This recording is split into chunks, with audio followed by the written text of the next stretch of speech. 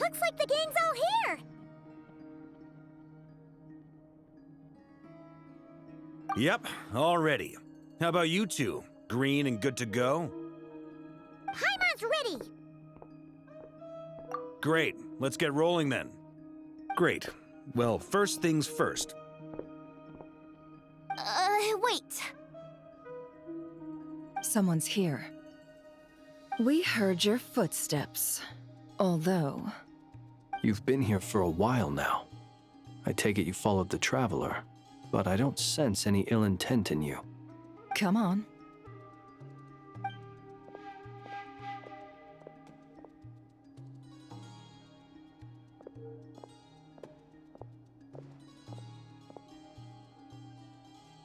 I figured it wouldn't take you long to notice me. I come bearing news from my lady, the Knave. Dottore went through the motions of returning to Snezhnaya, but it was obviously a facade. However, he has not returned to the Kuvaki Experimental Design Bureau, nor has he made an appearance in Nasha Town. Well, in that case, he'll be in his lab way up north. I always wondered why he applied for his own private pad. He was planning this all along. Tell them that Sandrone and I will go on ahead. If they still intend to pursue this matter, they should meet us at the research center in the northern tip of Notcry. Nice of Columbina's two best friends to think of us. We appreciate the heads up. Our sincere thanks to the Fatui for your aid. Lady Damselette may have left our organization, but at least some of her colleagues remain genuinely concerned for her well-being. Not to mention that the Doctor's increasingly cryptic conduct gives us great cause for alarm. We have crossed swords many times before, but it's not personal. We're just on different sides. We don't lack humanity. And so, as fellow friends of Lady Damselette, it's only right that you should be in the know about this. Arlecchino's situational awareness has saved us a lot of trouble. I'll leave the map here with you. If you do decide to head to the research center, please proceed with caution. And remember, at least while you're in Nodcry, Lady Arlecchino's subordinates are your comrades if you want them to be. This is very accommodating of you. We can't thank you enough. Just doing my duty. I shall take my leave now. If you need us, you'll find us at the Experimental Design Bureau.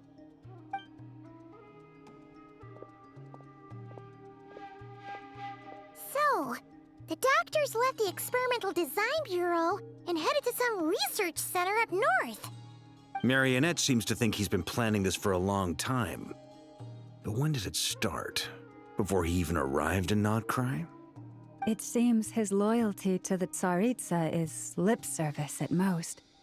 Behind the scenes, he may even be working against her. Whatever his motives, we know that he's decisive and incredibly ruthless. Facing him unprepared would be a recipe for disaster. At this stage, it's difficult to predict his next steps. I suggest we split into two groups. We need some people to stay behind and guard Nasha Town. Well, as much as I'd love to help, infiltrating research labs isn't really my area of expertise. But at least take Cool Your Jet's Ducky with you. It should be some help during the battle. And as for Miss Inefa, I suppose you will stay to protect Miss Aino? Detecting operational logic. Protect Aino. Priority. High. Just in case, Servarka, I think it would be best if you stayed behind as well. You can leave the research center to us. I mean, I would have said the Knight of Berea should probably be out on the front line, but okay, fine. Leave Nasha Town to me. Be careful out there, okay? If things get out of hand, fall back right away. Yehoda will be on hand to assist you. In my absence, she can handle any intel gathering work. You got it, boss. You guys make sure to get back here in one piece, all right? We will. Things are moving fast. We'd better head off soon if we hope to keep pace. So, it's infiltrate a secret research facility, or... Yeah, all right. Paimon will help out here instead. Sounds like it's gonna be a pretty intense fight. We all have to bring our A game here. So, anything you need to wrap up before we leave?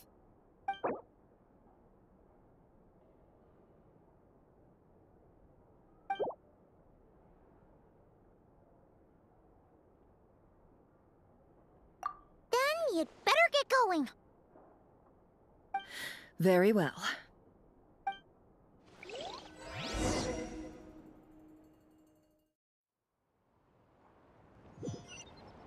All these broken machines on the ground. Someone got here before us. Could it be Arlecchino and Sandrone?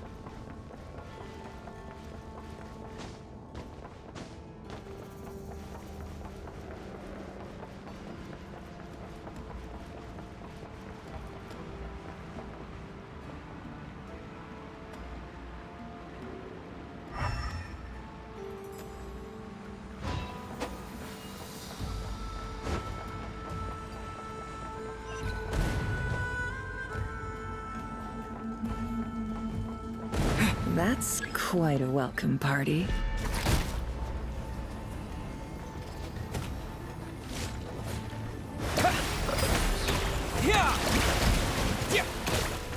Be silent.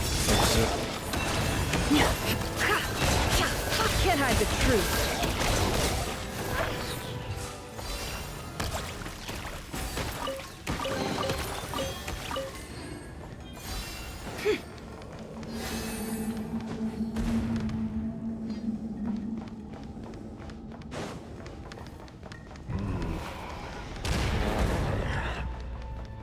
The deception ends here. Get back! I said get back! Do you hear me?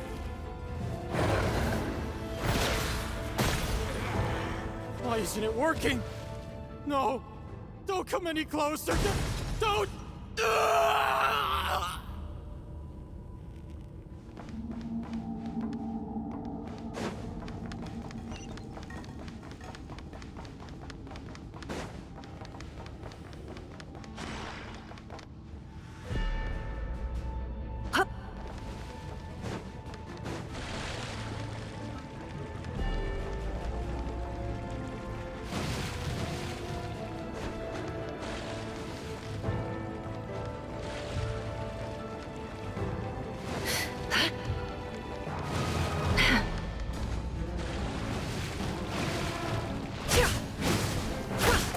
No more lies.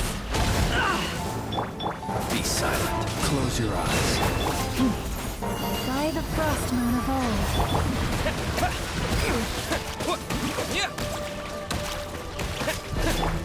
You poor lost lamb.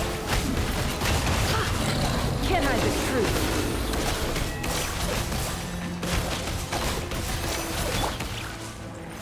Observe. You poor souls. May your spirits find peace. Grab that key on the ground. We'll probably need it at some point.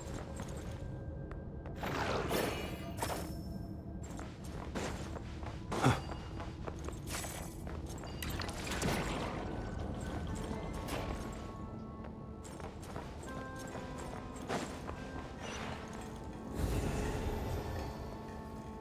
Watch out!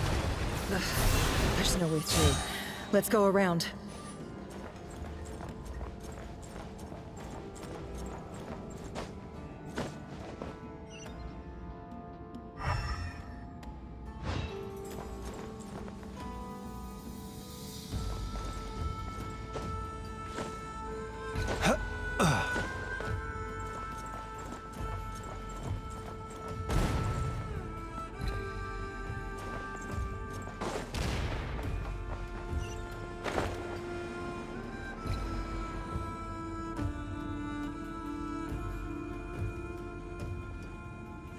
What the?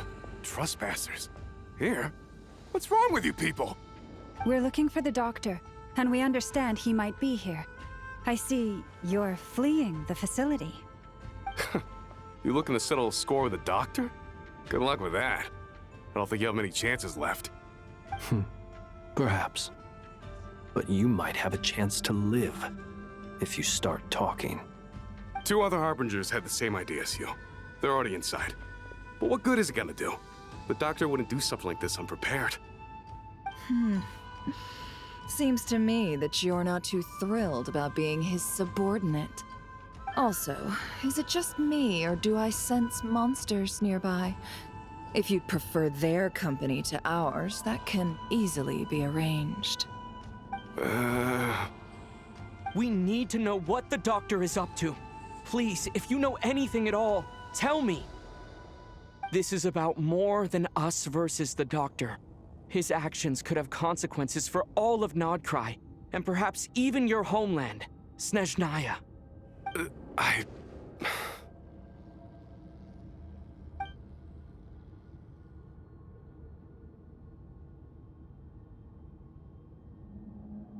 He's building something.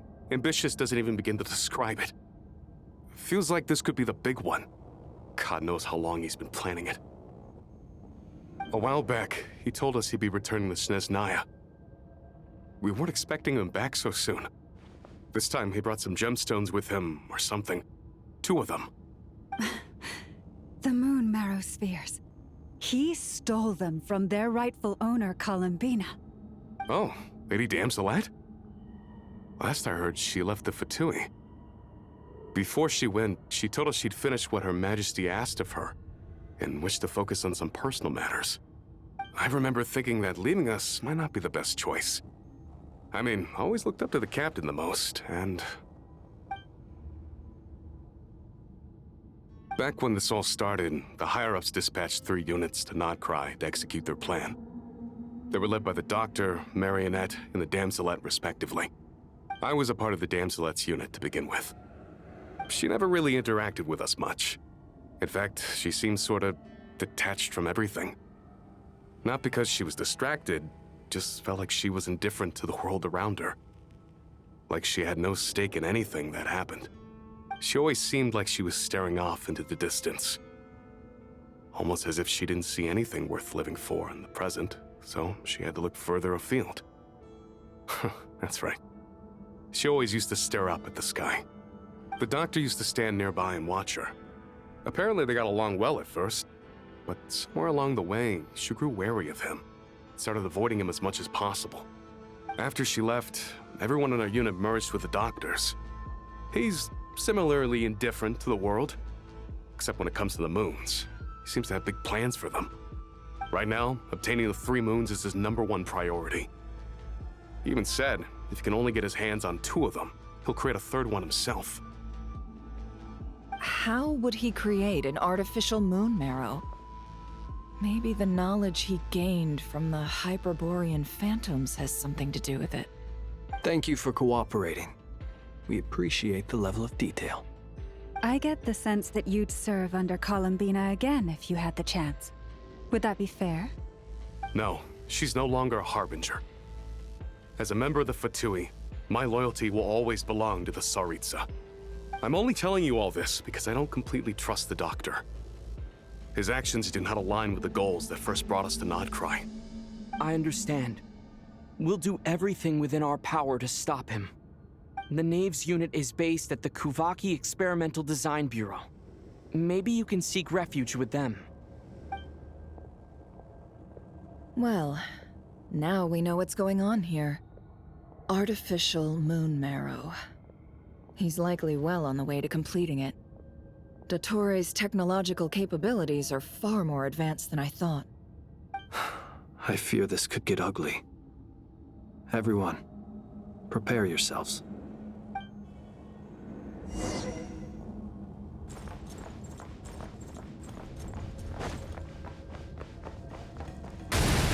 Stand down, trespassers.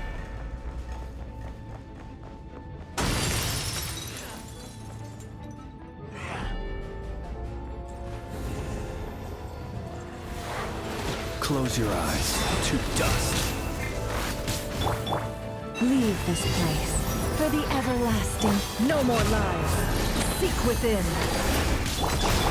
Bombs away! Be silent. Close your eyes. Do you feel the dark?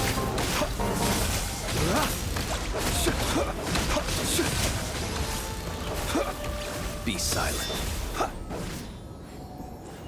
Night falls.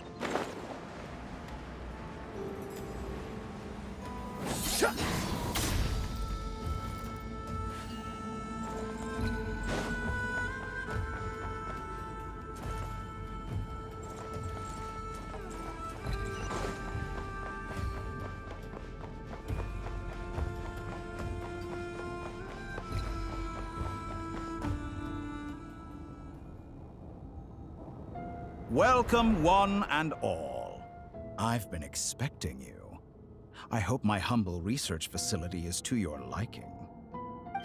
Yeah, we really appreciated fighting our way in through a horde of monsters. The gall! You expect us to believe you've just been patiently waiting for us? Of course I have. Should I be worried about something? Everything seems to be going quite smoothly so far, and you've shown up right on schedule. First Sandrone and Arlecchino, now you. Ah, quite a surfeit of guests I've had today.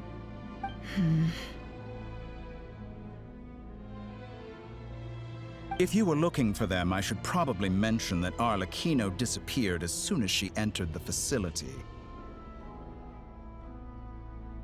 As for Sandrone, why, she stood right here only moments ago demanding answers from me at the top of her voice.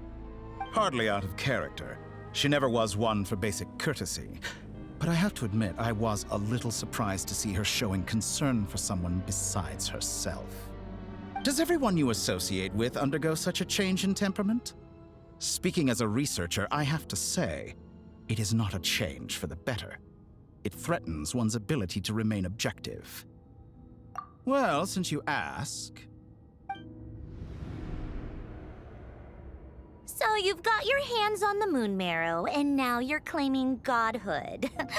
Don't you think that's a bit of a stretch, Dottore? I must protest what you are insinuating with that phrase, claiming godhood. I am not claiming anything. I am stating a fact. You're a researcher. I'm sure you appreciate the distinction between the two. Huh? Wait, you really think you're all that? You'll excuse me if I'm not being a polite little lady for you. We're colleagues. We both know what kind of person you are. By the same token, I knew you'd respond along those lines. You and I both understand that facts speak louder than words. To that end, I've had my people send you a small gift. It should go some way toward helping you understand my present position. What gift?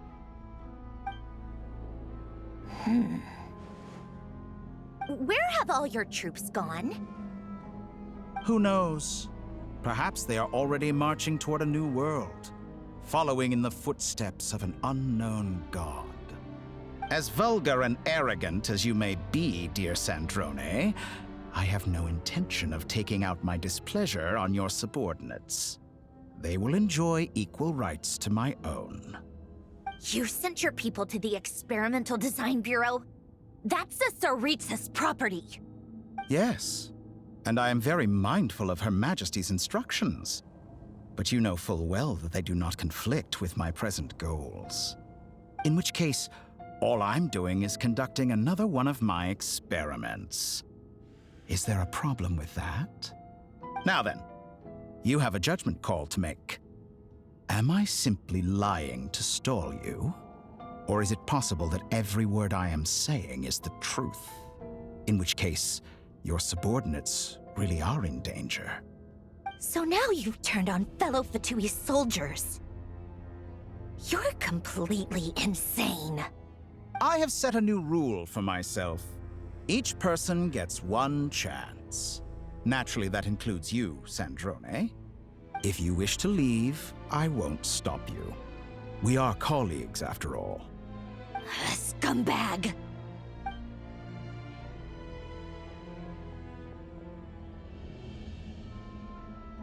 Still, I hadn't counted on Sandrone sparing any thought for the people of this world.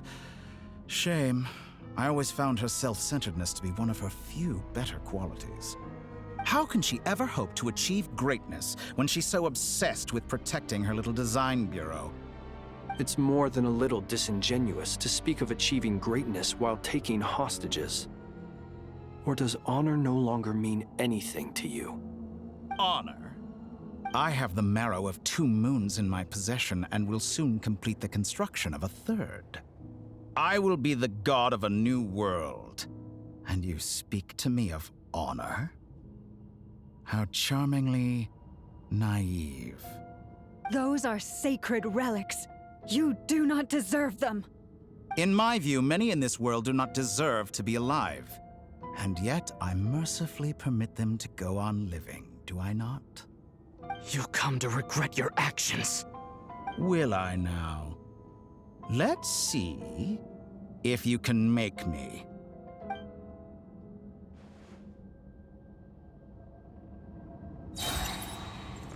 Close your eyes. The long sleep beckons. Get lost! You poor lost land with one heart. The mystery unravels. It all adds up. Wipe out! Observe. To dust. You won't feel a thing!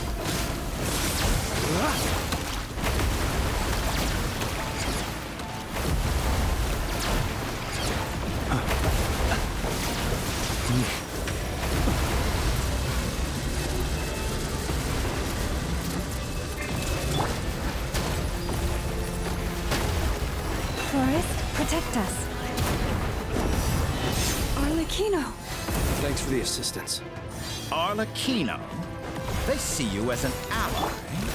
What a farce. You're clearly here to destroy my research, not I say your research is more valuable than your life. Am I wrong?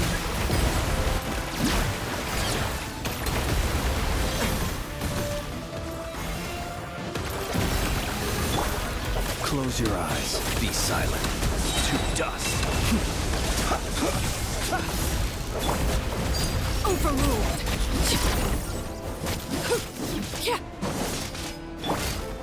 Shatter like a reflection. Water jet! Yeah! Yeah! Bombs away! The deception ends here.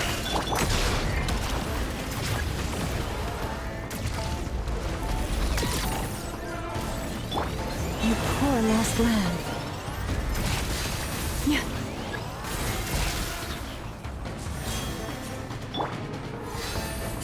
Observe. Is this all it takes to tire you? Be silent. Laid bare. This is where you fall. Forest, protect us with one heart. plus près. Close your eyes. Be silent. Nightfall. I expected so much more from you. You won't feel a thing. Yeah!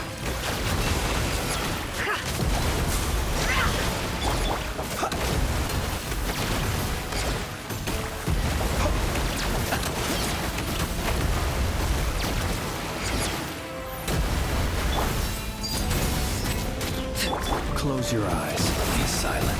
To dust. Dottore is too powerful with the artificial moon marrow in his arsenal. Fighting him is futile. Quickly! How's this?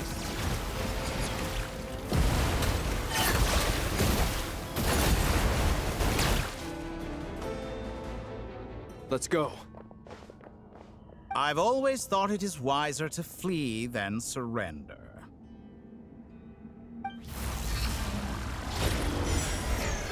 Watch out! What the? Forget about me! You should...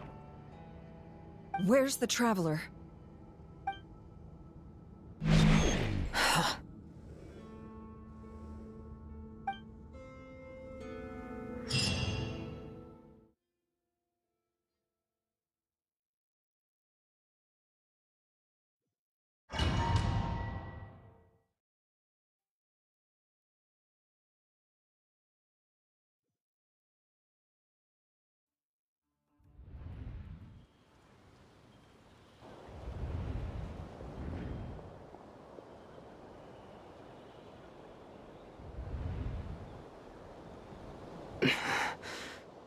What just happened? Nasha Town? How did I get here? Strange. I remember being trapped by Dottore during the battle. And now all of a sudden, I'm here. Something weird is going on. I guess I'll start by exploring the area. Traveler? What brings you here at this hour? Huh? What are you in the mood for today? A hot dog? Or something else? We've got some special discounts at the moment. Want to see the menu? Sorry, I'm not hungry right now. Ah. Well, feel free to take a seat for now.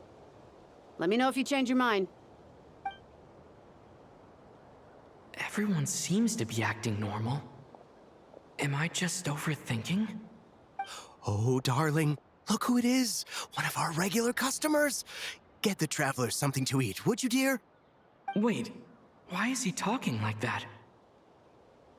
Well, I'd love to, but can't serve a customer unless they order something. Anyway, I take it your business is wrapped up? Yes, thankfully. It was a long trip, and it's left me feeling pretty exhausted. But the upshot is, I won't have to leave again for a good while. We can have some quality time to ourselves. Wait, these two are a couple? I see some kids around too. I didn't know they had a family. Hey there! I haven't seen you in ages! What's keeping you so busy? I've been looking forward to playing with you again. You forgot already? You're silly. Daddy brought you over to our house recently. We had some snacks together. What is she talking about? We've had a lot of customers over the last few days, so we've been real busy. And like my mom always says, some people are more than just customers. They're friends. Oh, another customer's arrived. I better go see what they want. This is all wrong. I never once heard the owner of this restaurant talk about their family. It certainly isn't a family-run business. And that child? I don't recognize her at all. Could this be a false memory? Very good. I knew you had it in you. Aren't you going to try the house special? When did he show up? No. None of this is real. You don't seem to like it here. That's fine. We can change venues.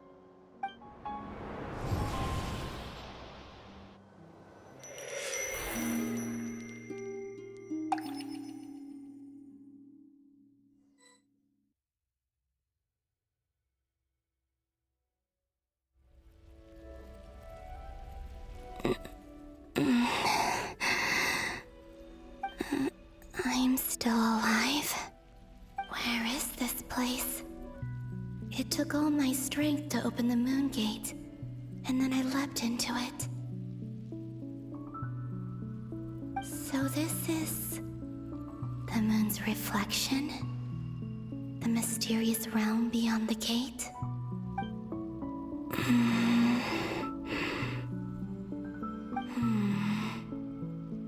I can't sense anything. I guess I could try opening the gate once more.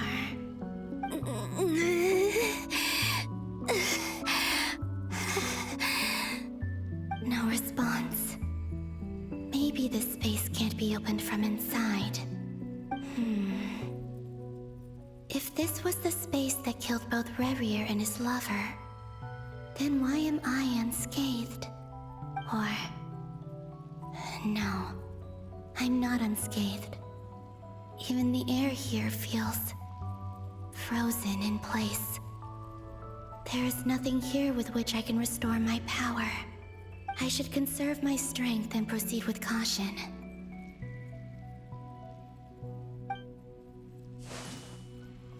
I don't believe Dotori's scheming will stop just because I escaped.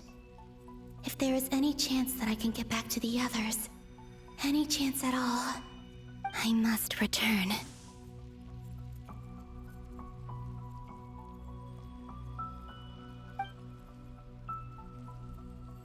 Emptiness, silence.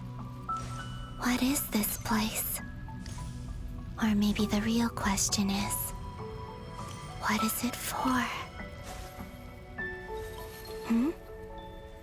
What's this? Looks like it responds to my power.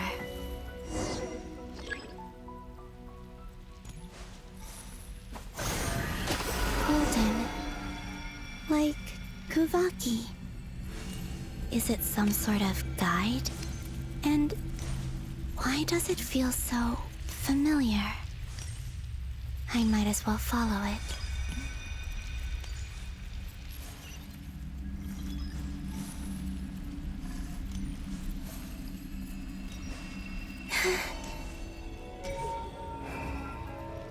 Where does this lead? Could it be the exit?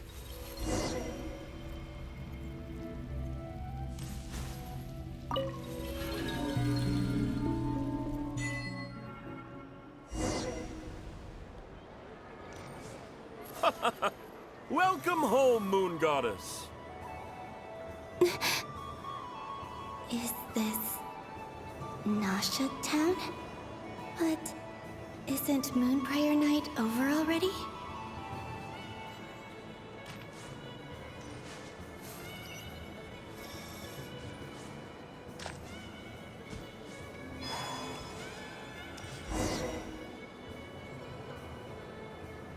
Goodbye for now, Columbina. I hope you have a wonderful night. I will. Llama, everyone else, and me? Are these my memories?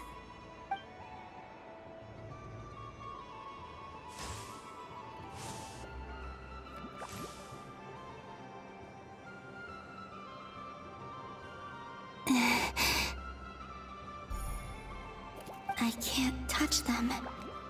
It's as if we're separated by some impenetrable power.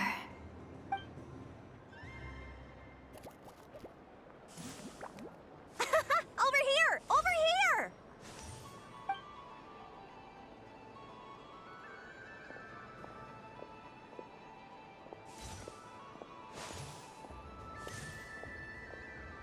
But the people in these memories pass right through me. Just like when I disappeared. If only I had known what would come to pass after that.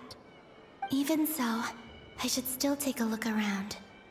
Just being back here, it gives me the strength to keep going.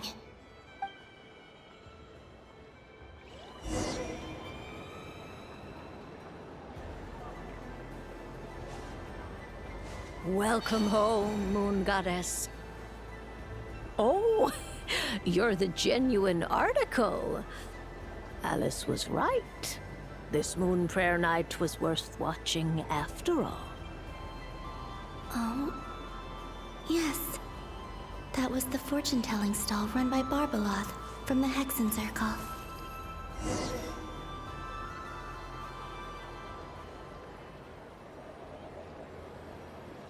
Please, draw the first lunar arcana. This represents destiny and is the foundation for the divination as a whole.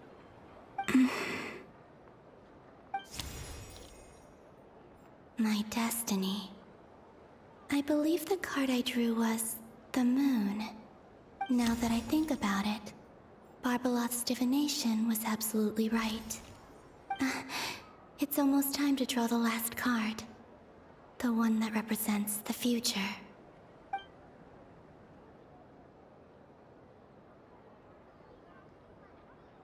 That was the card that popped out on its own. From here, I think.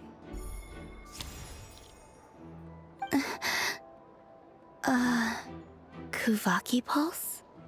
What? Fascinating. I've never encountered this before in my role as a diviner. What's going on? Did that card leave the deck? Because of my influence? All I did was try to touch it, and then... Maybe this memory space is not untouchable after all. Are there weak points in the barrier? Or... is it possible that there's more to this space than my memories alone? This card is death. I need to get to the bottom of this. I'll try touching something else.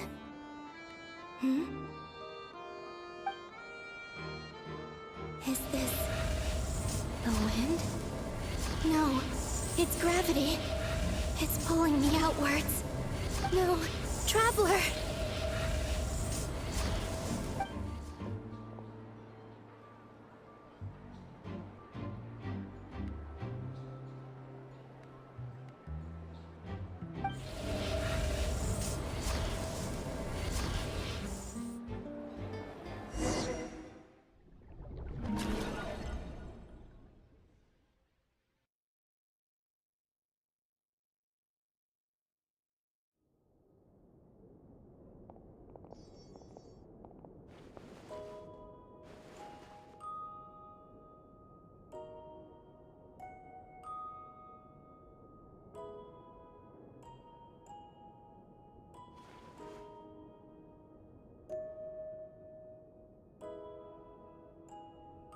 Haimon, listen to me. From the bottom of our hearts, we are so sorry. We completely understand how you must feel. The Traveler is trapped, and we all feel responsible for it. Don't say that! Haimon's not a little kid! You didn't leave him behind on purpose! There was nothing you could do! But... he's all alone in there! What if something happens to him? What are we gonna do then? We've barely spent any time apart since we met. Is he gonna... die? We must find a way to rescue him. We were all involved in the operation where he was captured, and we do not abandon our comrades. That being said, it won't be easy. Through conversation with the others on our return, we've arrived at a basic idea of what we're up against. Dottore lab has clearly been in operation for a lot longer than we realized. We found many monster samples stored there. In all likelihood, they were materials he used to research his latest technology. We also know that through his contact with the phantoms of Hyperborea, he gained knowledge about the moons and certain Hyperborean technologies. Using this knowledge, he then fashioned an artificial moon marrow to serve as a replacement for the frost moon beyond the sky. Unlike Columbina, Dottore is not being rejected by Teyvat. And even with 2 of the 3 moon marrows, his power far exceeds all of ours combined. Once his 3rd moon marrow is complete, Dottore will have completely seized the authority of the 3 moons. Teyvat's most primordial powers will then be in his grasp. Does that mean... I'm afraid so. No one could have predicted this level of insanity. Not even from Dottore. And unfortunately, his insanity is coupled with an intellect and ambition that not even his peers in the Fatui can match. This is dire. Sounds like the world is done for. The Three Moons' authority can influence the very fabric of time and space. I dare not imagine what a monster like him would do with that kind of power. The trouble's already begun, I'm afraid. On our way back, we discovered that part of Nodcry is being enveloped by an unknown energy. We cannot ascertain what is happening inside. I'm convinced this is Dottore's doing. Not that there's any way to prove it. The issue is, we have no idea what his intentions are. The only thing more frustrating than facing down evil is knowing that it will surely come, but not knowing when. The Doctor is guilty of numerous crimes in Mondstadt as well. One of our knights, well, former knights, his father was murdered by Dottore. His ideology and methodology are a danger to everything in his path, from individuals to entire nations. He does not feel guilt, even when he acts against his own people. He doesn't see them as his own people, that's why. People like him see everyone else as beneath them. Right. He views other people only in terms of how they can benefit him. That's the basis of all his social connections. Granted, he's hardly the only harbinger to pursue their own interests. We all do. And Her Majesty is gracious enough to permit it. Still, her mercy has its limits. Dottore's actions have gone beyond even what the Fatui could have imagined. Usurping divine authority to become a god. For a servant of the Tsaritsa, that goes beyond being disloyal. It's treason of the highest order. We can't expect him to heed the Tsaritsa's will once he gains the Three Moons' authority. Even we Harbingers consider him the most self-interested among us. Poor Traveler. Of all the people to get caught by... We have to go save him right now! Please! We gotta find a way!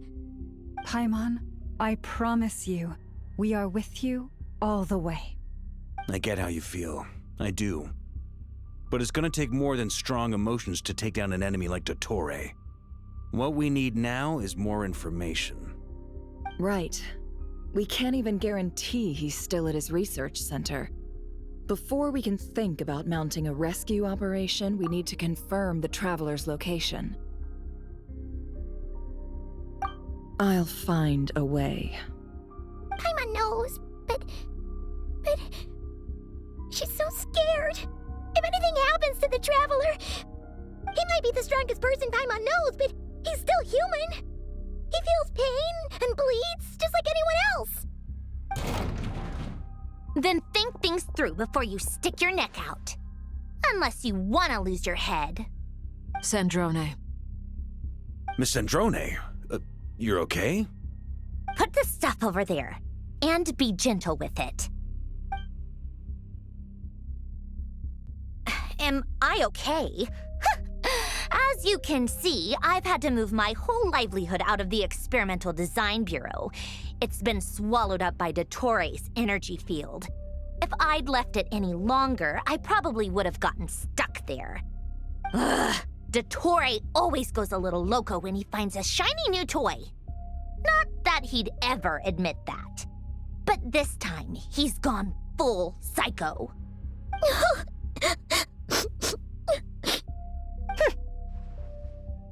Just go ahead and cry already. Sorry. Paimon's not trying to make a scene. It's just... She can't. Oh, Paimon. Let it all out. There's no shame in it. When you're overwhelmed by fear and despair, crying can help get it out of your system. You'll feel better for it. Okay then, while the baby of the group is having a moment, how about the grown-ups get to work? Give me your hand. You've made a discovery? Polonia, scan.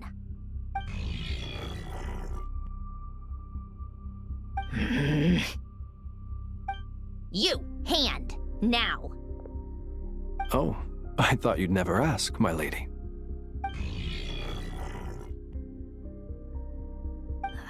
Curses! You're next, then you.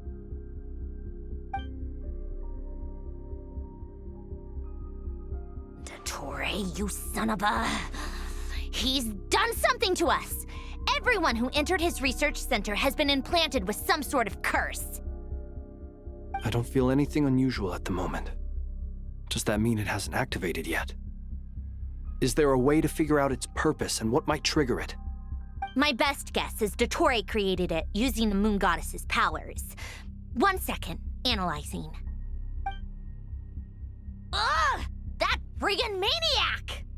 So, what twisted game is he playing this time? The moment I analyzed the energy composition, some encrypted text appeared in my mind's eye. And when I deciphered it according to the Fatui standard encryption protocol, I got the following message. Feel free to run, or you will perish in nod cry. He's mocking us. Yep, he loves to toy with people. Only in this case, there might be more to it. But I didn't detect any murderous intent or malice either in the message or the curse's energy. As if this is him at his least malicious. Or perhaps all people are cowards in his eyes. Maybe he thinks the threat alone will be effective. What a despicable person. And he has the Traveler in his grasp. If I may, as unhinged as Dottore may be, he has always exercised great patience with the objects of his interest. I remember a comment he made when we first arrived in Nodcry. He said, "This world is, on the whole, an exceedingly dull place. But at least there are a few intriguing features, such as the gods, or the Traveler. Presumably, they interest him because they're unknown quantities. He wants to understand as much as he can about them." Agreed. The Traveler is Tevat's fourth descender. All Harbingers are aware of this. Since Dottore took such pains to capture the Traveler, he is unlikely to kill him right away. Okay, but we still have to do that rescue operation. Of course. I also think we need to read between the lines with Dottore's message. If he's encouraging us to run, that means we mustn't leave Nodcry under any circumstances. My guess is, his curse will only trigger if we leave.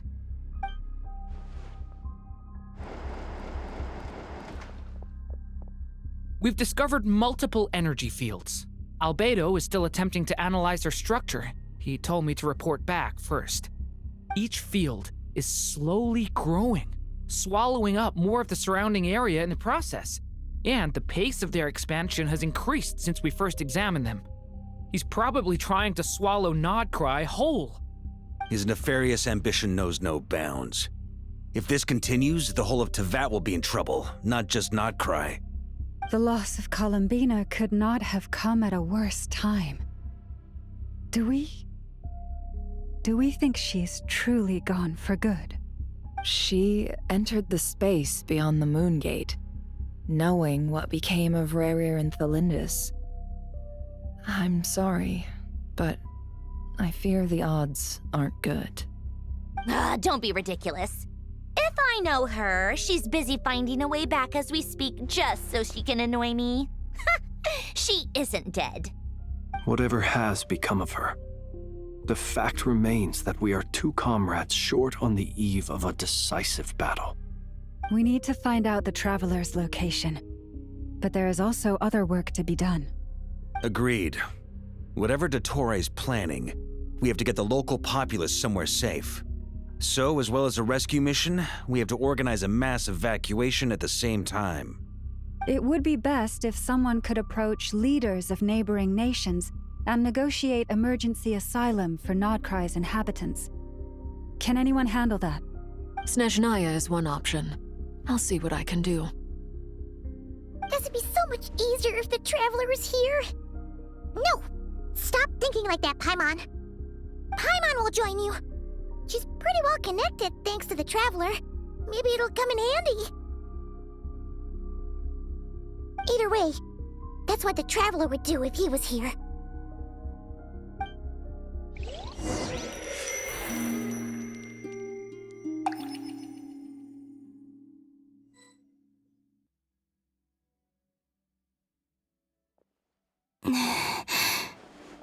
Back here again.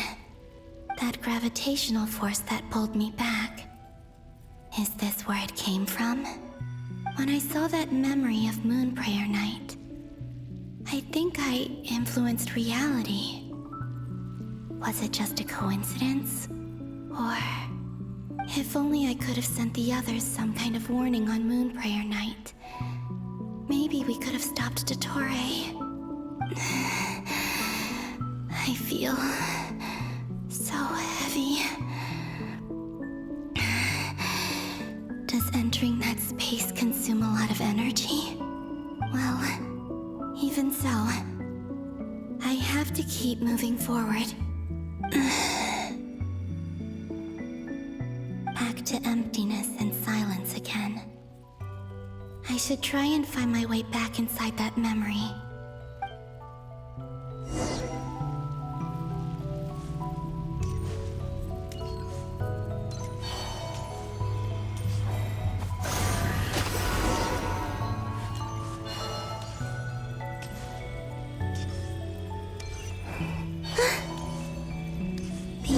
From last time isn't showing up. What am I missing?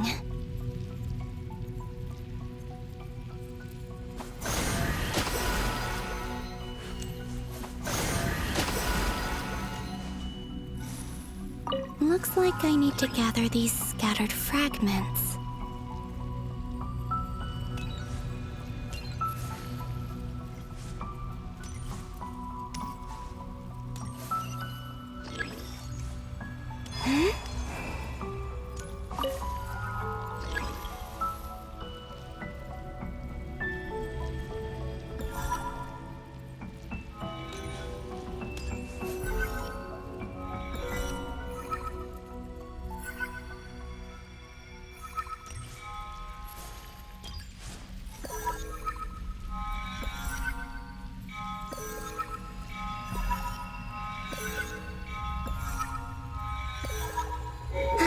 It worked.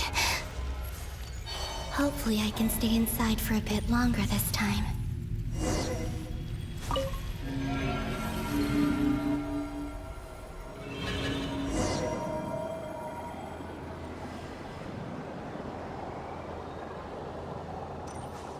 Ad Astra Abyssosk. Welcome to the Adventurers Guild. What? This doesn't look like Moon Prayer Night. Extra, extra! Latest issue of the Nasha Express! I don't think I've ever been here.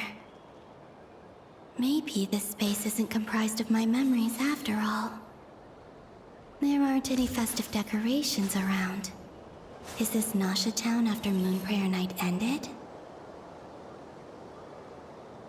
Did Dottore's plan not affect the town? Or is no one aware of what happened because he used the Three Moons' authority? Let me see if I can influence anyone else. So, what do we do next? Wait, that voice. Paimon? The most important thing right now is to find that mage. Lauma, the Traveler, and Mr. Varga are here too.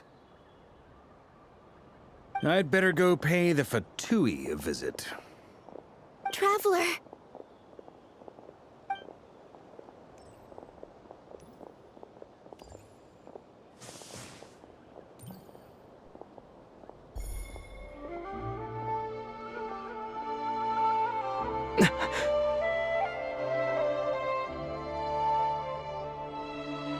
Columbina?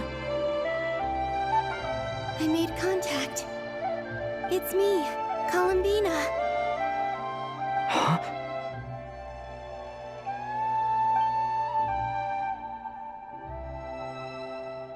Traveler? Let's go! go! This is no time to be spacing out!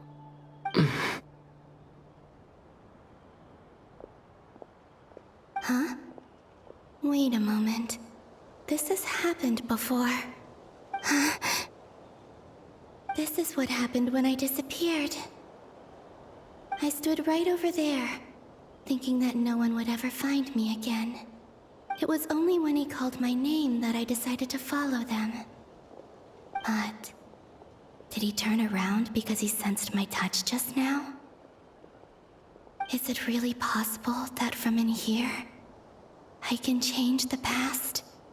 If I keep following them, maybe... Huh? It's that gravity again.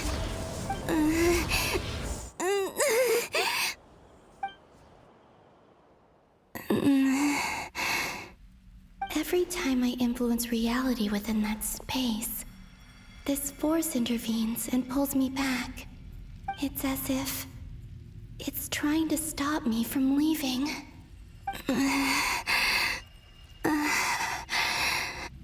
I'm getting weaker and weaker. I'll just have to try another approach next time.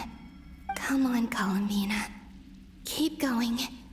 You have to tell everyone what happened.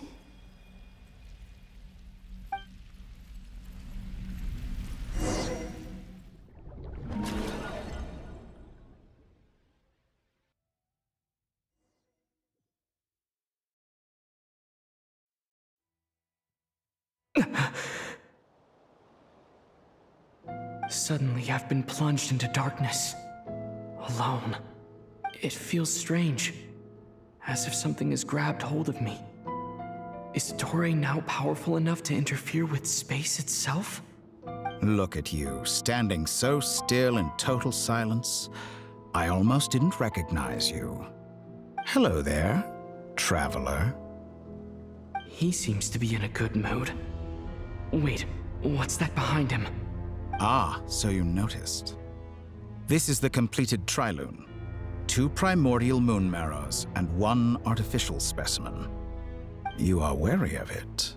Good. Maintain that reverence. You performed well in that recent battle. Brave and reckless as always.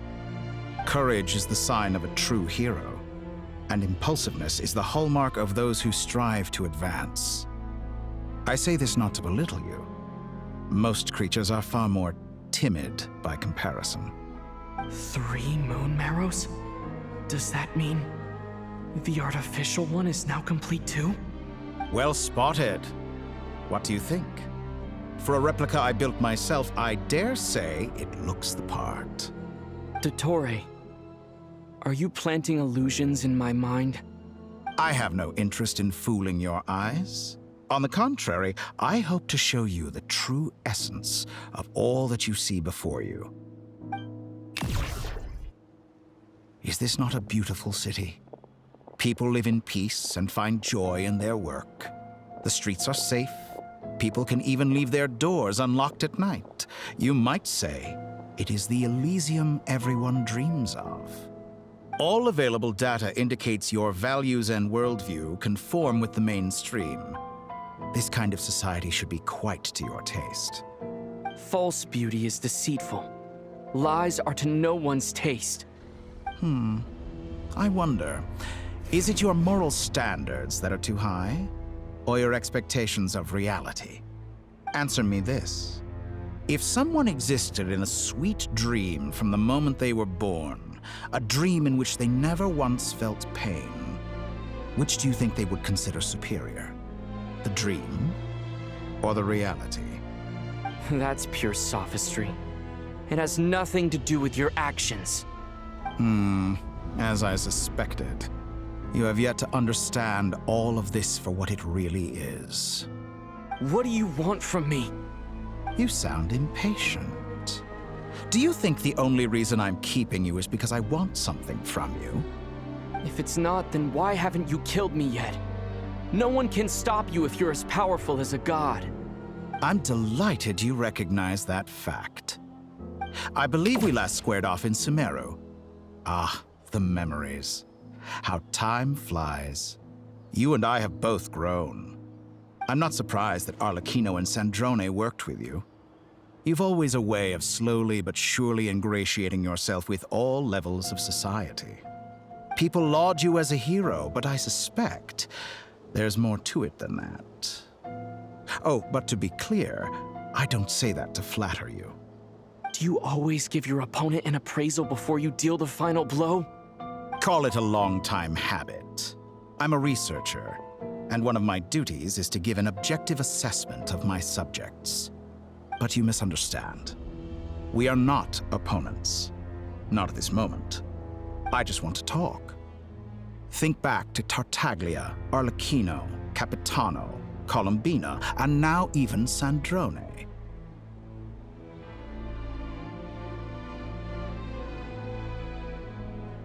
You've worked with each of them in the past. I believe you can work with me as well. What makes you so sure? Well, why not? Should the good associate only with the good and the bad befriend only the bad? I like to think we could have a more mature relationship than that. Surely you don't think all your relationships are grounded in friendship or shared ideals? People come together because it benefits them to do so. If you think of the people you admire, you must surely admit that they have provided some benefit to you. Morality, ambition, dreams. People have plenty of words to embellish the nature of their relationships. But once you break free from those ethical frameworks, you will see that the only thing connecting the two of you is mutual benefit. And that is what I'd like to talk to you about. We're finally getting into it. He's probably been planning to kidnap me for a long time now. But for what exactly? He has the authority of all three moons. I won't be able to gain the upper hand in a fight. Best if I pretend that I'm willing to negotiate for now. You say you're a god, but you also speak of mutual benefit. What could a god want that the three moons cannot provide? Excellent question. But before I answer, I would ask you the same thing. Gaining Columbina's allegiance was a rare and extraordinary feat. But the Moon Marrows are now in my hands, and I have the edge over her. For this artificial moon is not being rejected by Tevat. Her identity and lineage may have been a thing of glory in the old world, but they were also shackles that prevented her from ever integrating into Tevat. I, on the other hand, you may view me as a thief, but I have overcome that limitation. So what is it that the three moons cannot grant you? What stops you from negotiating with me to get what you want? I don't make deals with lying psychopaths. That's quite an accusation. Are you expecting me to get angry with you? Well, this is one aspect in which my personal growth has served me well. In the past, my less mature self might have been disappointed, perhaps even angry, over a small setback like this. Like when you and Lesser Lord Kusanali joined forces to oppose me, for example. But things are different now. Just as the rich do not quibble with the poor, I no longer find myself perturbed by these trivial affairs. Human relationships end with conflicts of emotions and interests. But relations between humans and gods are different. And ours is even more unique. I have ascended to the highest heights and laid claim to unprecedented horizons. And you were no ordinary person to begin with.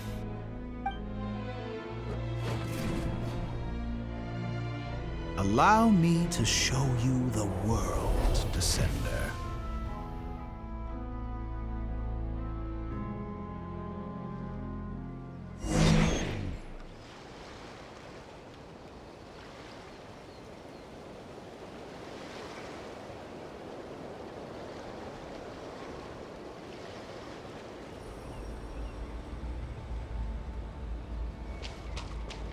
Stand, walk, jump, sit, and lie down. These are the most common of behaviors.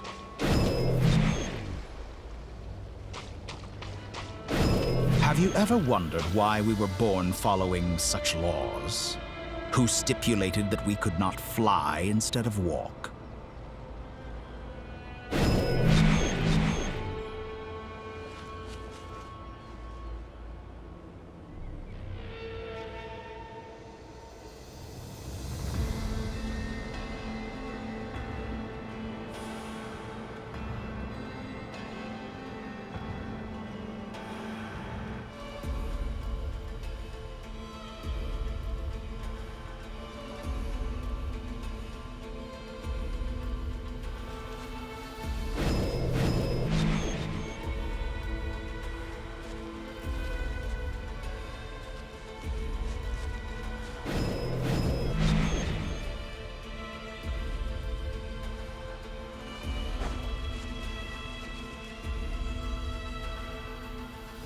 Someone of your talent and experience must surely know of the 4 great rulers who serve the heavenly principles.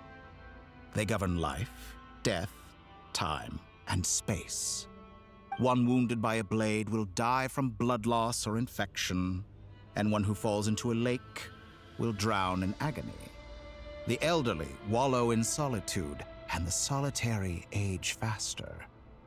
Eventually, new life is born, only to embark on the same path of suffering. These 4 divisions anchor the world and shackle those who live in it.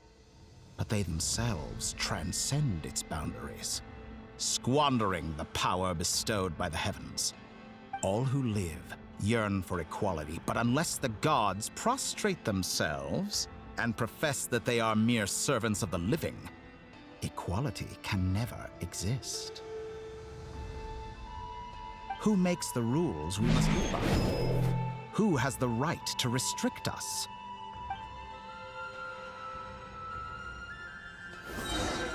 The limits of the body can be rejected.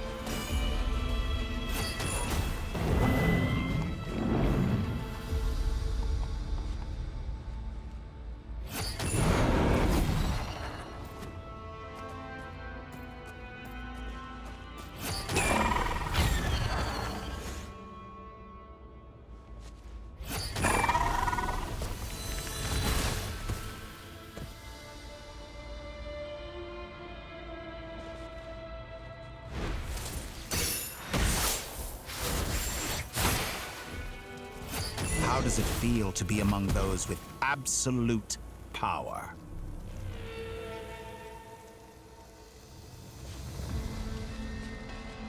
You cannot conceive the extent to which your flesh hinders your mind and spirit.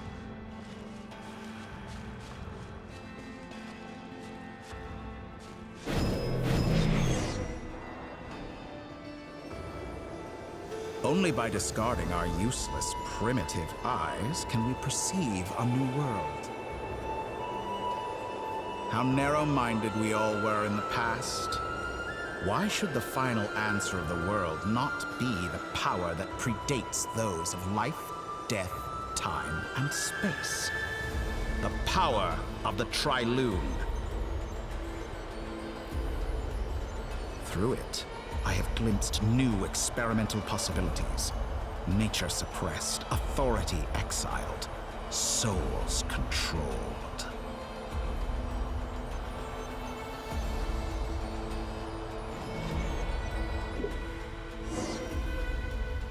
You know, I heard recently that a group of critics reviewed countless stories and drew an interesting conclusion. They found that it is more often than not the villains who strive tirelessly to push the boundaries of progress. In fact, long before this, someone voiced a similar idea in an academia editorial. I felt a great affinity with this perspective.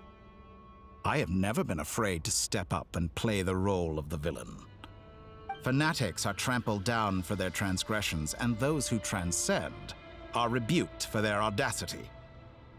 And so, the majority of creatures are too timid to follow my lead. But all sacrifices made during my experiments have been worthwhile, as you can now see. I can offer you something new, something unique, precisely because I am a villain. Think about it. We are eternally bound through mutual interest.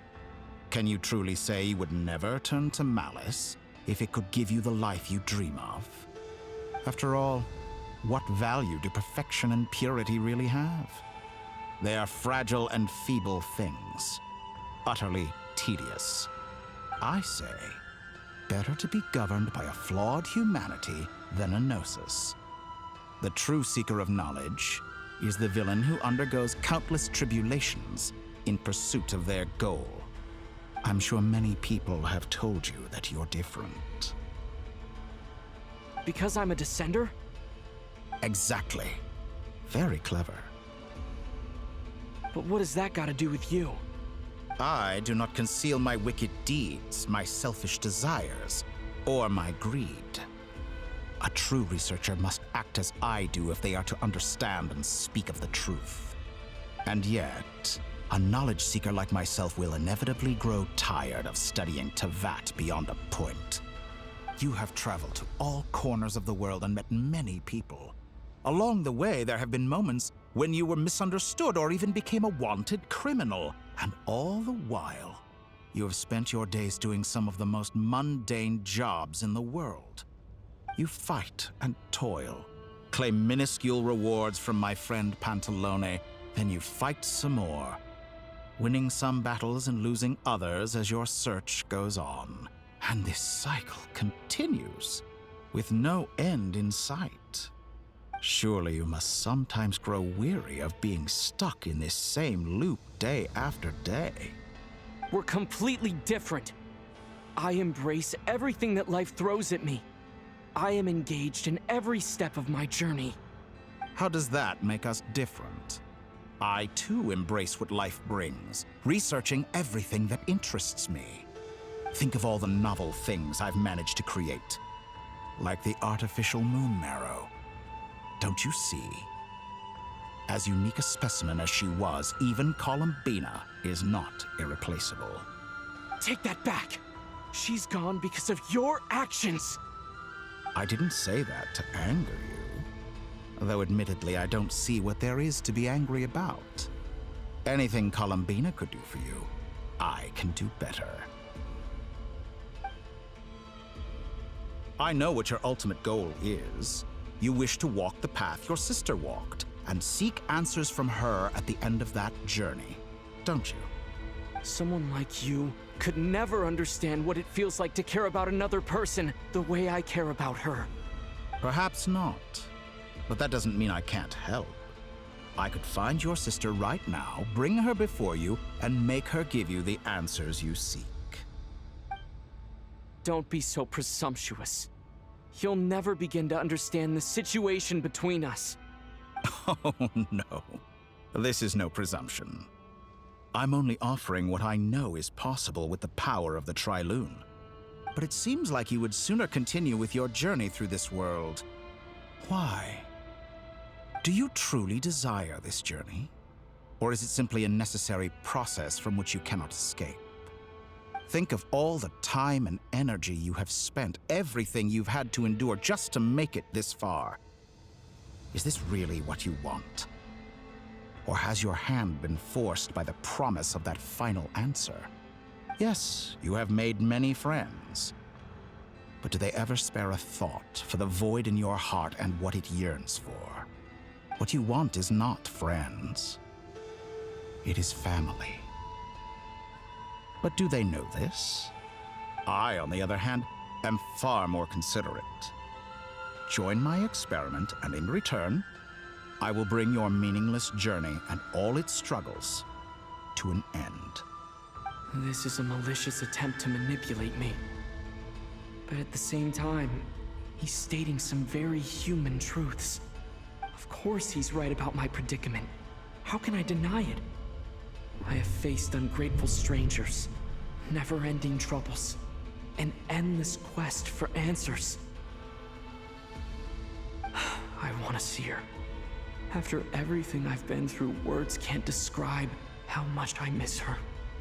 How much I want to be reunited with her, wherever you are right now. Do you miss me too?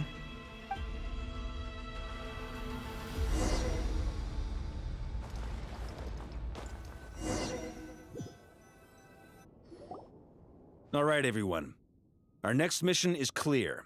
We need to contact all the major organizations, explain the situation to the public, and then begin the evacuation. The residents of Notcry are quite dispersed. The two most populated areas are the Southern Isles and Pyramida. Miss Lauma, I will leave Hisi Island and Nasha Town in your hands. I will liaise with the Fatui and Pyramida. Agreed. We will reach out to Natlan and Snezhnaya. Anyone found north of the Experimental Design Bureau should follow the Fatui to Snezhnaya. As for those dwelling south of that line, I will ask the Voynich Guild to help persuade them to leave. Then I, Mr. Varka, and the Frostmoon Scions will escort them to Natlan. The Voynich Guild has dealings with the Curatorium of Secrets. I will send them a letter vouching for your credibility. Yehoda, you should help Lauma. This is too big of a task for one person. My wish has come true. You're willingly lending me your most capable employee for the day. Well, good for you if all this only takes a day. Of course, if it takes any longer, I'll be charging a fee. Boss, wait! Don't I get a say in this? Oh, I'm sorry. Something to add, Yehoda? Well, no one's more important to me than you, boss. And remember how Lauma healed your eyes after that big battle? I think that's worth at least 2 or 3 days' work for the Frostmoon Scions. Are you completely incapable of acting in your own self-interest? Or do you simply devalue your own labor?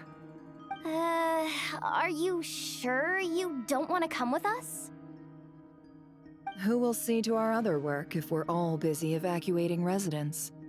Sandrone insists that Columbina is still alive, and we have a traveler to rescue. There's much to be done. But boss, I'm just worried that... Well, Nefer, I'll link up with you once my tasks are complete. What makes you think I'd need you to do that? I'll need it. And considering the way you approach certain matters, I think you'll be better off with me present. That's quite enough. Just focus on your work first. I bet we're in for an uphill battle here. But we can help out too. Inefa and I are gonna help Nasha Town's residents carry their stuff. Loading schedule. Store essential local research data and technology samples, then escort the people to Natlan. Understood. I will execute this to the best of my abilities. Great stuff. Thank you, ladies. I've contacted the Lightkeepers. A colleague of mine will join us shortly. I will persuade them to conduct a thorough search of the region to ensure that no civilians get left behind. As for me, I guess I'll be making an early return to Sumeru. I think it's important that someone informs the Dendro Archon of what's going on in Notcry. Roger that. Someone should inform Mondstadt, too. Mr. Duran, can I trust you to handle that? I think you fly faster than any of us can run. As an added incentive, get there fast enough and I'll see about getting your gliding exam waived. Really? Ha! Mission accepted, sir. I intend to stay behind and help Miss Sandrone with her research. She has some alchemy-related questions that she'd like me to explore. She recognizes your expertise, then. I wish you a fruitful collaboration. Thank you. In truth, I was surprised to hear her express an interest in subject matter outside of machines. I believe she has been investigating some Fontanian technology recently. She made a point of bringing the relevant materials with her when she left the Experimental Design Bureau. She's sorting through everything in her room as we speak. I should mention that we have one other friend who isn't present. He hasn't made his position in all of this clear. But if we know anything about him, he's likely investigating on his own. Paimon's been very quiet today. But I know how close she and the Traveler are with the Natlanese. She should come with us to the border. Okay. Paimon will do her best. Make sure to heed Sandrone's warning. Many of us have been cursed by Dottore. As such, under no circumstances should anyone cross national borders. Remain within Nodcry. That aside, personally, I have faith in Columbina. Things look grim, sure, but who knows how it'll play out. Same goes for rescuing the Traveler. Both of them are important allies and friends. We'll be counting on you to gather intel on them, Miss Nefer. Oh, wonderful. You're all here.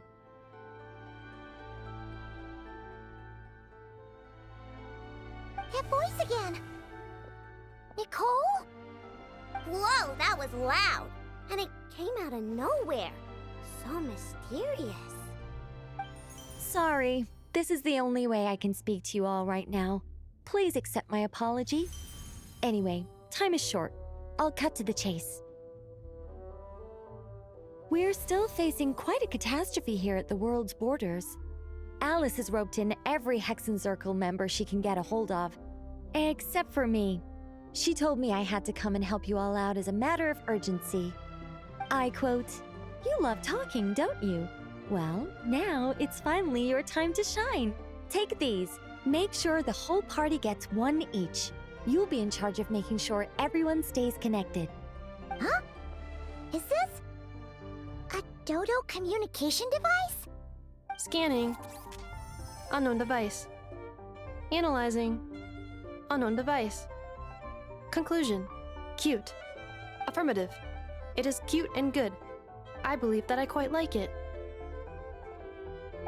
This is no ordinary Dodo communication device. It's my very own special modified version, specifically... sorry. I almost went off on another tangent there. Anyway, help yourselves.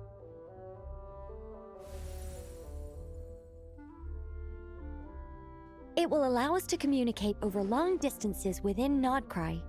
No more worrying about shuttling messages back and forth. What astounding technology.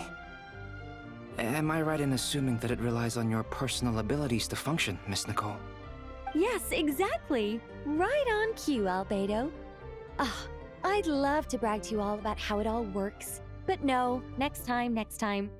Anyway, I'll be right with you all, serving as a communication hub. That's all from me. Head off as soon as you're ready. I'll be staying here to keep watch, and I'll be sending you my blessings.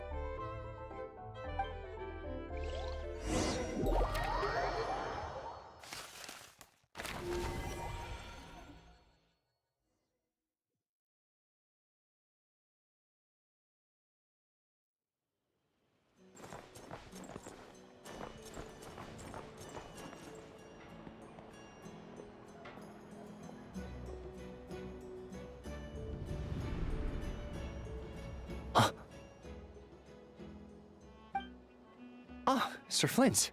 Perfect timing. I just arrived myself. You are most considerate, Master Ilua. But in fact, I know you have been sitting here for quite some time. If you saw me, why didn't you say something? I was curious to see how long you could sit still for. Also, shouldn't you have managed to sense me approaching? That would be a first. You always seem to appear out of thin air without making a peep.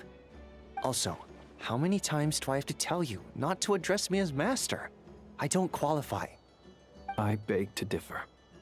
Why should a young man so well versed in social graces as yourself not be worthy of that title? Please, Lord Flint's... Sir Flint's. I'm begging you, don't flatter me into complacency like you do with everyone else. You understand me better than most. My newest acquaintances tell me I love complimenting others. What do you think? I think they don't understand why you do it. You just love puffing people up till they're a big, happy ball of hot air that floats away into the sky. In all sincerity, I can only hope that they bring good tidings when they come back down to Earth. Is the situation that bad? We just held a strategy meeting.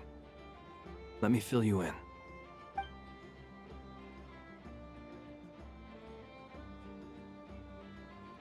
In short, we need everyone gone from Pyramida. We also need a team of Lightkeepers to scour the more remote regions of Nodcry for civilians to evacuate. I only hope we have enough personnel. We do. Old Man Nikita will definitely help, and we can recall anyone out on patrol to focus on this instead. Good. I'm sure you and the others will make short work of this. Now, don't forget, once you've completed this task, make sure you and the rest of the team evacuate to either Snezhnaya or Natlan as well. Flint? If you've got something to say, Master Ilua, why not guess what I'm thinking right now? You mentioned that you have something else to deal with later. How difficult is it going to be? I doubt it will be easy. I know you're a Lightkeeper, and it's your duty to protect others in times of crisis. But I have a feeling that you'll be walking into grave danger. However bad things have gotten in the past, Nodcry has never faced a mass evacuation before. But from the sounds of it, you don't intend to come with us. I don't mean to pry, and it's probably none of my business. But whatever it is you're intending, you don't have to go through with it, you know. I've been afflicted with some sort of curse, and I'm told it may well trigger if I set foot outside of Nodcry. As such, I cannot leave. I have to act, if for no other reason than to fight this curse. What? No. Why? Why would anyone want to curse you? There are plenty of people out there willing to trample over others in pursuit of their own goals.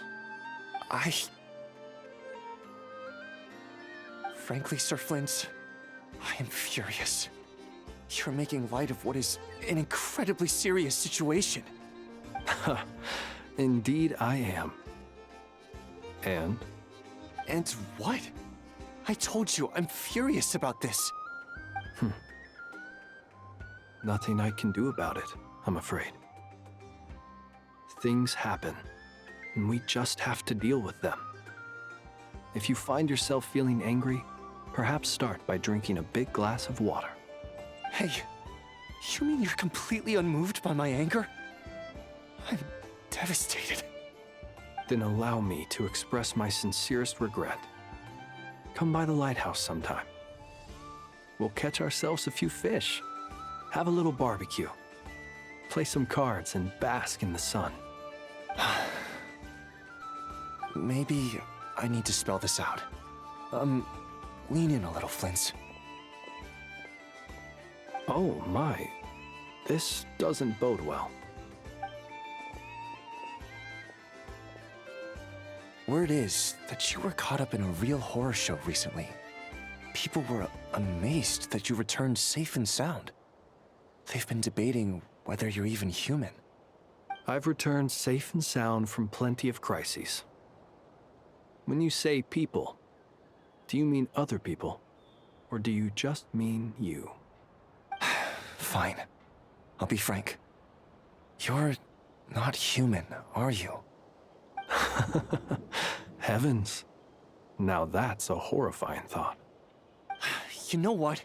Forget it. We'll revisit this once it's all over. A sound plan. Albeit a little ominous sounding. Just promise me you'll come back in one piece, all right? For you, Master Ilua. How could I refuse? Also, please pass my regards on to our colleagues. Tell them, thank you all for your assistance. Please put safety first as you proceed with the operation.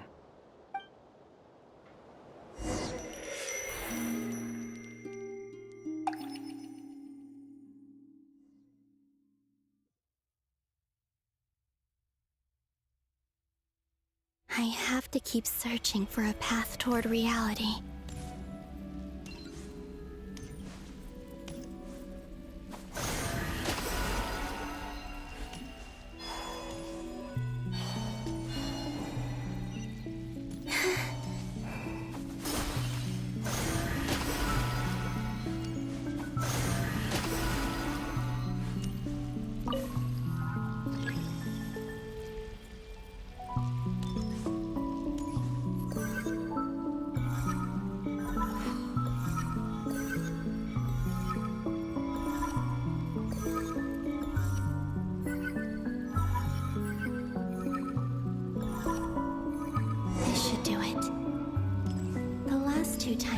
to influence reality in this space.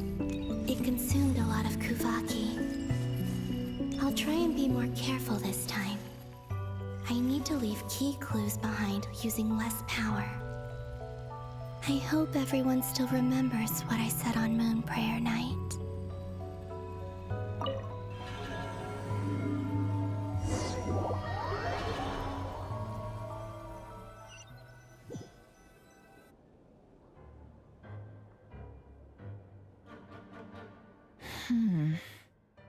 Nothing here either.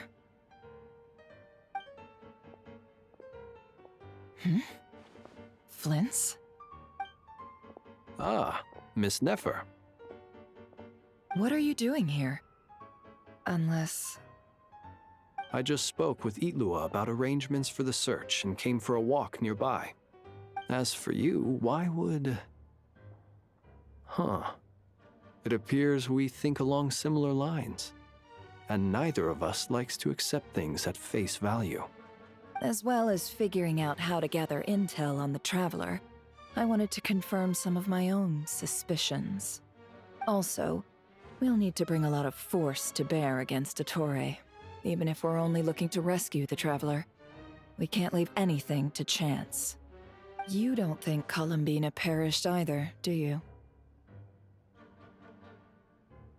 I'm merely considering the possibility that she survived, just as you are. How much can we really know about a deity like her anyway? Do you remember what she said on Moon Prayer Night? About using moonlight to send messages to us? Of course. I think that's why we're both here. Where have you checked so far? I've been focusing on the outdoors.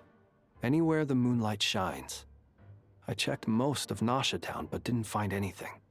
I checked the Curatorium of Secrets, and a few rooms where I thought I might find some leads. But no luck here either. The only places I haven't looked yet are the rooms in the flagship. But process of elimination isn't the only thing that brought me here. Oh, really? What's your other reason? After all that build-up, our mystery ally never showed up even once!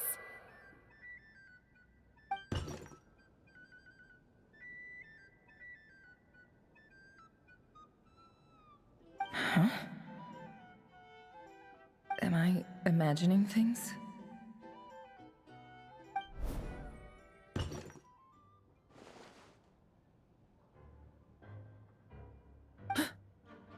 Come on, let's see what's going on. Oh no. I knocked over a vase as soon as I came in. It must have been caused by a Kuvaki fluctuation when I entered the space. Although, it seems like I'm not about to be pulled away this time. It looks like as long as I'm careful with my actions, it doesn't count as influencing reality. Anyway, is this the flagship? The Traveler mentioned that's where he was staying. I only went into the lobby last time, so I've never actually been here before. How does this space work? If nothing else, I can now be sure that it is not simply memory. He mentioned where his room was. I think it's... this one.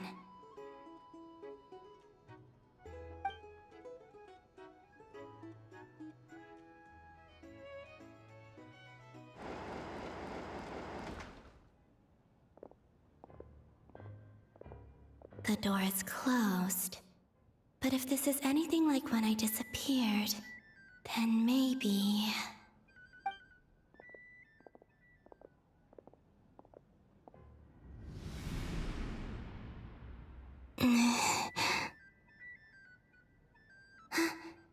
I'm in. He and Paimon aren't here at the moment. I hope he's okay. I wonder what happened to him after that battle with Ettore. Best not to dwell on that for now. I need to try and leave them some clues.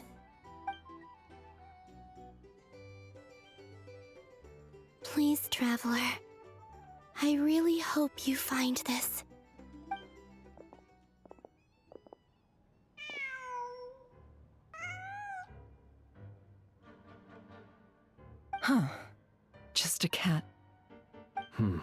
Nothing else here strikes me as noteworthy. Didn't you stay here for a couple of nights once? Before Rerir showed himself, yes. It's also where the Traveler and I first met. Did you notice anything unusual during your stay? I remember thinking how much noisier the flagship is at night compared to the graveyard. Other than that, no. The Traveler and Paimon were most congenial neighbors. This is where they've been staying, yes? Over here? That's right. I wouldn't usually condone breaking and entering, but we can make it up to them later. Focus now. I have to write a message on the wall using Kuvaki, just like I said on Moon Prayer Night. Simply open your windows on nights when the moon shines bright, and the moonlight will naturally flow towards the words I have written. Here goes. I'll need to carefully control my strength.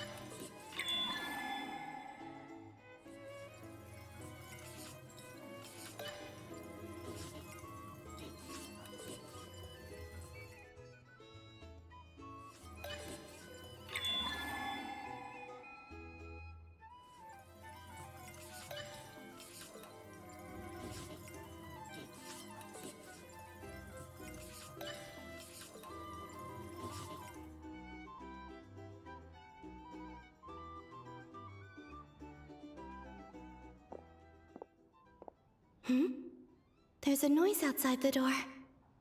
Is he back?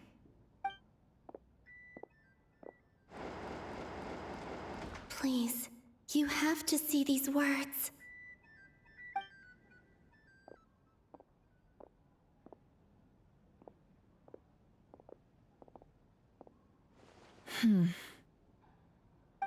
Well, do you sense anything?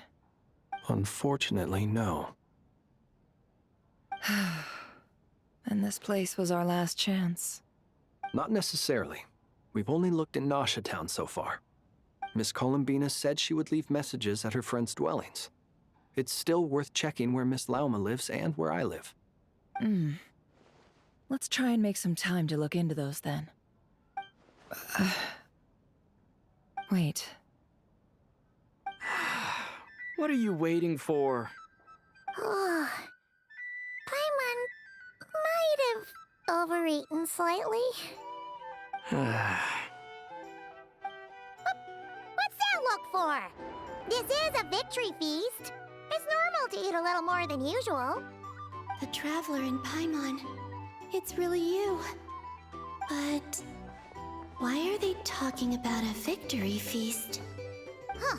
You worried Paimon sick while you were out there fighting Rerir. So this is your chance to make it up to her, alright? Wait. So this is the night after the battle against Rerir? How did I end up here? That's quite a long time ago now. Wait. Time. That's it. Every time I've entered reality within this space, it's been at an earlier point in time. Every one of those points has been before I fell into the moon's reflection. And everything I've done to affect reality really did happen in the past. Does this mean that within the moon's reflection, time flows backwards? Starting from the moment I fell in? Not long till Moon Prayer Night now. It's gonna be even livelier than tonight. Although, it's gonna be sad saying goodbye to the damselette. She seems like a really nice person. Paimon. No, I can't. Even if I make contact, They probably won't understand what's going on. And in any case, I'll likely get pulled away again if I do. Instead, I have to find a way to get them to notice what I've written using the moonlight. Wait, even I hadn't thought of doing that before Moon Prayer Night. They'd never conceive of that possibility. Is there truly no other way? Don't lose heart. We'll find a way somehow. Huh? Oh, you say that, but the Frost Moon is beyond the fall sky. If we wanted to go visit her, how would we make it through to the other side? We might not have all the answers now, but I'm sure we'll find a way one day. Huh. Guess someone's gotta be the optimist. The present. The future. That's right. There are still things I can do. What's your plan? Flint's, when you were staying next door, did you ever open the window? No. The rooms here are dark and damp. And there's such a buildup of dust on the windows that the moonlight can't even get in. I didn't think it was worth the trouble. The moonlight? I think I see where you're going. One moment. I'll see if the owner is available. Don't bother. Time is of the essence.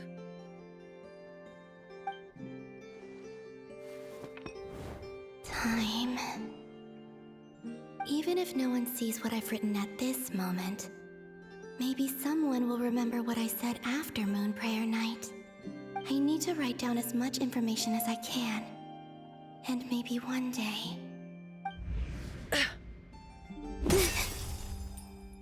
Huh? What's up with you? You can't even hold your cup steady. Are you getting tired? A little. Well, you should probably hit the hay then. You've had a really tough couple of days for you.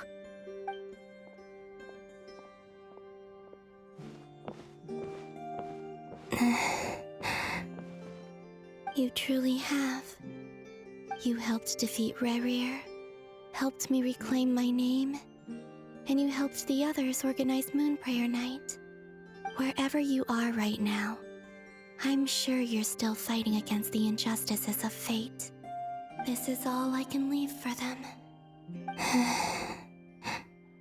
How I wish I could stay here. But it's time for me to go. I hope to see you again in the next time. And if the opportunity presents itself. I will surely return to your side. Huh. Columbina. She's alive. Not only that, but she's left us an entire wall's worth of clues. She even wrote down what would happen on Moon Prayer Night. It's just a shame we found it too late. I am here. Time in this place flows backwards. I am constantly moving forward. It sounds like she's found a way to influence the past using Kuvaki. But her future is our past. So, these words have been here ever since we defeated the Ray Hero Solnari. We just never discovered them. Which came first, the chicken or the egg? Do you ever mull over questions like that? Only when I'm in a good mood, and at leisure. Well, I never do. Everything that has happened already belongs to the realm of fact. As a business person, and especially an intel broker, what I do is extrapolate from those facts to try and read the future. An admirable philosophy. It's a means of survival. Let's go. We have a wall's worth of clues to share with the others.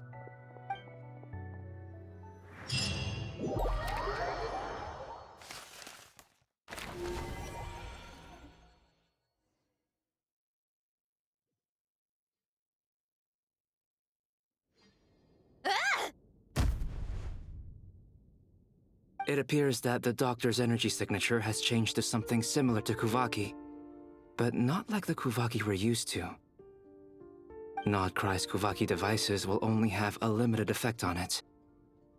I can see why you've chosen to place your hopes in alchemy instead.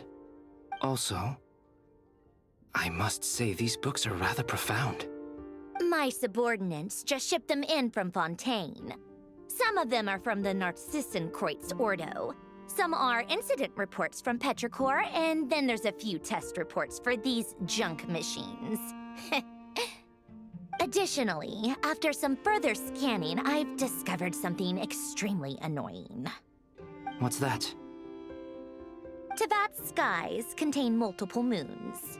A long time ago, when I did my first scan, I detected 3, just as the legends say. But when I checked again just now, I detected 4 moons. So there's one extra? Yeah. Originally, I thought that if I could still find 3 moons, that would at least mean Columbina's still alive. But then it occurred to me that apart from the frost moon, Tevat's moons are just husks.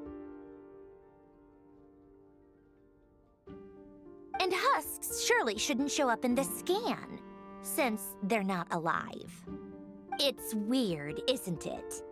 If we can't even distinguish between a dead and a living moon, how are we supposed to know whether a moon goddess is still alive? Or does this mean that the moon marrows are equivalent to the moons themselves?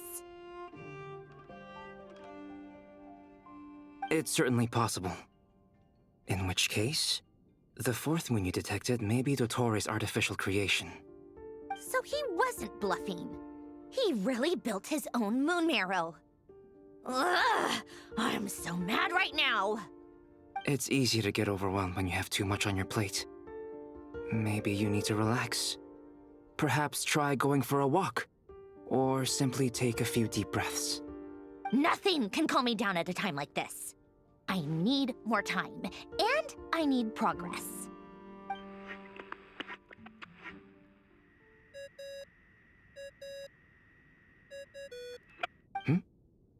It's Mr. Flynn's. I really hate that ringing tone. Ugh. First the 4 orthants of the Narcissenkreuz, then moon marrows. Now what? Oh, sorry if we're disturbing you. Might I ask what's troubling you? What do you want? We're busy. Are you still at the Curatorium of Secrets? Yeah. Look, everyone else is still out, so there's no hurry. Plus, I'm busy, so I would appreciate if you gave me some space. Even though we have crucial intel to share? Fine. I'm listening. Do you intend to share it via the Dodo communication device? Ordinarily, I would, but this is a unique situation. I think it's best that we discuss it in person. See you at the Curatorium.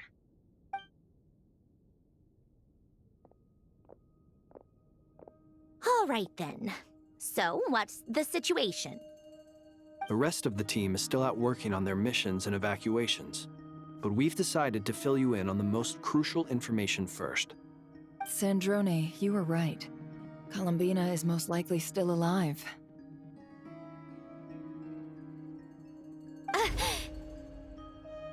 That's the best news we've received in a while, by a long way.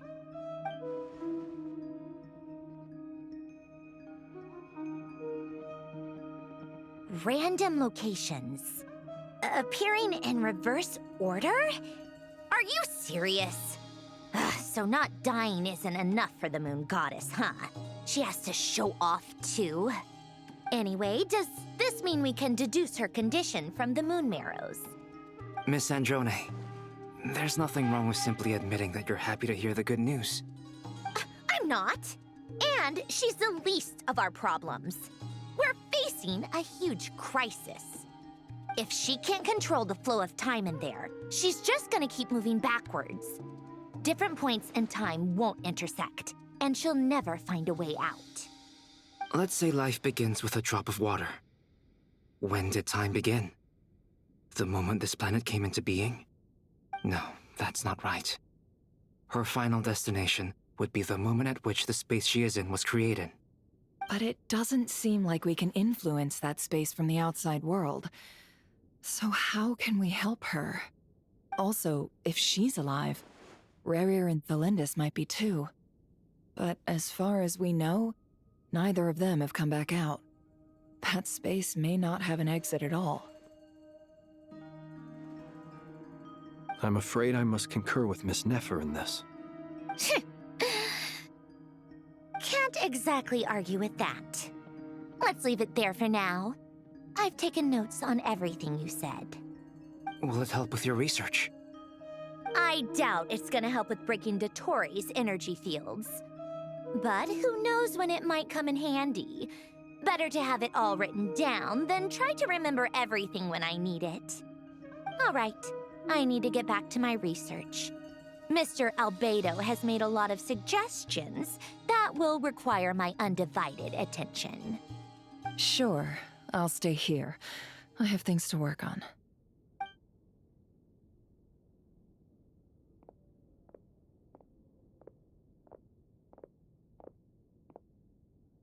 Paimon, are you there?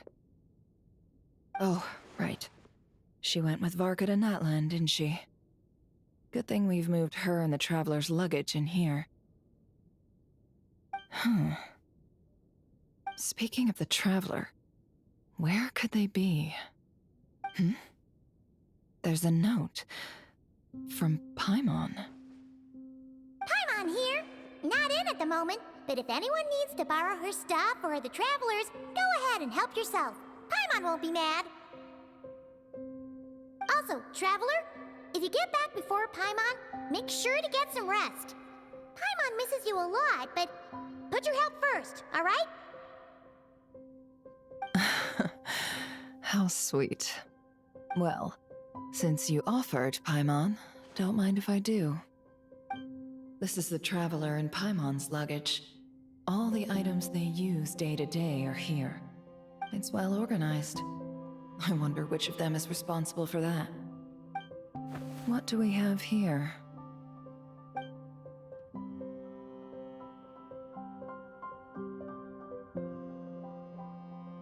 The camera captured a special moment that can only occur between people who are close to one another. You can really sense how the photographer feels about their subject. I wonder why this picture was placed outside. Is it because Paimon recently looked at it?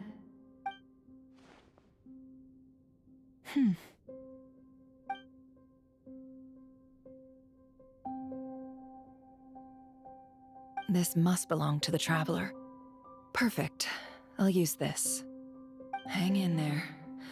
We'll find you.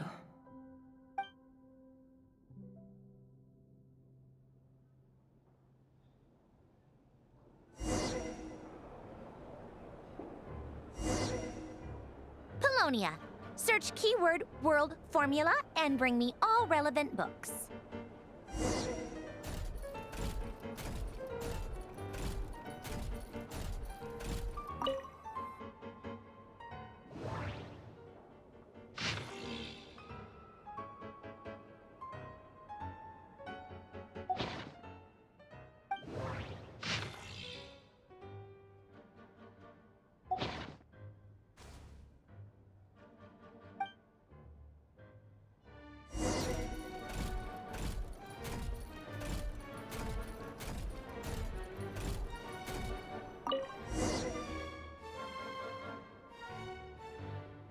Let's see. This one is on Tonki's sermon dictation concerning the apocalypse. I believe that the correct term for this is Fortuna. This was an ancient Romorian technology, a wisdom unparalleled. I never imagined that Romorian ideas would be so similar to the diagram I have named, the world formula. This is strong evidence that human civilization should gradually shed possibilities as it continues to explore and evolve. The end of humankind may well be upon us right now. The sparks of civilization shall run out, unless we consider introducing variables from outside the system. Variables. Surely that can only mean one thing. Descenders? Dottore likely captured the Traveler because of his descender status. But the Three Moons' authority comes from the world itself. Why would Dottore need anything beyond that? Where does this variable factor in? The world formula calculates the fate of an entire world. Introducing a variable would therefore give us...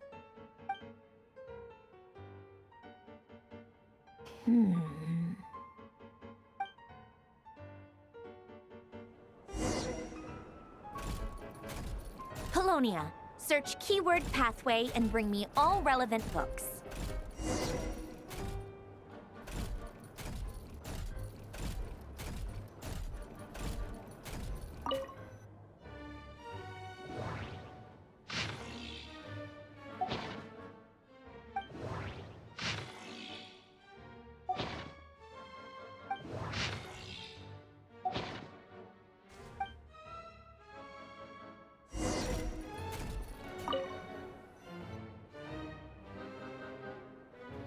Otonki Sermon Dictation. Explications on the Chemical Marriage. These titles are pretty esoteric. Observe and compute the pathway displayed in the guidance diagram. Deconstructing and reversing its effects could generate potential ideas. So, it's one of Renee's draft lectures. Deconstructing the pathway. I suppose that could lead to a breakthrough.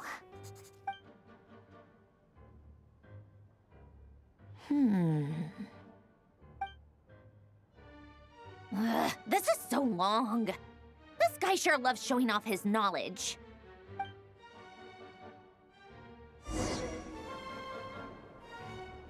Polonia, search keyword tree model and bring me all relevant books.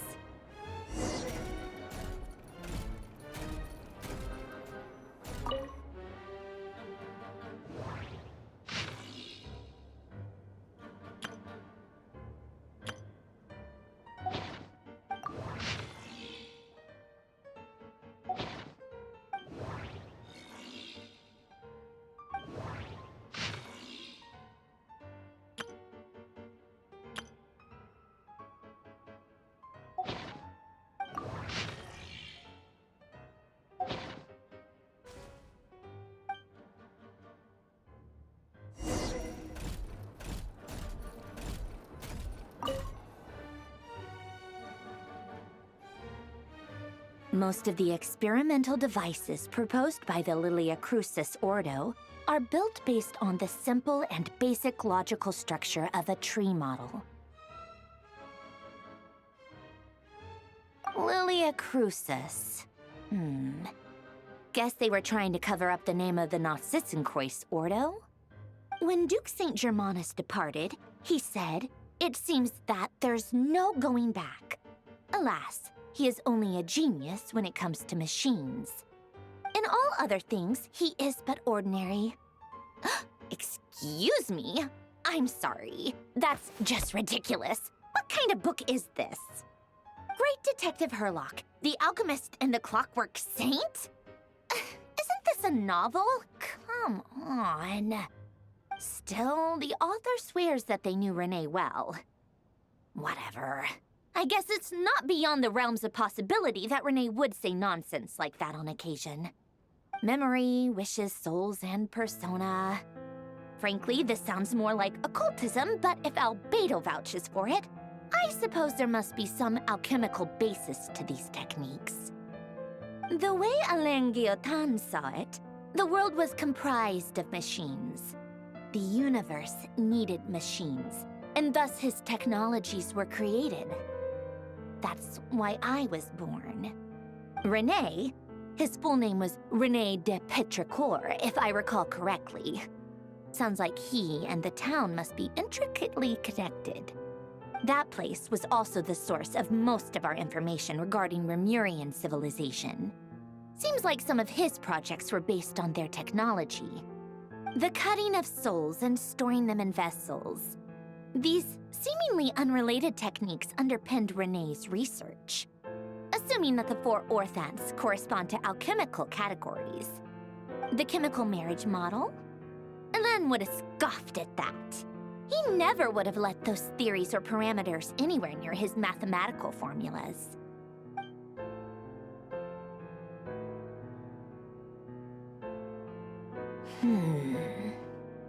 What was Alain's view on Renee? I know he mentioned the name, albeit very rarely. Oh, now I remember. Alain's old notes are here too. They mentioned Renee once. Renee seemed most out of sorts when he spoke to me. A lack of sweet foods has dulled his mind, I should think. Either way, his words are not to be believed. Yep, that sounds like Alain. My subordinates actually did a half-decent job digging out all these materials. Makes a change. Good for them. Some of Alain's old files are completely consistent with these records.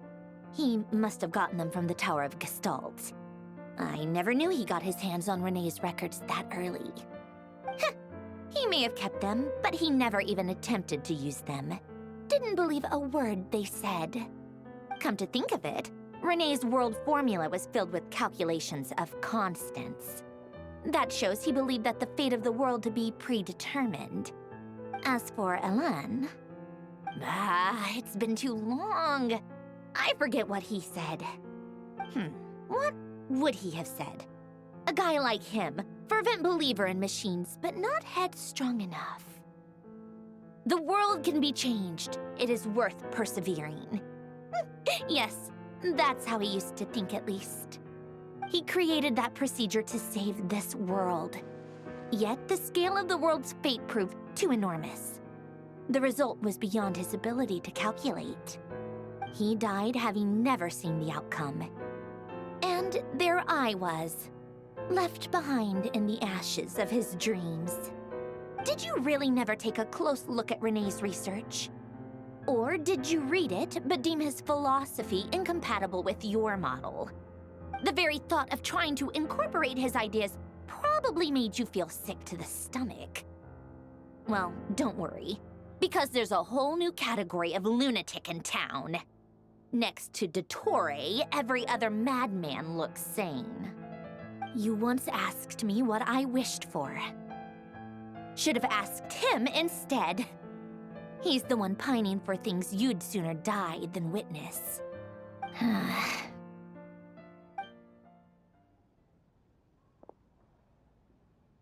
Even the tiniest variable can make big waves in the present.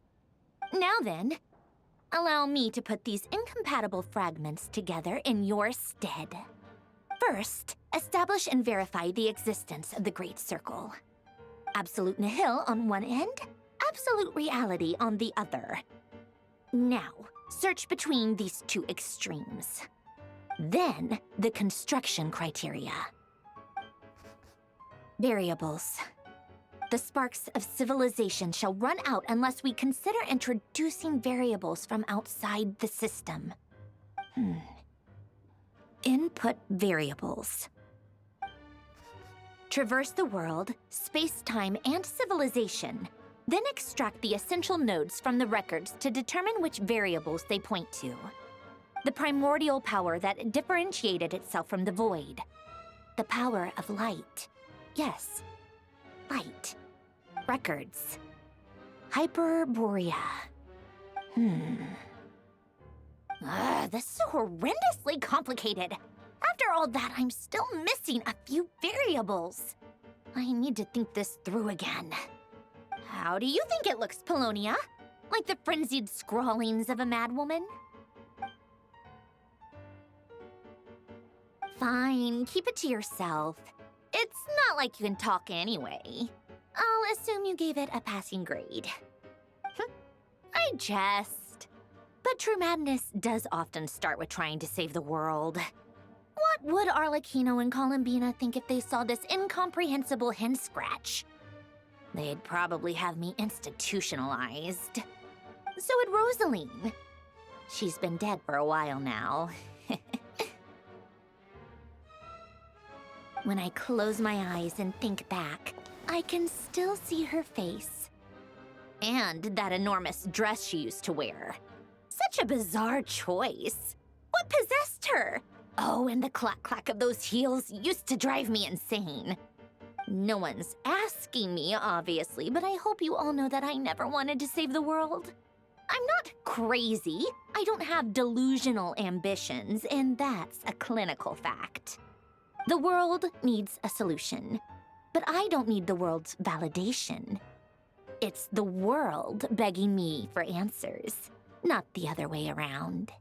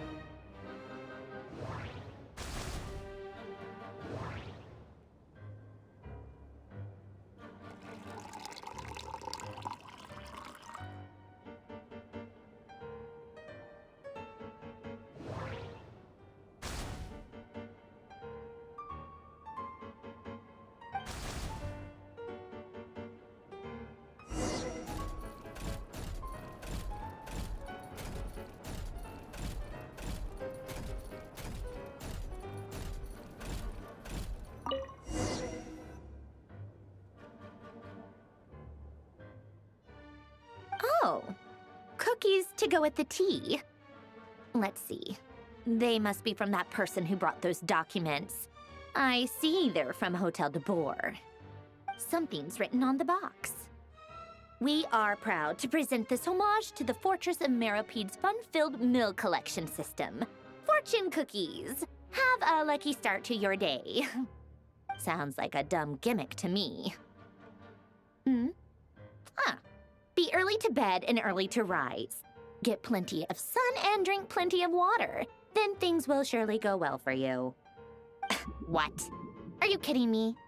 Somehow I doubt that an early night and a glass of water is magically gonna save a world on the brink of existential peril.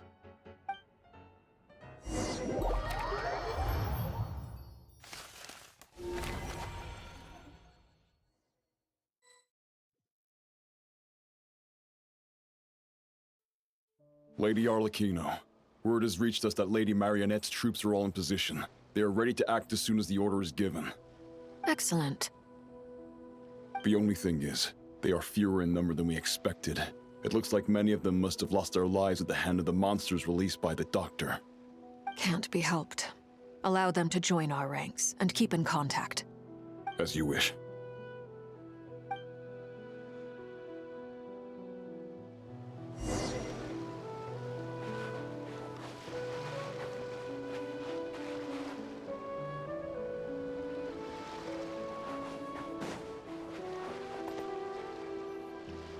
It's been a while, Arlecchino. You look well. Did Dottore really have to build his lab right on the sole path between Snezhnaya and Nodkrai? Had to go on a huge detour to stay out of its line of sight. Sounds like an arduous journey. I assume you've brought word from Her Majesty? Of course, all part of the job. Firstly, the Tsaritsa has authorized Fatui Internal Affairs to review Dottore's case. They will reach a formal verdict on whether he has turned traitor and whether he poses a threat to Snezhnaya. While they're working on that, I've been ordered to come and receive the refugees from Nodkrai. They are nearby. My team will escort you to them shortly. Great. Aside from that, Her Majesty has a message for you and Sandrone personally. Huh? Where is Sandrone? She stayed behind to work since I was making the trip anyway. It seemed sensible to have one person on standby at base while the other came out to meet you. All right, guess that's just how she rolls. In that case, tell her that the Tsaritsa's decree this time is pretty awesome sounding. I think she'll like this one. Still, I wonder what... Wait, what's that? Did one of our troops turn into a monster? Take him out.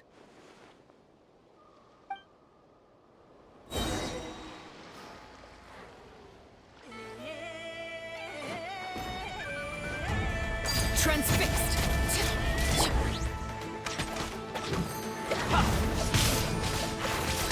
Brace yourself! This is gonna hurt! Everlasting as the moon!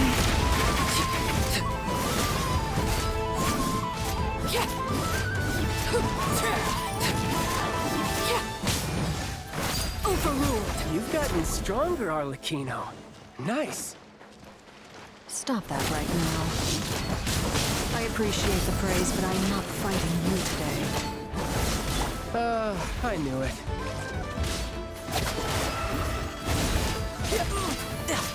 Yeah. Commendable. Transfixed.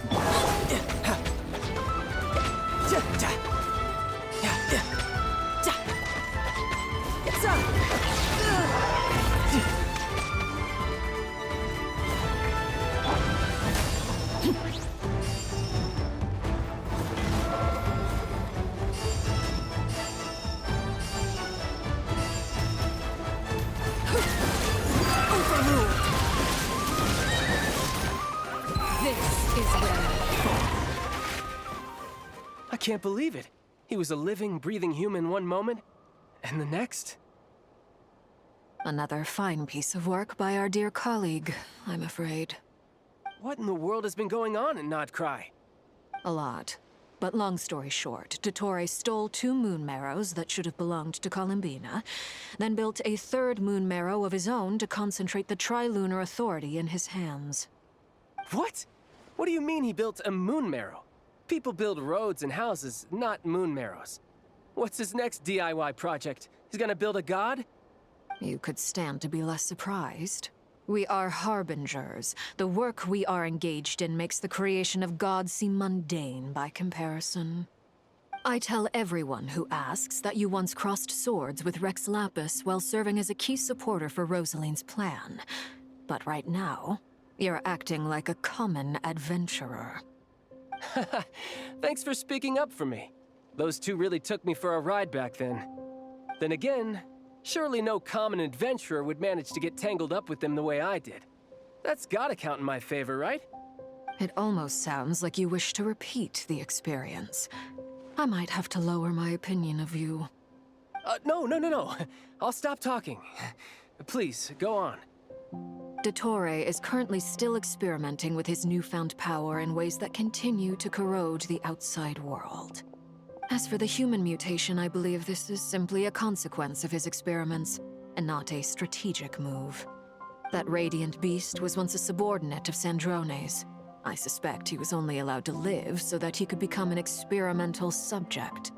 Also, those of us who fought Dottore have been afflicted with a curse. As such, I cannot leave Nodcry. This is so much worse than I thought. No wonder Her Majesty's decree is so extreme. While these exceptional circumstances persist, the Harbingers are hereby authorized to use unilateral executive powers. Should Dottore pose a threat, Arlecchino and Sandrone are permitted to eliminate him. My thanks to Her Majesty. I will pass these good tidings on to Sandrone. Her Majesty has also declared that she will refrain from launching an attack on the now evacuated Nodcry due to the presence of unretrieved research material. A wise decision. By the way, how's my old partner doing? I'm assuming they're with you? Partner? You mean the Traveler? I'm afraid I have bad news. He was captured after our failed assault in Dottore's lab. His whereabouts are currently unknown. What? Why? Since when does Dottore have a bone to pick with him? That is indeed the question. I'm not sure he does. He must have some other goal in mind. This won't do. I have to rescue him. You can't. We have no idea where the Traveler is. What am I supposed to do then? Stand here twiddling my thumbs? Sandrone is working on it. The best thing you can do right now is complete your mission. Fine. I guess I'll leave this to you then. One last thing. Tell the Rooster to get the message out to the gods and citizens of every nation in Tevat.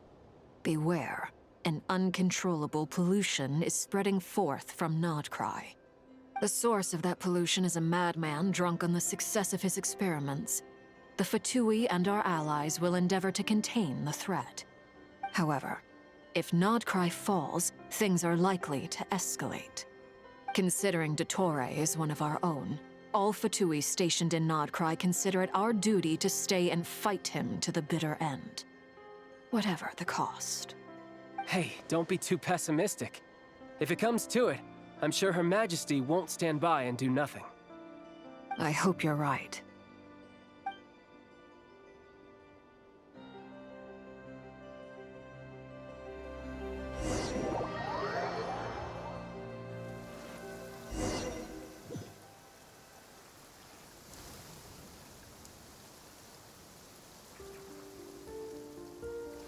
You're right on time. Thanks. Hey, do you think I'll get that gliding exam exemption? I made sure I was on my best behavior in Mondstadt. I landed well outside the city and walked in through the gates. I'll help you apply, don't worry. For now, let's see what we have here. What are the Doctor's energy fields even made from? The usual attract and repel principles that govern Kuvaki don't seem to apply to them.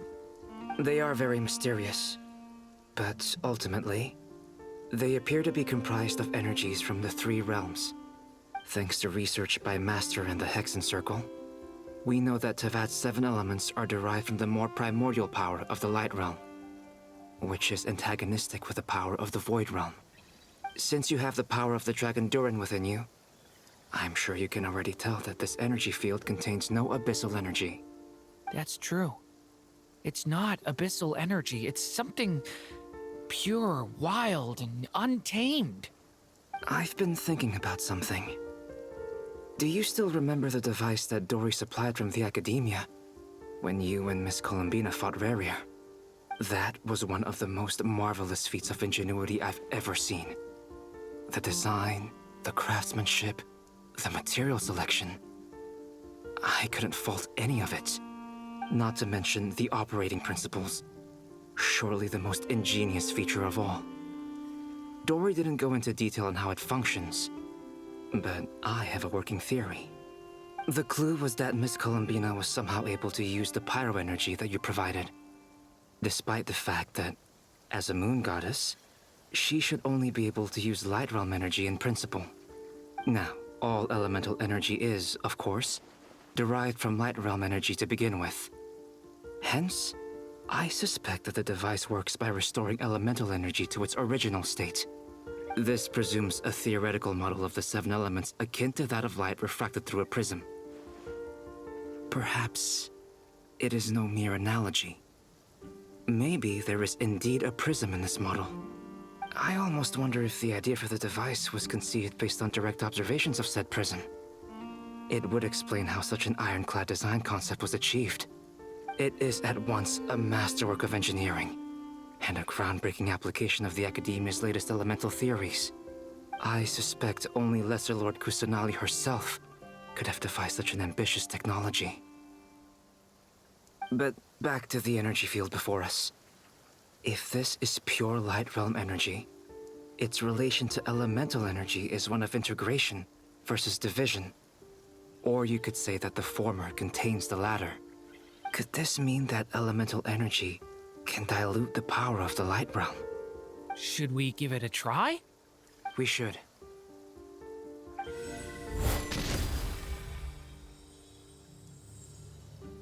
Ha!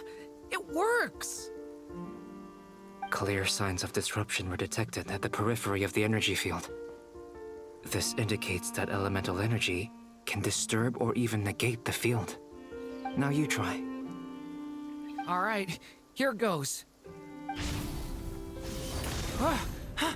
It's working! Switch to abyssal energy and attack again. No surprises there. Abyssal power drains the energy field to a significantly greater extent. I now feel confident in asserting that the energy field is indeed pure Light Realm energy, and that elemental energy can dilute it. But the energy field is huge. How much elemental energy will it take to neutralize it? We don't have to neutralize it completely. We can try other approaches. That's all for theory. Would you like to continue watching? So you knew I was here. Huh? When did you get here? A while ago. But Albedo sounded like he was working on his thesis defense back there. Back in Sumeru. You can end a person's whole career by interrupting them mid-speech. Very thoughtful of you. I'm truly touched. Could I ask you to lend me a hand? With what? A little test. Try using anima to unleash a concentrated assault with circular blades, with the goal of breaking through at a singular point. Nice! This time it tore through the field. Tremendous. This is a major breakthrough. Should we go through? We probably shouldn't risk having mutually antagonistic energies in such close proximity. Durin, you stay here and watch the entrance. Hat Guy and I will go in to investigate. Sounds sensible to me. Keep your eyes peeled, Durin. Don't worry, I got this. You two be careful in there. Just give me the signal if you need help, and I'll dive right in. What do you mean, signal? It's based on a new alchemical concoction I developed last month. When 2 bottles of it are smashed on the ground together, they emit a blinding burst of light. If it comes to that, remember to shield your eyes with your hat. Glad I asked. Thanks for the heads up.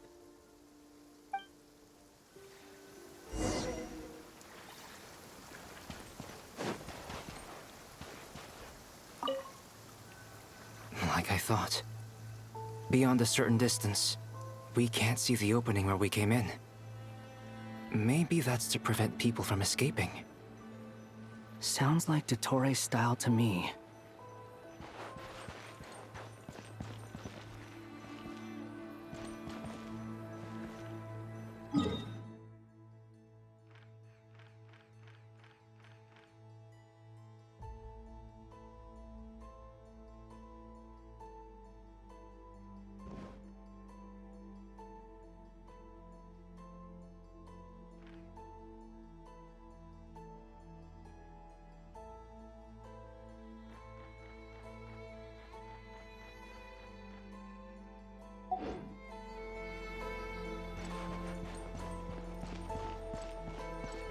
Not much has changed.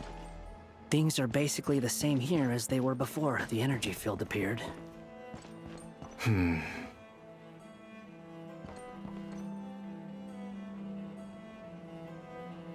They have no heartbeats and they're not breathing. We can only assume they're dead. But there are no visible wounds. Also, there's an animal squatting next to each body. It's watching us. That's not an animal's gaze. What are you trying to tell us? Doesn't seem eager to talk. I guess maybe it's just an animal after all. Let's keep looking around.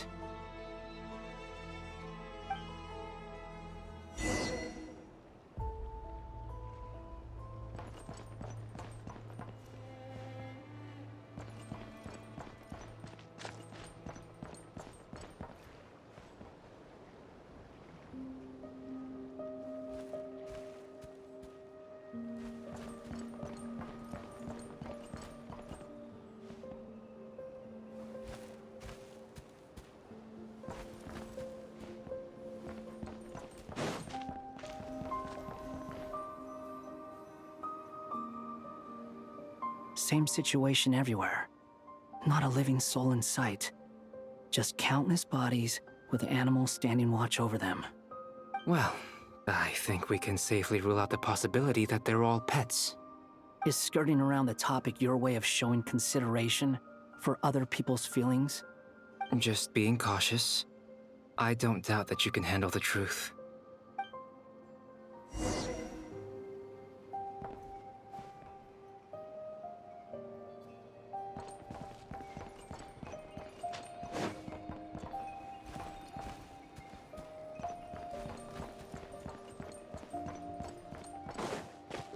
Careful.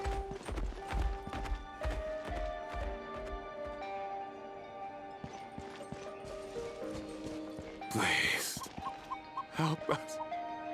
Please. Over there, I hear a voice.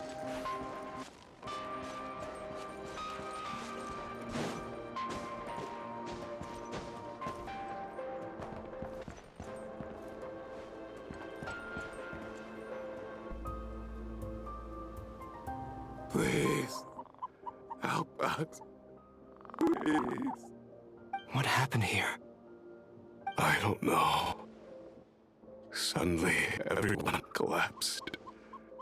Then my line of sight got lower. I still have some of my senses left. I gotta get out of here.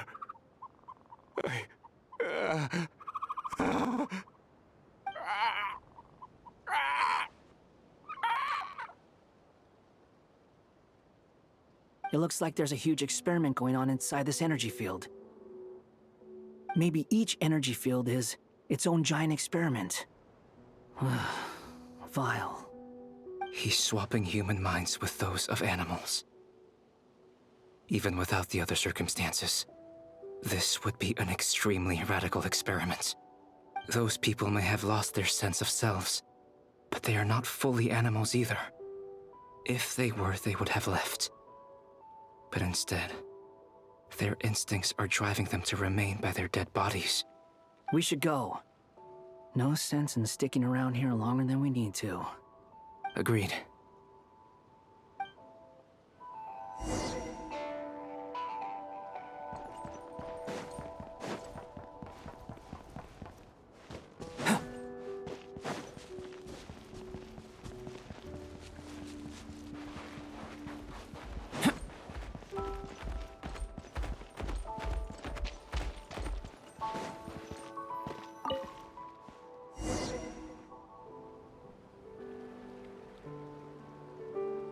You're back!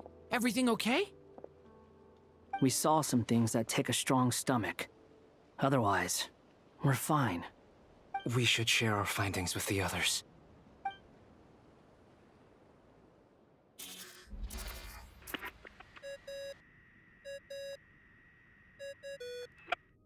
Yes? Who is it? Miss Nefer, it's me, Albedo. We found a way to break through the energy fields. With enough control, it's possible to tear them open using elemental energy. Also, we managed to take a look inside. Dottore is carrying out his cruel experiments on an immense scale. Any residents who have failed to evacuate in time will likely meet a grisly end. Sounds like he's living down to our expectations. Might I ask how things are proceeding on your end? I'm just about to get started. I'll be in touch once I have a result. Understood. Stay safe. I will.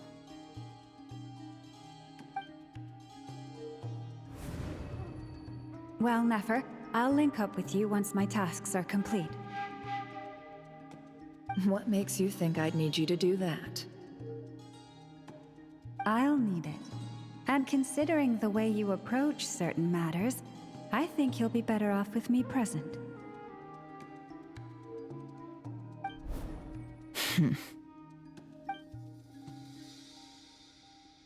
Let's begin.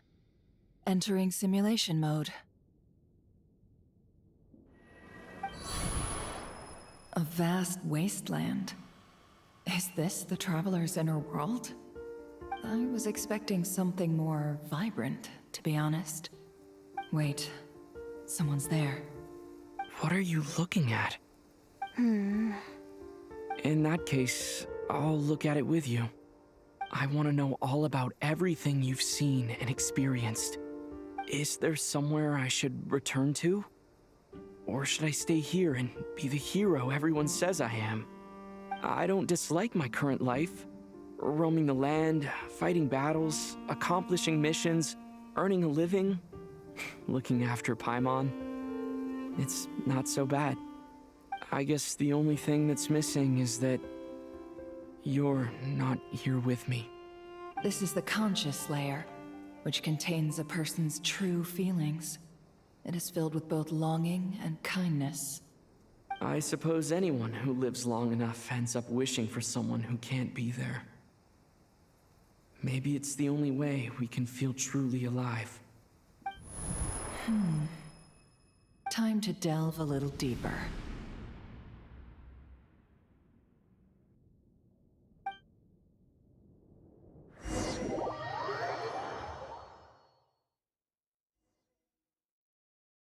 Nasha Town is hardly the optimal choice for a place to live, but it has character and a reasonable population density. What are you trying to say? Oh, don't be nervous. I was just thinking where might make a good starting point for your journey. Perhaps I should send you further afield. Conria, perhaps. Conria ceased to exist long ago. Once again, you fail to understand the possibilities that the Tri-Lune creates. Anything that has existed in the past, I can now recreate. You simply do not wish to see that happen. That might be because you miss your sibling and fear getting answers that you are not ready to learn. But this is not for me to judge. If we are to collaborate, we need to maintain an amicable relationship. In a moment, you will be able to... Oh no. What are you...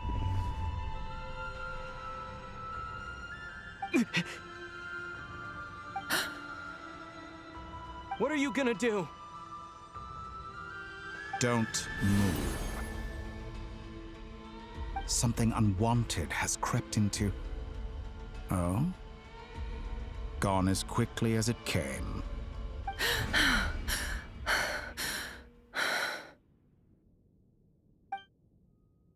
Did you save me? If I hadn't cut the connection, Dottore might have caught you from the other side and destroyed you. This was a good idea, but once is plenty. You were exceptionally brave. Excellent work. Thanks, but now's not the time for that.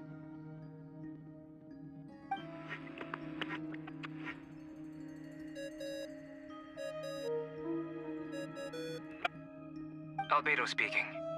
I think I know where he is. What is this endless darkness? I can't see anything, even though my eyes are wide open. But why? What happened? Ah, sorry about that. I take it you didn't notice. Just now, a friend of yours took a little peek into your mind. Could it be Nefer? How did she do it? Did she use something as a medium to connect to me? Do you think she's aware of your current circumstances?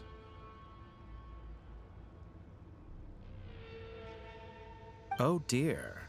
Have I stunned you into silence? I only wanted to slow down your time a little so I could stop your intruder in her tracks. It would have been nice to capture the spy.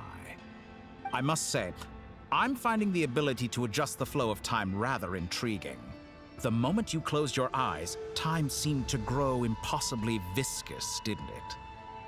A whole month passed before you opened your eyes again, but only for you. No one else was affected. I dare say this is something only a god can achieve. Point taken. You've proven once again that you have god-tier powers. Oh, you misunderstand. This wasn't about proving a point. I was testing things out. I find I learn best by doing, and I have to admit, time is not the easiest dimension to control. I only wanted to make you sleep for a short while, but it ended up lasting a whole month. Clearly some finesse is required to wield the authority over time as I wish. I hope you're not angry with me. It was only a month's discrepancy, nothing too serious. Had I been off by a year, a decade, or even a century, that would have been quite a different story. You could have frozen me for millions of years. So much for collaboration. You aren't showing much sincerity. Millions of years? To what end? I wonder if you don't understand humans all that well. They are very pragmatic creatures who understand only that which they can perceive with their senses. If I had you sit here for a week, I imagine people might sympathize. But if I left you here for 100, 1,000, or 10,000 years, the sheer size of that number would cause it to lose all meaning to them. They would not have the capacity to comprehend your suffering, and thus they could not empathize. Unfortunately, while gods do exist in Tevat, It is ordinary humans that account for most of the population. Their lifespans are so limited, their bodies so fragile. Did you ever really hope that they could begin to understand someone like you? Your long life and unique origins make you fundamentally different from them. How long will it be before they start to treat you like the alien you are? Before you are ostracized, outcast? Alien? Even I feel bad for you sometimes. This world has made you into a slave. So many times you have served its will, and not once have the powers that be ever thought to grant you the one simple thing you wish for. You have been treated most unfairly. I can change that. I will grant you special privileges and give you back the status you rightly deserve as a descender.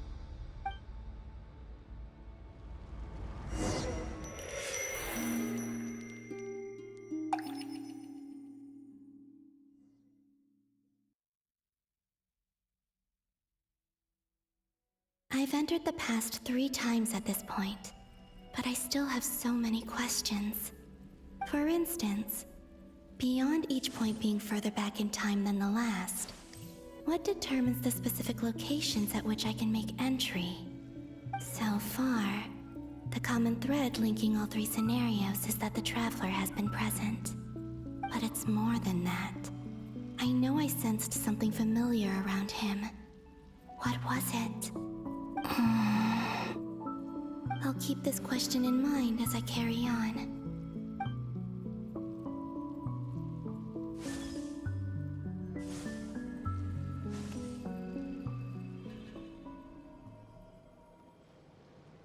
Humans, you never change. Always trying to use powers you neither comprehend nor control. This looks like Star Sand Shoal. Was this before Rerir regained his physical form?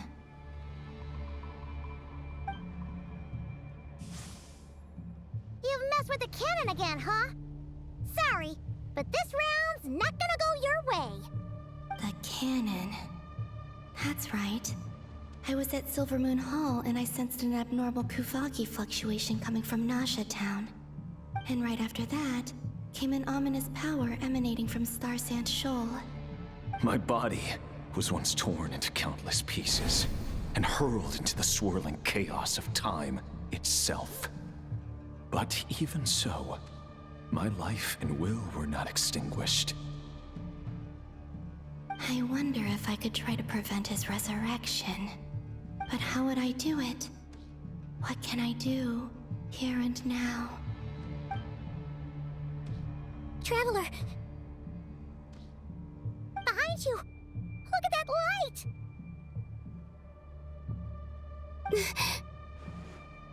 No, I won't make it in time. He's using the Kuvaki shield, like I taught him. Is he going to use it to block the cannon's beam? He's strong. I'm sure he can manage. But the force released when the beam impacts the shield might lead to collateral damage. EC Island. The Frost Moon Scions will be exposed to lethal levels of Kuvaki. A question, if I may, kind Miss Columbina. When the cannon's Kuvaki beam was deflected earlier, I saw several bolts of energy streak toward Hisi Island, only to be blocked. Did you also have a hand in that? Maybe that really was me after all. Well, future me. But I don't know if I have enough power left.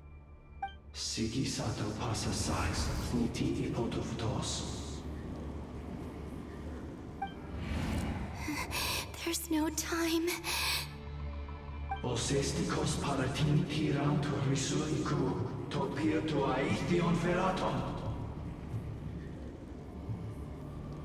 have to make it. Oh, Frost Moon. Oh, great land. Oh, slumbering moonlight of Nodcry. If you can hear me, if you can sense my call, then please, heed me once more!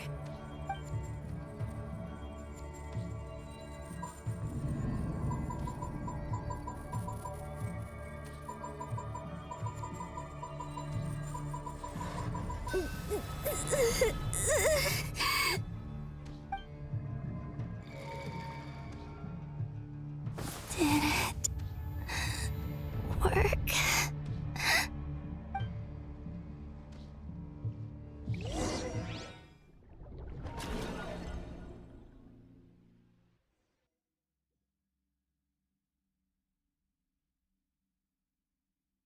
Hey, wake up.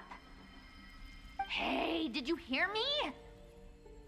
Columbina, I said wake up now!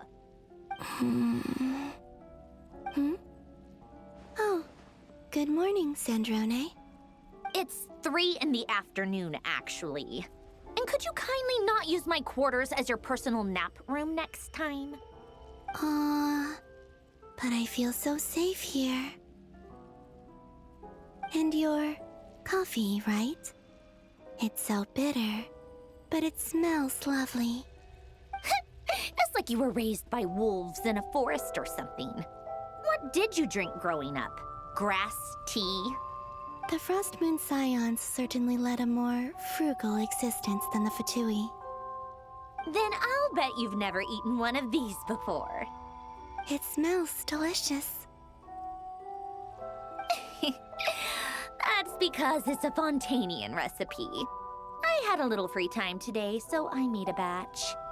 Rosaline will be here shortly, but if you really can't wait, I guess you can go ahead and... Hey, at least let me finish before you start eating! Did the Frost Moon Scions not teach you basic table manners? Or did the rules not apply to you because you're the high and mighty moon goddess? These are so tasty. Of course they are. I made them. I was worried they might contain traces of machine oil. What?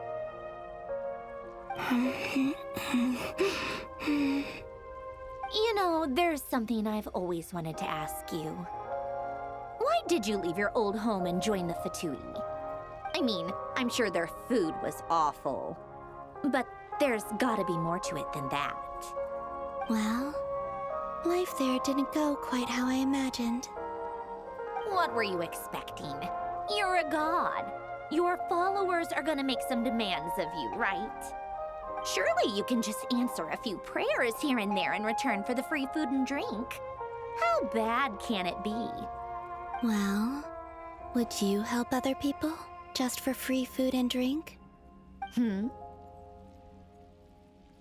doctor told me that you were created by a great mechanic, Lord something Fisher. The Lord Artificer. Ugh, some people can't keep their mouths shut. Oh, Lord Artificer. And didn't he have something to do with the, narcissist? Narcissenkreuz Ordo. Yes, that was it. Narcissenkreuz Ordo. So, would you try to fulfill their wishes? You must be joking. I wouldn't go even if they paid me. I don't even know them. Exactly. Well, I felt the same way. I did not know the people who made demands of me. What do you know? We're on the same page for once. In his later years, Alan did ask me if there was anything I wanted to do. If I had any wishes of my own. Well, I don't. And I'm not in any mood to fulfill someone else's either. Who's Alain? He was the... You know what? Never mind. You're not gonna remember. Anyway, the point I'm trying to make is, neither of us is the self-sacrificing type. Let me ask you this. What sort of place would you like to live in, if you could choose? A place where people don't ask me for things I cannot give them. Where they don't worship me or fear me, but just want to chat with me like a normal person. I'd also like the freedom to come and go as I please. And ideally, it would be somewhere with the smell of coffee and snacks. Not to burst your bubble, but no such place exists in the world. Now, take your snacks and scram.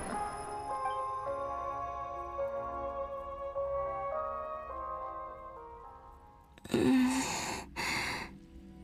I pass out? Of course. I'm back here again. I dreamed of events from my past. Sandrone. Traveler. I miss you all so much. Back there. I guess I managed to harness all the Kuvaki energy on Hisi Island. But how did I do it? Time is flowing backwards here, and I can use that familiar power to enter the world of the past. That mystery ally everyone talked about. It was me all along. I can sense that there isn't much more power remaining up ahead. What lies at the end of all of this? Will time keep flowing into the past? And will I ever find my way back?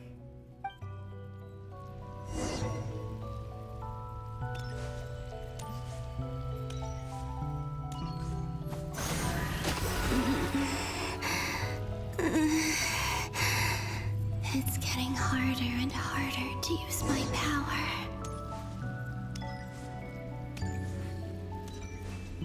I'm no match for the Abyss in this state.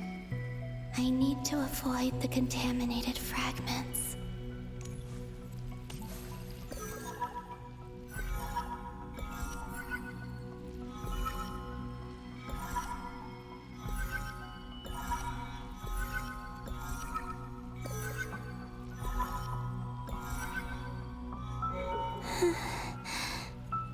Time to go.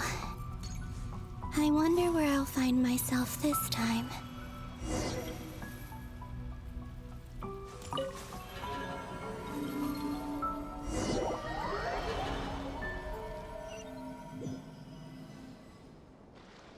The Final Night Cemetery. This is where Flint's is based. Or not! How are we supposed to read through this many files? Difficult, yes, but it is also our most efficient option. Seems like they're searching for information. Oh, I remember. Flint's and Varga talked about some files on the Wild Hunt. Was this my doing too? To expose the true intentions of this Rereer, we need to dive into Notcry's history. Are my actions changing the past? Or are they simply completing a process? Is all of this inevitable? Or am I the one making these decisions? If I choose not to help them now, will it change how things turn out? Hope we don't land on our heads then. They're my friends. I can't not help them.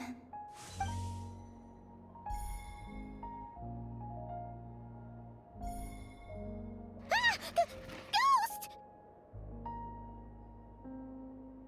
And the other one was... here. Hey! Another file's moving!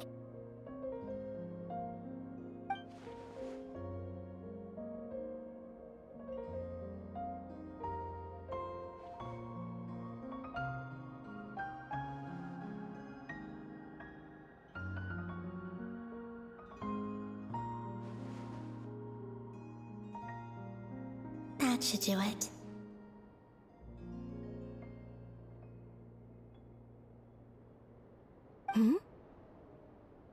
Luanatar? You can sense my presence? Wait!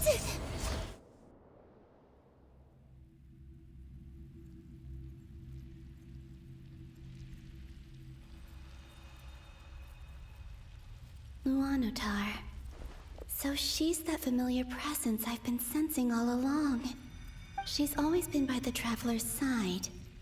That explains why the Traveler has been there each time I've entered the past. But why Luanatar?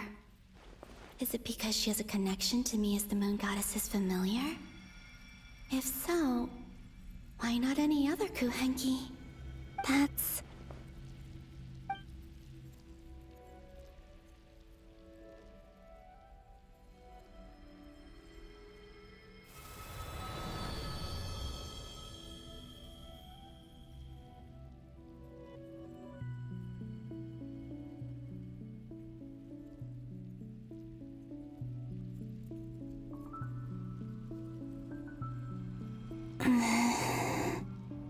I cannot sense any power up ahead. Just a void, stretching out into infinity. This is likely my final chance to enter the past. It's now or never. I have to find a way back.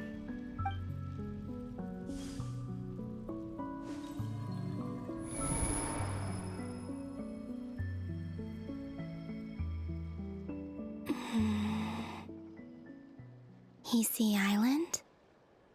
How far back in time is this? Where's Luanatar? I can't sense her presence this time. Oh, seeing Anafa and Aino reunited like that sure was heartwarming.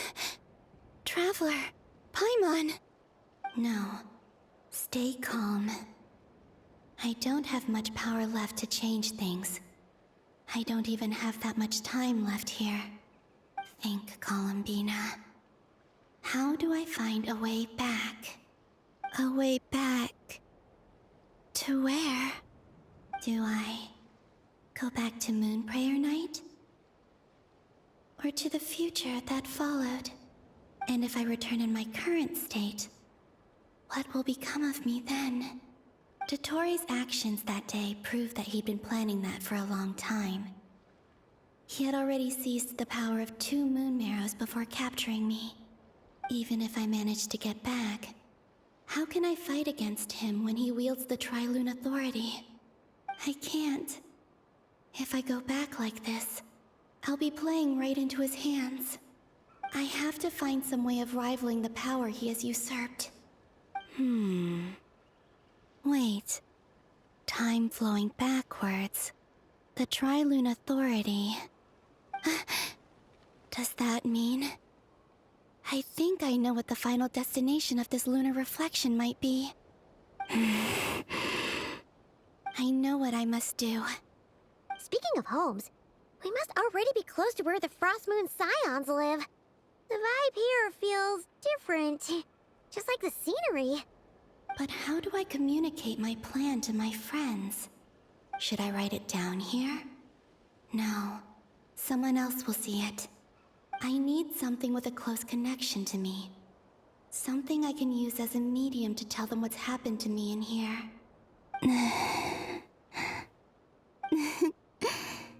Now it makes sense.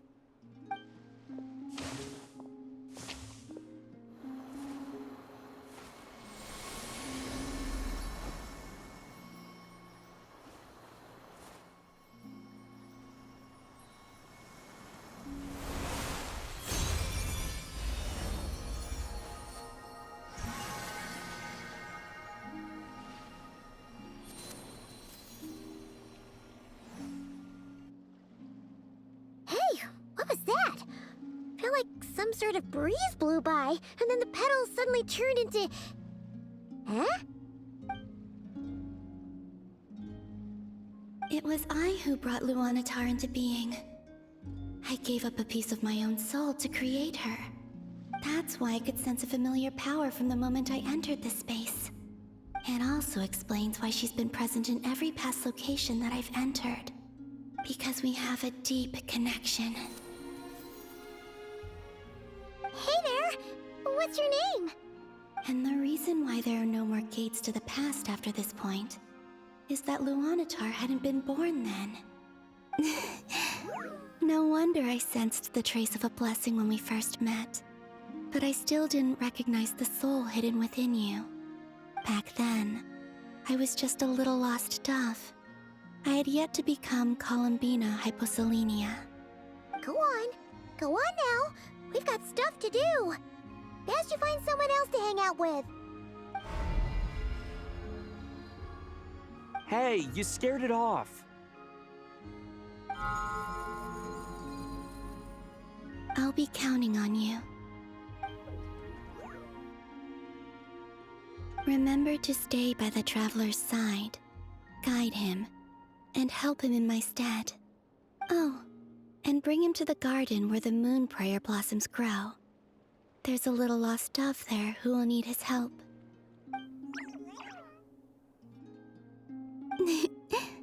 Go on.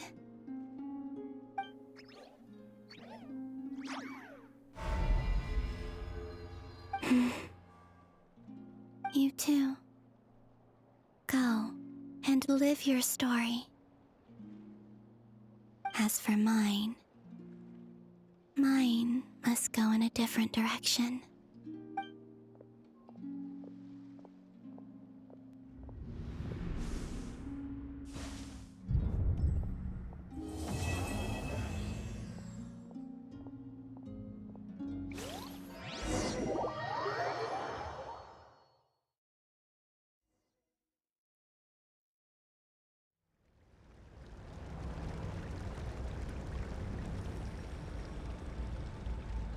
How would you like to experience the thrill of never being held accountable for your actions? You could crush people like ants without consequence, or tear off their heads or limbs as you please. Believe me, such a life is but one small step away.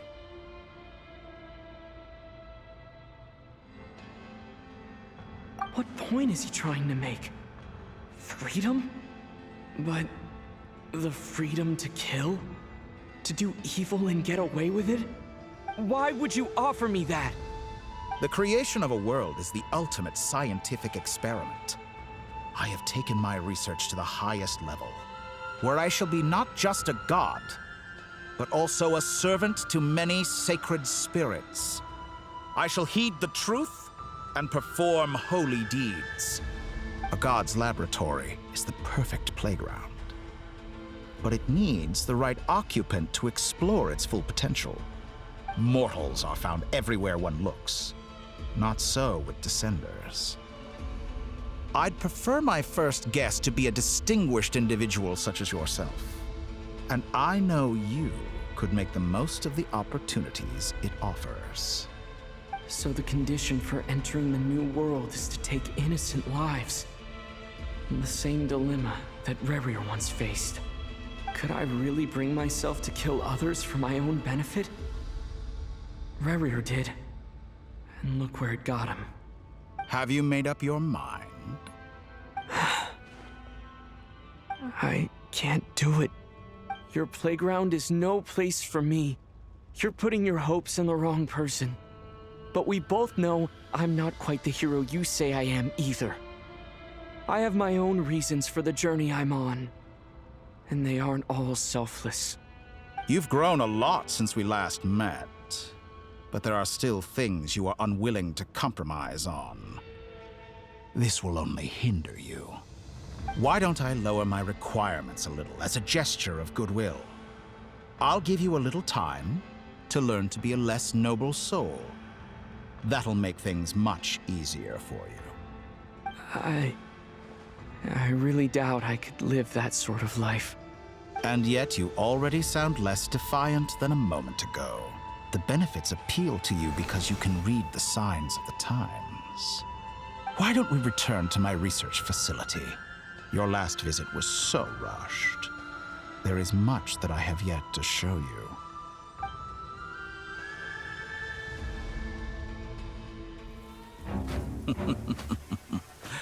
Now to that question, Heroes don't attack from behind. Guess I'm no hero. This is most disappointing.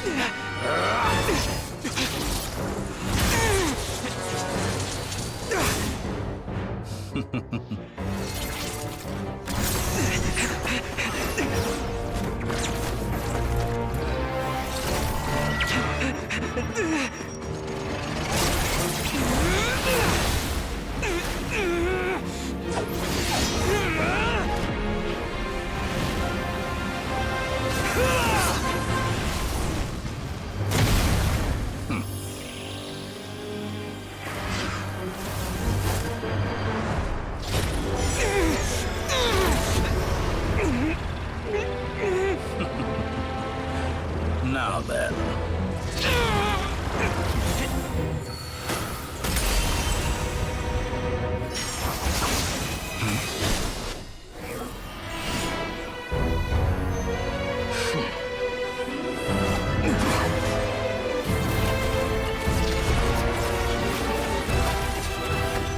A new face.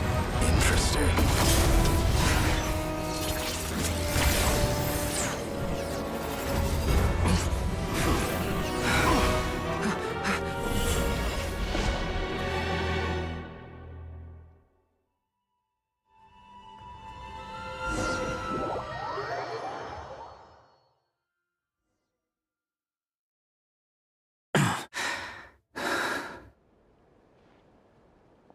You're still gonna call me Hat Guy after that, huh?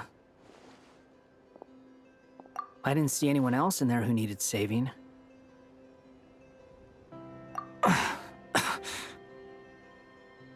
It's nothing. I'll be fine.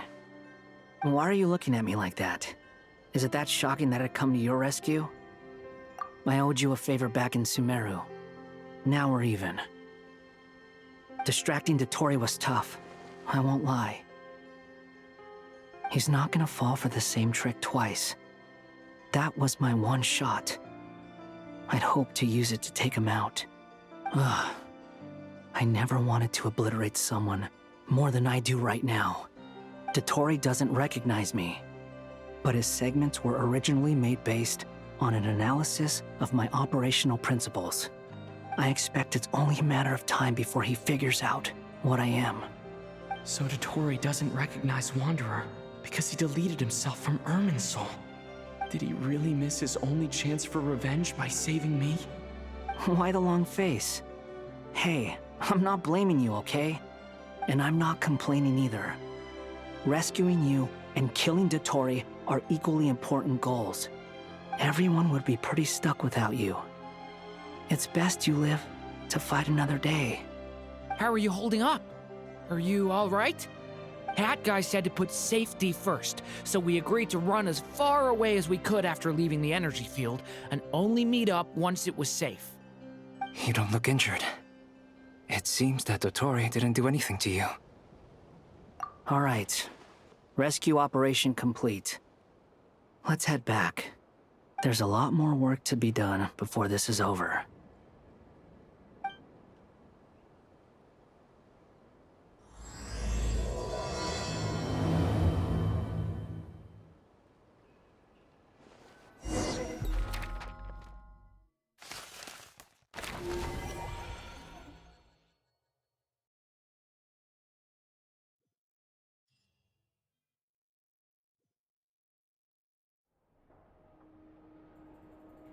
Understood. I will bear the Tsaritsa's decree in mind. I don't see what's so awesome about it, though. Does he really think everyone else is as immature as him? I'm not stooping to Tartaglia's level. I thought you might say that. How's your progress? Quite promising, actually. That alchemist Albedo gave me a few ideas. Remember how I asked you to look up some files for me? That stuff on the Nachtschitzenkreuz Institute. René de Petrichor and Jakob Ingold. Alain Guillotin despised René's theories and methods, but he never managed to come up with better alternatives either. So I adopted some of René's ideas. I thought Alain was like a father to you. He and René were mortal enemies, were they not? And what would you say if Lenny and his friends one day learned something useful from someone you utterly detested? I would applaud them for it. That would mean that they have surpassed me. For all we know, Alan Giltan might have thought the same thing. Not that it matters, though. He's dead, and I'm alive. So it's my call to make. Once you die, it doesn't matter how great you were in life. Only the living get to decide what happens next. Hey, come on out. They're back. Huh?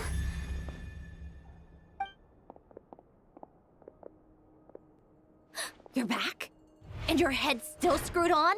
And you still have all your limbs? What does it look like? Way to keep your composure, madam. Excuse you. I am perfectly composed. Glad you're okay. Yes, it's a huge relief. Worry? Oh, yeah, right. You think we, the Fatui, were worried about you? We were worried sick. Hey! The Traveler and I were already friends. You are free to join this mission in whatever capacity you please. Much like your tea parties. It's a laugh a minute with you guys. I must say, I was quite surprised when Mr. Albedo told me he would need no additional aid. We discussed this on our way back as well. I am rarely so unequivocal, but in this case, we had full confidence in Hat Guy. He said he knew what he was doing. Albedo and I pretty much had to just wait outside on standby. Meanwhile, Hat Guy broke into the energy field and rescued the Traveler solo. You didn't have to mention that. Well, I'm thoroughly impressed. You are a force to be reckoned with, Hat Guy. Is he back? Is he really back?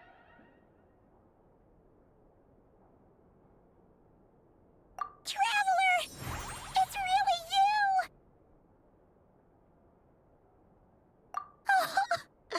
Oh, thank goodness! Paimon missed you so much! You can finally breathe easy, Paimon. It's great to have you back in one piece! Oh, Paimon's been having nightmares the whole time you were gone! Look at them. You know, once you reach my age, there's nothing better than watching a misty-eyed reunion between friends. It's nothing. Same goes when you get to my age, too. I bet Ino and Anefa would be tearing up as well if they were here.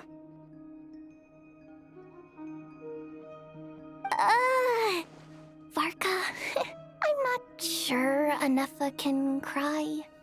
Oh, yeah, good point. Hey, your eyes are looking a little red and puffy. Come here, let's hug it out. What? Ew, no! No, thank you. You're not my dad, okay? Knock it off! Everyone, I'm sorry for all the trouble I caused you. But the silver lining is, I didn't come away from this ordeal empty-handed. While I was being held captive, I learned a lot about Dottoro's current capabilities, and what he plans to do with them. Allow me to explain.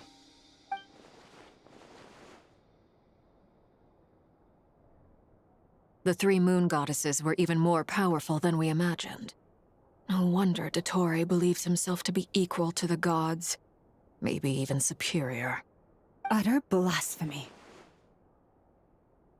While everyone was gone, Nefer and I made an interesting discovery, and I believe Miss Sandrone has something to share too. Ma'am, perhaps you could do the honors?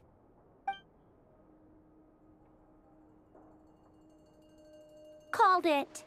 Getting rid of a pesky troublemaker like her is like trying to clean up after a crumbly cake. It always comes back to haunt you. Our next step is to find a way to bring her back. A place where time flows backwards, with no destination in sight. Surely it must have been created for a specific purpose. But I fear the answers are buried deep into Vat's history, held by great powers beyond our reach. It sounds like she's on a specific path through time, just traveling in the opposite direction to us. The question is, where does that path lead? Or will it keep going to infinity? We considered that question as well. Strictly speaking, time is not infinite. Indeed not. Every road has an end. Nicole!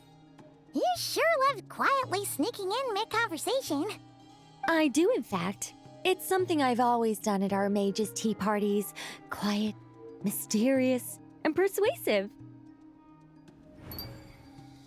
You wonder what lies at the end of her road.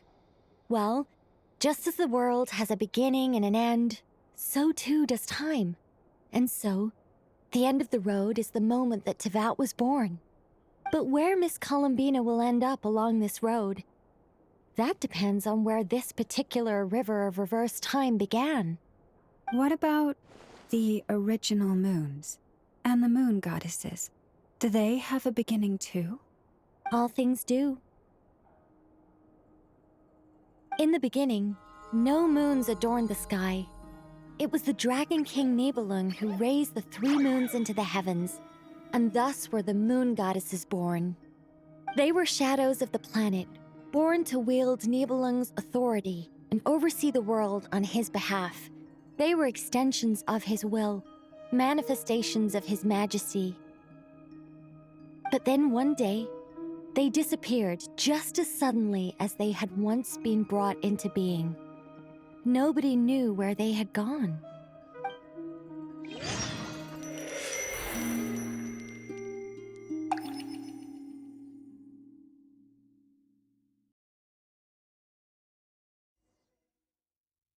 Like I thought, no more paths back to reality have emerged since.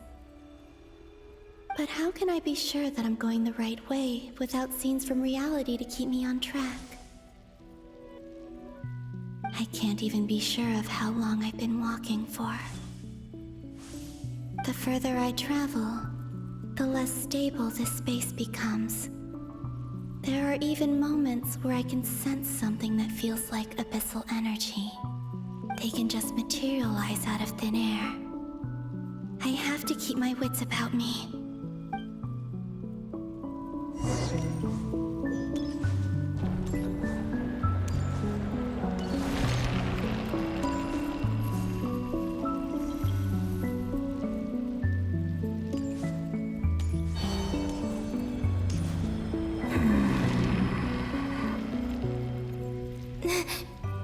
Is that the Ray here of Solnari?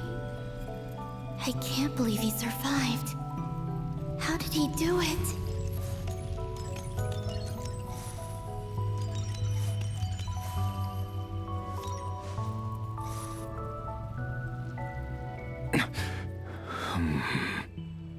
You're the moon goddess. But how? Please, there's no need. I'm not interested in fighting anymore. I find that a little difficult to believe.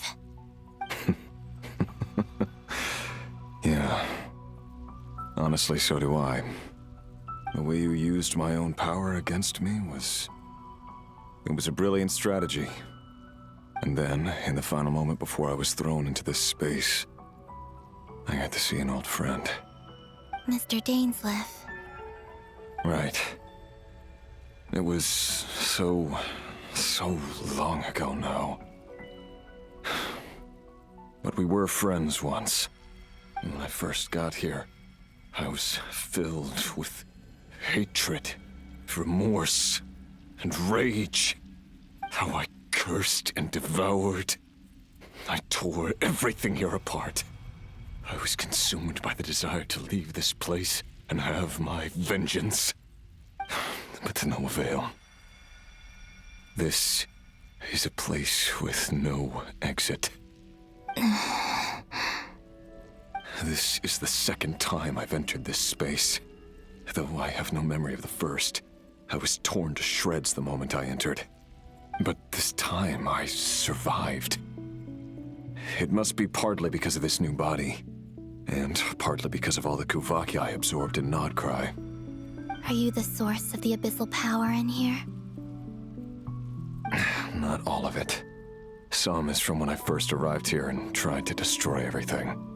but there was already a degree of abyssal power here before I entered.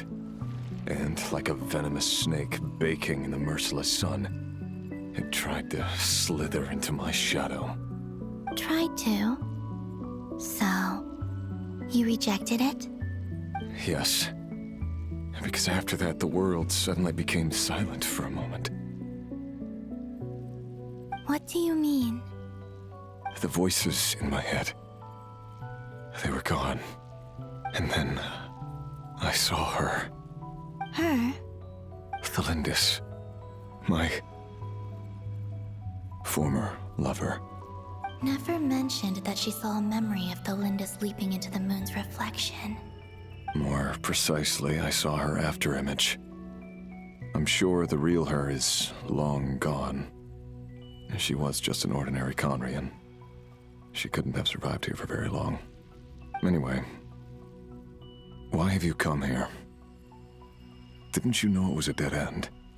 If I hadn't escaped through the moon gate, my friends would have been in far greater danger. Oh, I see. Because of your power. The power of a moon goddess. What? You'd like to know how I know, wouldn't you? The one who resurrected me said so. I could hear a deep lust for power in his voice. Do you mean... Dottore? Dottore. So that's what he's called. He'd been collecting fragments of my body for a long time. All so that he could resurrect me at the moment of his choosing. I had no interest in his research. But being as corroded by the abyss as I was, we were aligned as far as hunting the moons and recovering my strength were concerned. So that's why the Wild Hunt suddenly became so active in Nodcry. When I left the Fatui in my weakened state, Dottore must have felt that his time had come. Moon Goddess, could I ask a favor of you? What? I know this is a lot to ask, especially from someone who tried to kill you. If you refuse, I won't fight it. But this is the only thing I desire now. Nothing else matters. What do you want? I'd like you to take a message to Thelindis for me. Thelindis? But... Yes, she's dead. But like I said, I saw her afterimage. I can sense that some part of her soul remains here. Far, far ahead. Why don't you go and speak to her yourself? I can't. I don't know why, but I can't move freely in this space as you can. All I can see is a glimpse of her, walking away. Just like the moment when I last saw her in life. In return, I will clear these abyssal obstacles for you. No, not in return. I'll clear them for you. Whether you want to help me or not. It feels like something I ought to do. Why? Yeah. Why, indeed. I've been asking myself that question a lot recently. Why did I do the things I did? I'm tired of it all. Tired of the person I became. People used me. And then I turned around and started using others. I hurt a lot of people. I think I grew tired of it long ago. But I wouldn't admit it to myself. And ultimately, that's how I ended up here. What do you wish to tell her? All of it. My past. My mistakes. Everything that happened after we were separated. Is it okay if I give her the abridged version? Yeah, I'm sure there's plenty you can skip over. Just tell her the important parts. Whatever you think that means. Like the part where you relentlessly tried to kill us? It's up to you. Love demands honesty. But my relationship with Thelindis was built on lies. We hid too much from each other. But after living my whole life in the shadows, I don't want to hide anything anymore. I will do my best.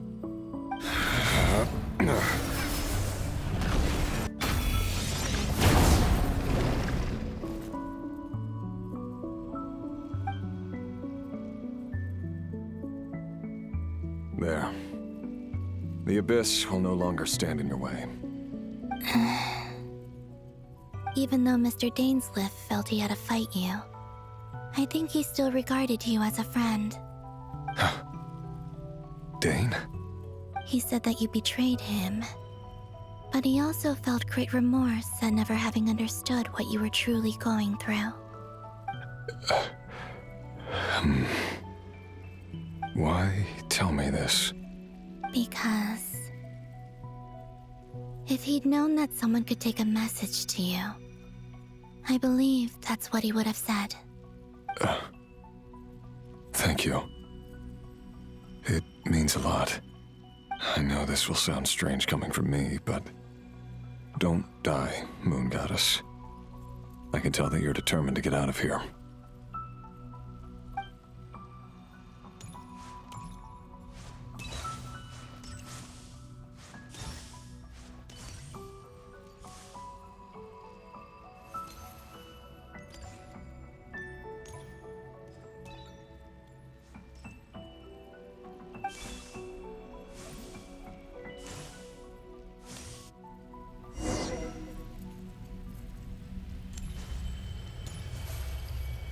He kept his word. The Abyss is no longer obstructing my path.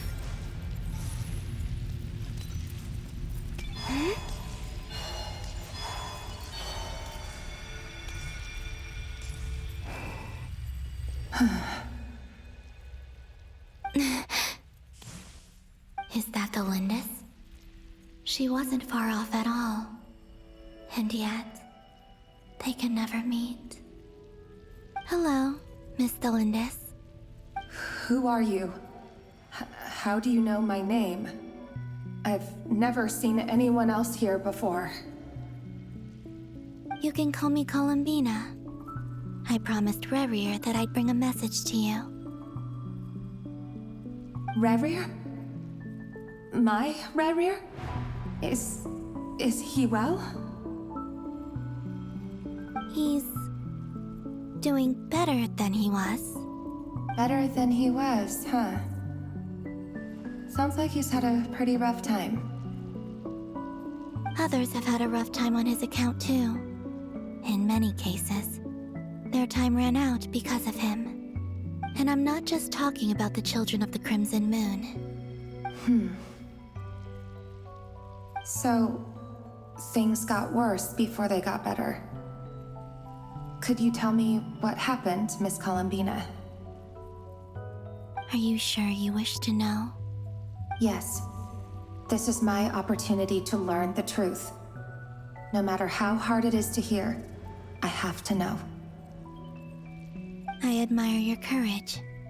However, time is short. I cannot stay here for long.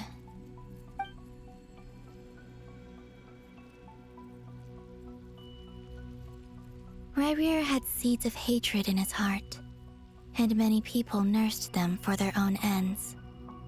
On some level, everything he did was to try and find a way to see you again. But in the end, he came to regret his mistakes. He wanted to apologize for hiding his past from you. Beyond that, he did not say specifically what it was he wished to convey to you, but I'm sure that you've always been on his mind. You are what has kept him going over all these years.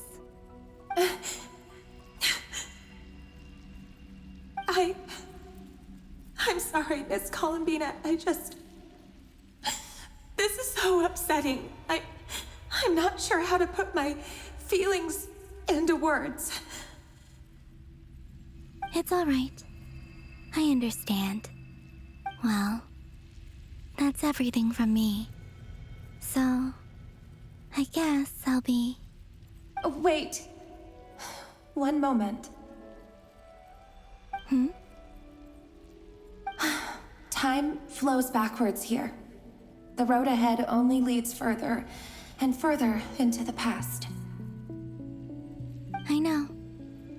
I intend to reach the end of that road. Without a moon marrow, without the 3 moons' power, you won't make it far. Wait, unless... Are you one of the moon goddesses? You could say that. I see. I often think to myself, if life is like a train ride, why haven't I reached the terminus? Where am I even going? And it's not just me, it's this whole place. Wherever it is, it seems like it's existed forever. It's such a mystery. Where is it going? I must seem so ridiculous. I can't answer these basic questions, and yet I jumped right in here without hesitating, only to be torn apart the moment I entered by powerful energy currents. Only my soul remains now. Thinking back, I was suddenly overcome with fear and terror in that moment. Perhaps I too became bewitched by the abyss. I may have been the leverage it needed to control Rayrir. I used to be a researcher at the Universitas Magistrorum in Conria, researching the iridescent moon's marrow. Eventually, I came to the conclusion that time in here flows in reverse. Rayrir was one of the Venster King's retainers. With me, he was in an impossible position. It plagued him constantly. I wanted to help him escape his lot in life. I wanted him to be happy, so I thought I'd use this place to return to the past.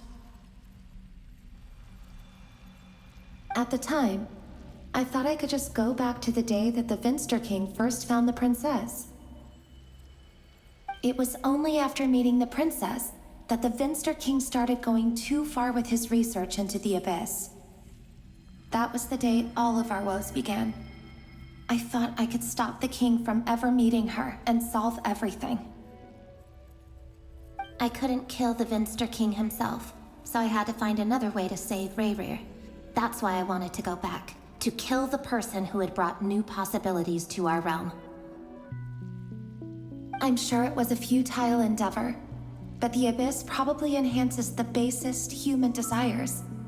So I naively hoped I could change everything. But I was simply too weak. Like a speck of dust against the whole universe. Look at me. I didn't even survive the journey here. Not physically, at least. I know I'm never getting out of here. But you're different. You can make it, and I want to help you. I owe you that much. How do you plan to help me? Have you noticed the golden energy that exists here? Based on my past research and my observations since coming here, I believe they carry you forward faster. I can share what I've learned and help you understand the pattern in which this energy appears.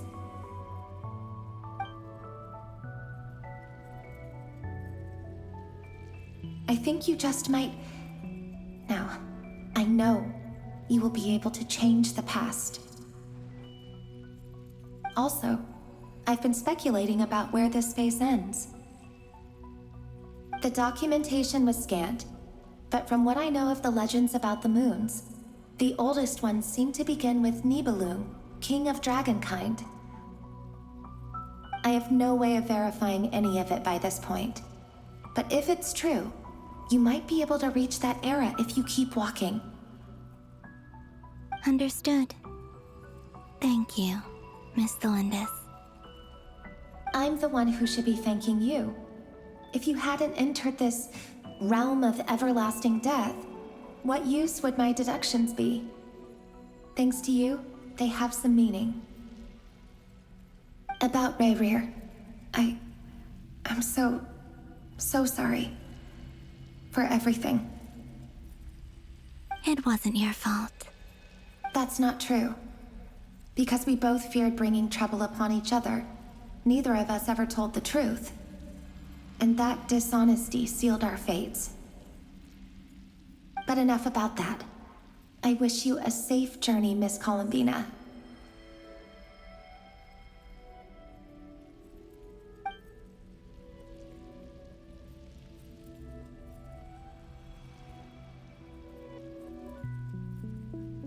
And may the outside world never have to experience pain like this again. Rayrir, you're there, aren't you? I cannot see you, because you exist in the future. I expect we'll be trapped in this prison of space-time for all eternity. But please, gaze upon the past, and then sit for a while. Let's find a place to sit down together, just like we did when we first met.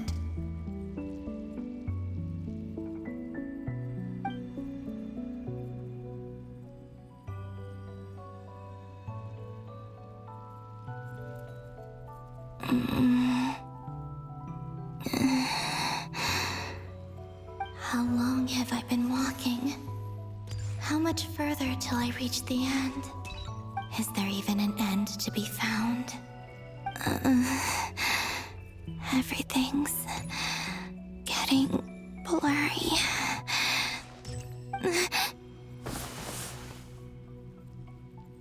Huh? Are you all right, little sister? Have you come from the distant future?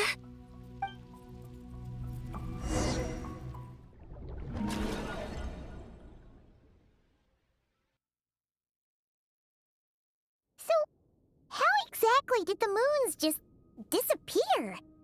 Shouldn't it be a little harder to get rid of major creations like moons? The world is a vast and ancient place. On a certain scale, all life lasts for but a fleeting moment.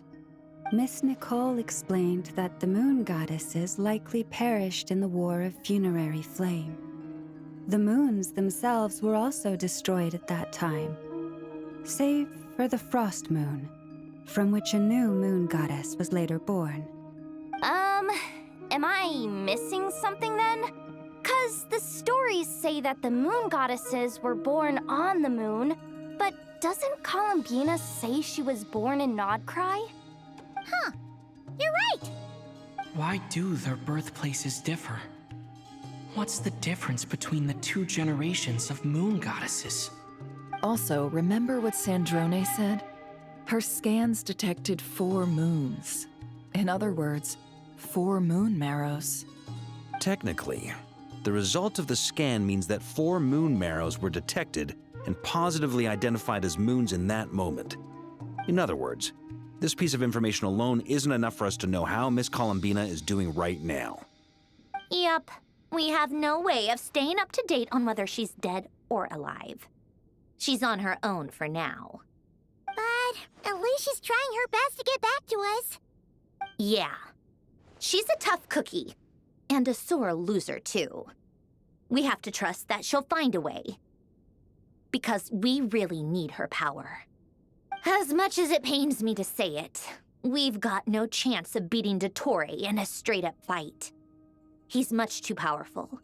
It wouldn't even be close.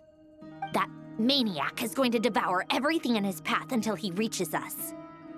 We need to find someone or something that can stop him before he does anything worse. I'll be frank. Our only hope of defeating this false god is with a real moon goddess on our side. I'm not just saying this because Columbina's a friend and I want her back safe and sound. It's just the truth. And I know that even she was no match for him when he attacked, but I don't have a better solution. We're not giving up on saving her, whether she can defeat Dottore or not. Right. Don't worry, Miss Sandrone. We're all aligned on saving Columbina. No one's trying to argue that we can only justify saving our friend because it will help save the world. This is about multitasking. We want to save both. So, she's more than just a moon goddess to you guys? Absolutely. Duh! She's part of the gang! And you are too, you know. Yes, I know. You don't need to labor the point. I knew that the moment I came running over with my documents that I was part of the in-group. I mean, if Arlecchino can fit in, I certainly can. Anyway, as for how we get Columbina back, I've been working on it constantly. But I think I'm still lacking certain information about the moon. I'd probably get there if I could continue my calculations, but the problem is, I've run out of computing power. Computing power? You mean you need more energy? No, the issue isn't energy, it's processing power. There's so much data to get through that the whole process has just ground to a halt. That's a tricky problem. René de Petrichor of the Nazissenkreuz Ordo once foretold the fate of the world. But I don't know how he did it. My guess is that he used the primordial sea's power. However, that won't work for me. His methodology was vastly different from my own.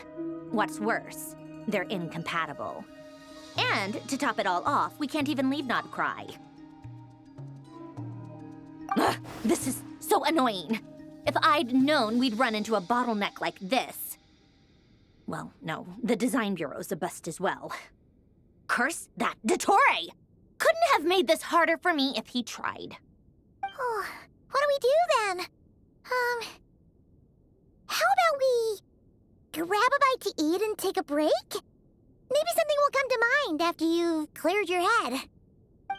You don't get it, do you? I'm trying to calculate the fate of an entire world here. And I need accurate results, not big prophecies. Where the heck am I gonna find the computing power for that? Ahem. Anyway, time to shelve the discussion on technical difficulties. Being a killjoy isn't very ladylike, after all. Either way, we've done what we can. Rest well, everyone. Remember to let us know if anything new comes up. Hat guy? Is he hinting that we should talk outside? Let's go somewhere a little more private.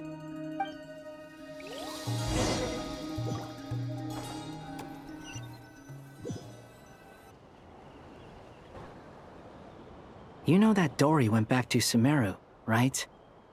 Yeah, she mentioned she was planning to head back. Things aren't looking good for Nodcry. She's gone to spread the word so that Sumeru has a chance to prepare for the worst.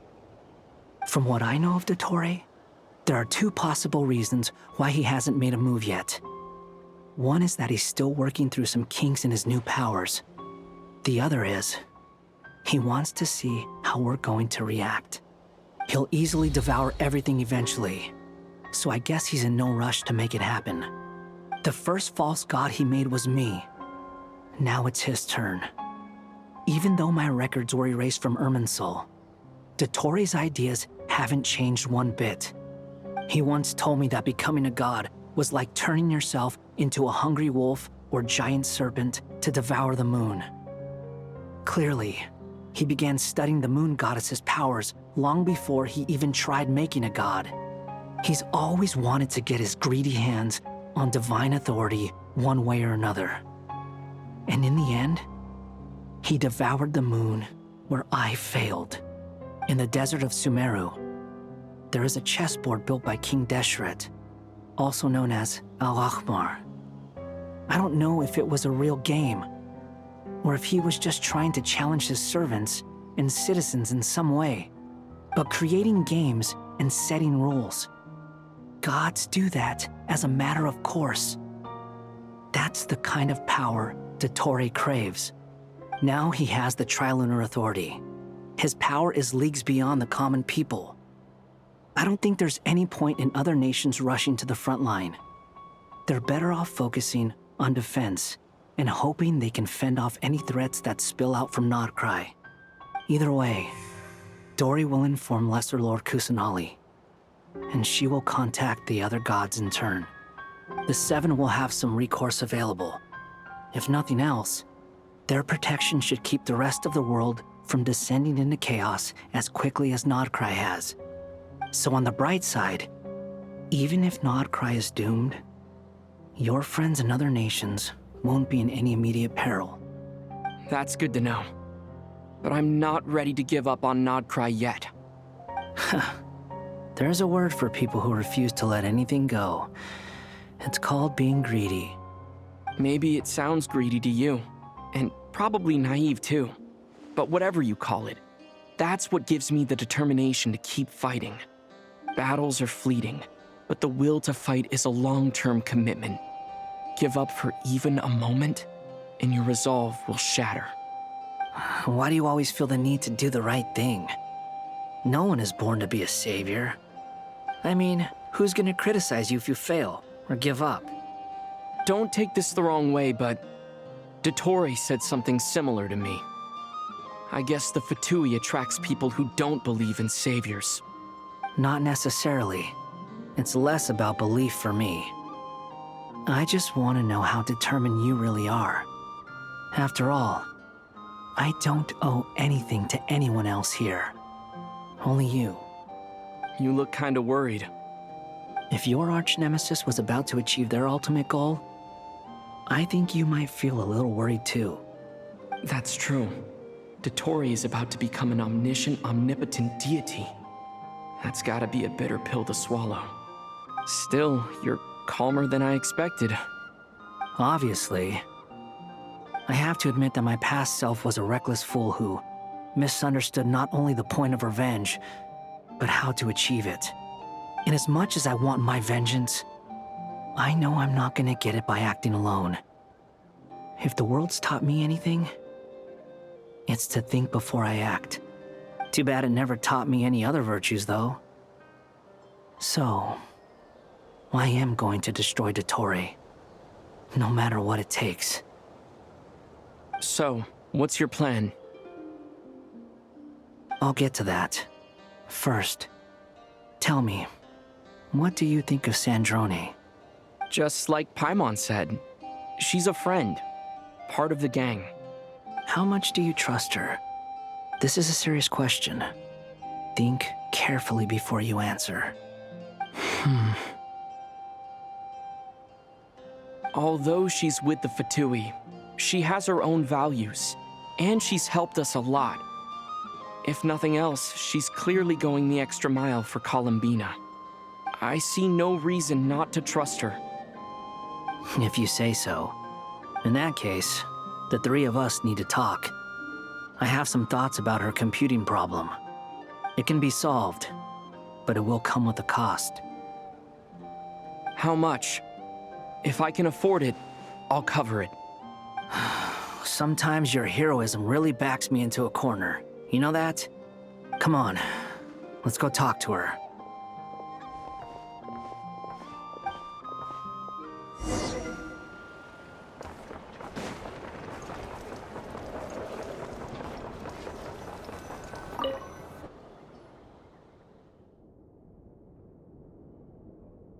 Miss Androne, Traveler. Hey there. Paimon's here too! She was just helping them sort through their things. How did your chat go? That was fast. The call only just ended. Well, you said it was urgent, so we got here as quickly as we could. Albedo, I have some alchemy questions for you. I see. Looks like my knowledge proved useful after all.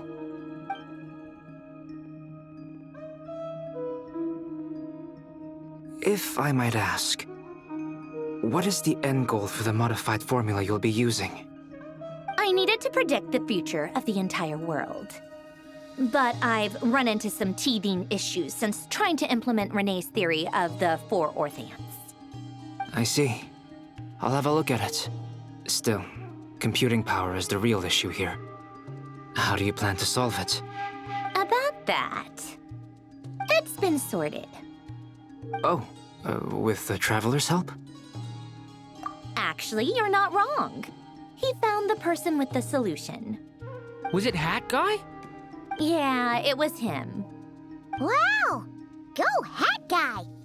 Seems like all that time studying at the academia is paying off big time. But where is he? Wasn't he the one who asked Albedo and I to come here? Come with me.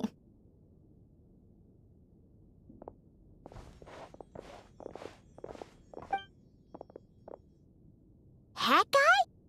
What's happened to him? Hat Guy! Can you hear us? No response. I guess he's in hibernation. Hat Guy mentioned that he was a puppet. It seems that his functions are currently shut down. I presume this has something to do with the solution to your computing problem. That's right. He and the Traveler came to see me. Wait, what? You have a solution? Would you calm down? Why do you always react so hysterically to everything? Excuse me? How would you know? You shouldn't be so quick to judge complete strangers. It's very bad manners. Oh, please. It doesn't take that long to figure out that you have a temper. Where does a mere student get that kind of confidence? I've actually published more papers than you. Not that status counts for much. Even Paimon's applied for academia admission. Huh? Are you serious? See? This is why I can't be bothered to explain myself. She recognizes no one's skills but her own. Okay, fine. I'll hear you out. So, tell me, how do you propose to solve my computing power problem? This world itself is constantly processing all kinds of information. If it's the world's future you're trying to calculate, you need a processing device that's designed to cope with that volume. Easier said than done. Only Irminsul can handle that kind of... Wait, is that what you're suggesting? But surely we can't just plug my formula directly into the ley lines. You should be able to tell that I'm not human, right? Yeah, I noticed.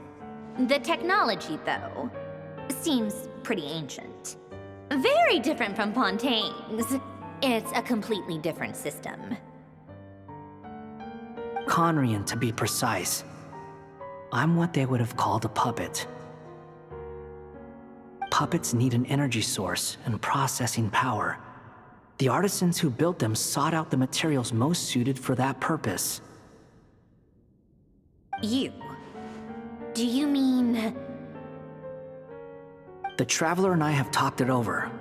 He's willing to vouch for you. So, I'll allow you to borrow my core for your calculations. It was built using wood from a silver-white tree, which makes it a small part of Irminsul. Conrian technology and Irminsul wood. Who in the world could have built you? Are you sure about this? A puppet without its core will cease functioning completely. And if it's left in that state for too long, it might not recover. You could die if you do this. You do realize that, don't you? I can put two and two together, yes. No need to rub it in. I won't lie to you. This has never been done before. I cannot guarantee your safety. Doesn't matter. I'm prepared for the worst. Did you two actually talk this through? Is he... Are we really considering this? Yes, we discussed it. The bottom line is, he trusts me, and I trust you. Let's give it a shot, shall we? Honestly, I have no clue where this kid even came from. But for whatever reason, he lent me his core to use in my formula. I'm very close to finishing my calculations now, and the core is currently in use. So I'm sorry, but I can only show you a sketch right now. This is what the core looks like. A silver-white branch. It certainly matches the legends told about Irminsul. Is Hat Guy gonna be okay? He's not gonna die, right? Right? In theory, he should be fine. As long as we put his core back in time. Beyond that, all I can say is that I'll try my best to avoid risk and make sure the core doesn't sustain any damage. I think I know why you called us here now. Someone needs to watch over his body and make sure it's protected until the process completes. Correct. He said that the only ones he trusts here are you two, and the Traveler. And the Traveler will have other work to do. He will have our undivided attention. Aww, Hat Guy. On a more positive note, things are progressing steadily on my end. I'll call everyone in for a meeting once the results are out.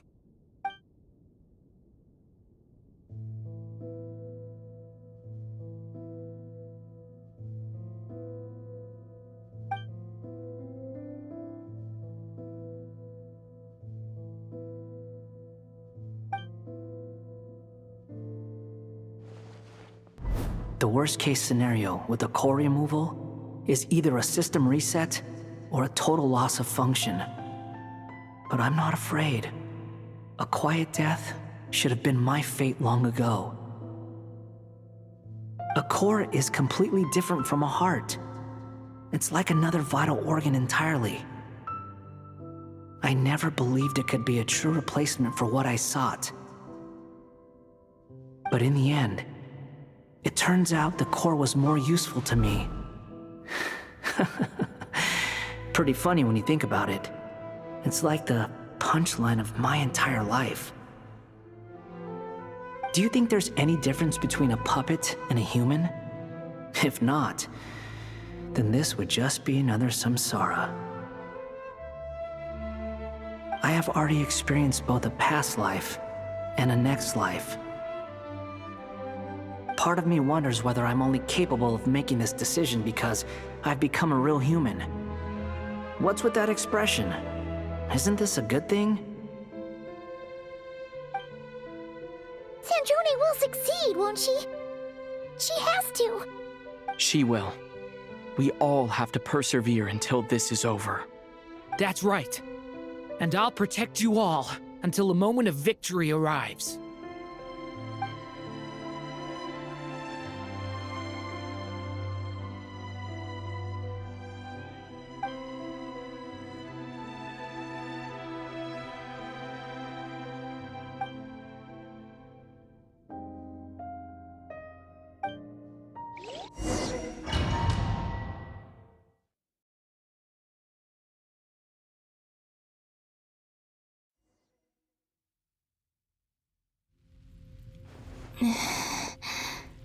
Who are you?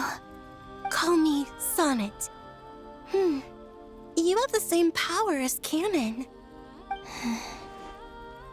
Sonnet. So, you're the goddess of the iridescent moon?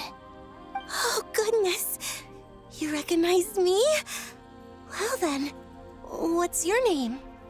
Columbina. Columbina Hyposelenia. Hyposelenia? What a lovely name.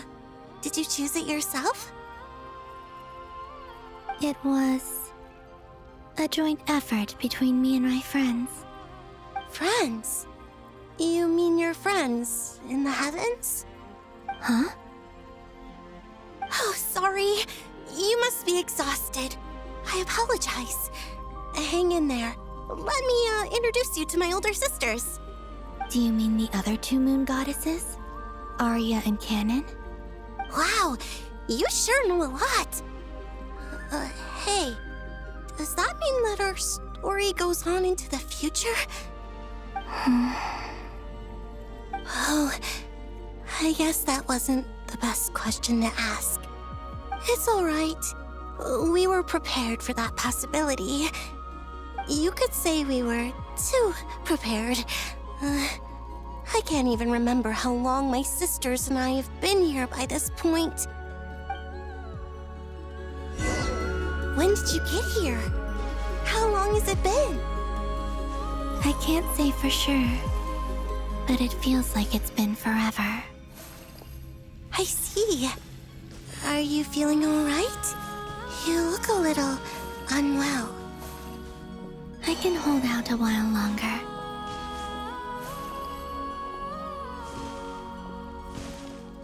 We don't have far to go. The place where my sisters and I are based is just up ahead. Don't worry, they're both really nice. I'll introduce you.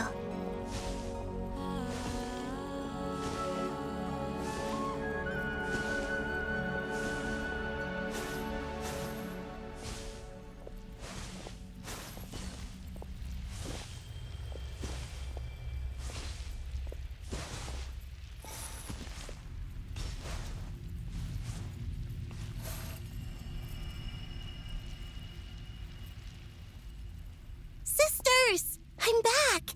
And look who I've brought with me!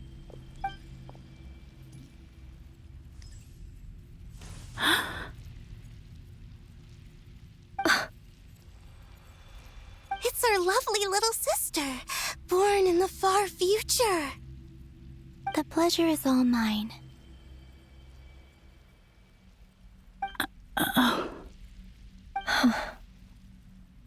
Allow me to introduce you to Columbina Hyposelenia.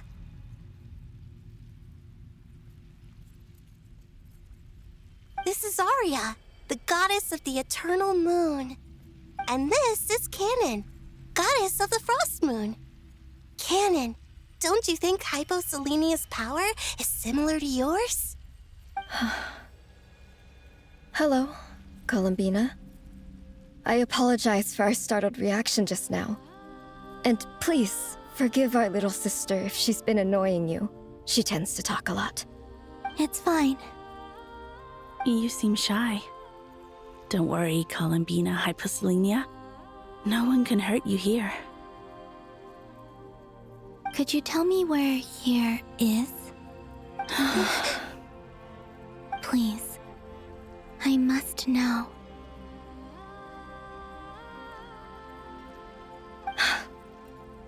My dear sister, this is where Tevat's original ruler, the Dragon King Nibelung, imprisoned the moon goddesses. What? You're scaring her, Canon. No, I'm fine. Please, continue.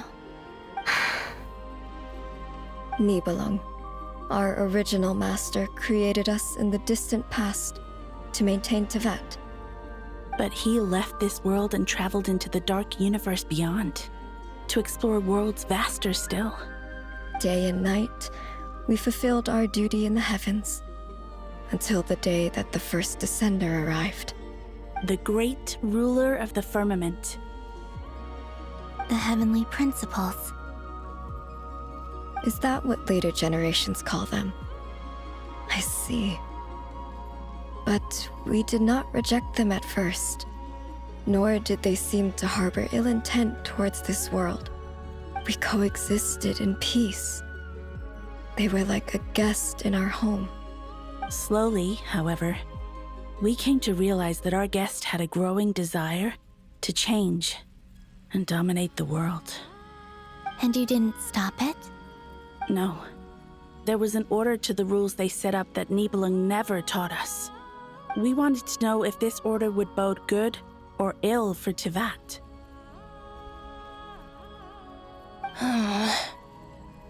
All right.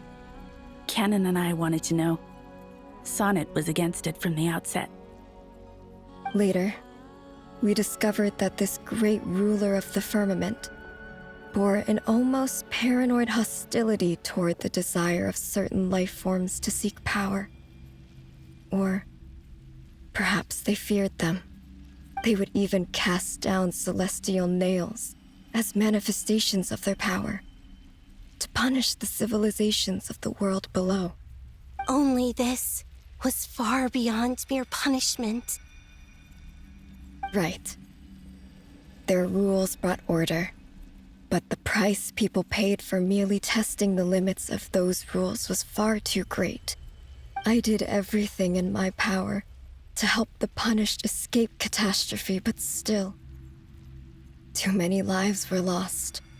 The ancestors of the Frost Moon Scions were some of the ones you helped. But just when we had decided to take countermeasures, the Dragon King, Nibelung, returned. And so began the War of Funerary Flame. So, that's the name the world gave that war in the future. Well, who won in the end? As far as I know, the Heavenly Principles won, although it came at a great cost. They remained in Teyvat, where they continue to rule to this day. And the world's original master, the Dragon King Nibelung, was destroyed. And what of the moons? Are there still 3 moons in Teyvat's skies? You can tell us the truth, Columbina. We know we are but remnants of a bygone age. We are prepared for the answer. Only the Frost Moon remains. But it has been cast beyond the false firmament by the Heavenly Principles. The eternal and iridescent moons were both shattered during the war. So death finally came for us in the end.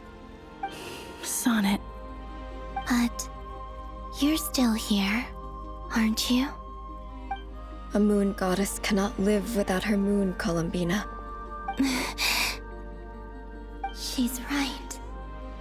That's why I began to disappear. Because the Frost Moon is cut off by the false sky. How much worse it would have been if it were outright destroyed. Our souls may endure within this lunar palace, but if our moons are destroyed, then we shall disappear the moment we depart from it. I'm sorry. There's no need to apologize to us, dear sister. If anything, we owe the world an apology. If only we'd decided to act sooner, rather than arguing amongst ourselves. all the more reason not to spend this time in regret and repentance. Instead, we should focus our efforts on how we might help our future sister. Sorry? Don't you see, Columbina, your story is not yet over. Is that not why you are here?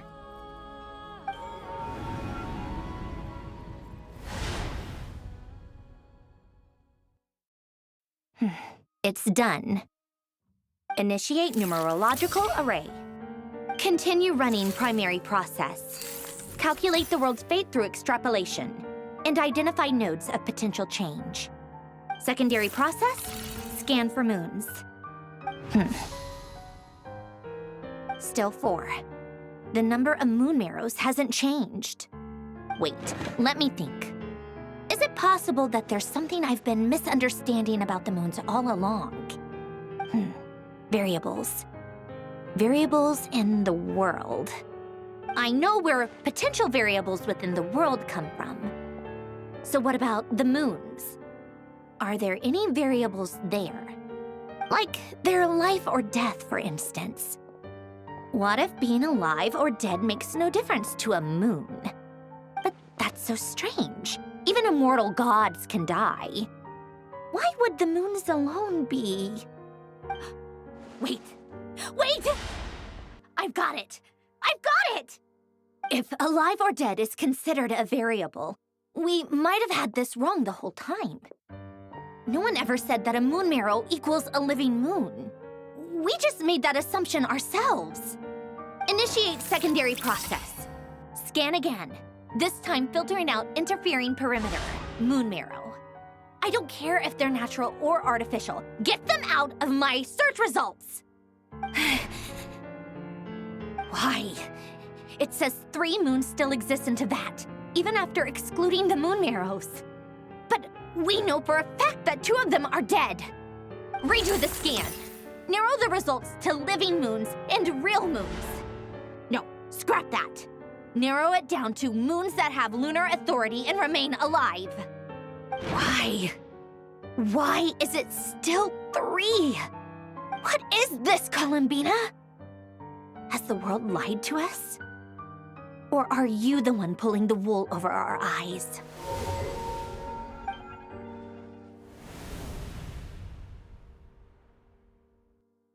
So, you think that the moon's reflection might be where Nibelung imprisoned the 3 moon sisters? Yes, it would explain a lot, such as why that space would respond to a moon goddess's power, opening the moon gate at her command. It would also explain why Miss Columbina has been unable to leave, and why time flows in reverse there. In the messages she sent, Columbina promised us she'd find a way to return, but we have no way of knowing how, when, or where this might happen.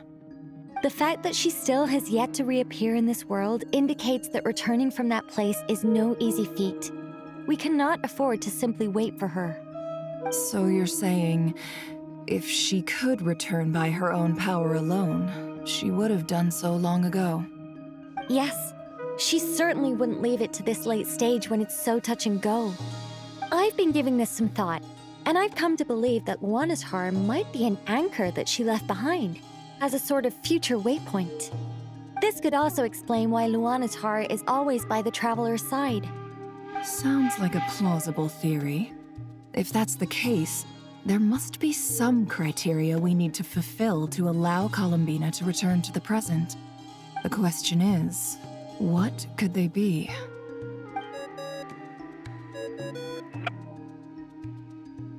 Hello? Listen up! This is extremely important!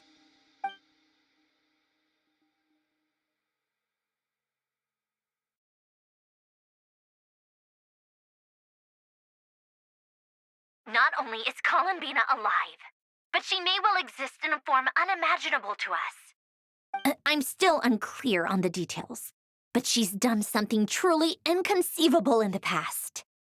And the clue to what she's done lies in the moon and Tevat sky. Truly amazing.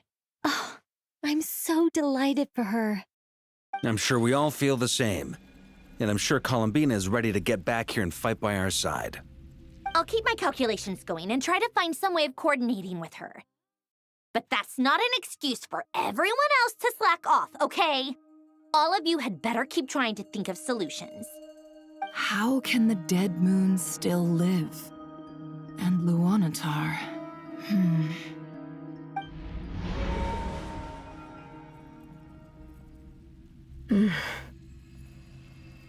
It's hard to believe that's what will happen in the distant future. Our authority is linked to the most fundamental rules of Tevat. I suppose it's no wonder that many would covet that power. I didn't realize that when you said friends, you meant people who live down in Tevat. That's so lovely. I always wanted to go down there and have some fun. Have you ever tried leaving this prison? Of course. Between us, we've tried everything. But no matter where we go, this space will eventually bring us back here. It's like the center of a whirlpool. Everything ultimately converges here, at the moment when Nibelung imprisoned us.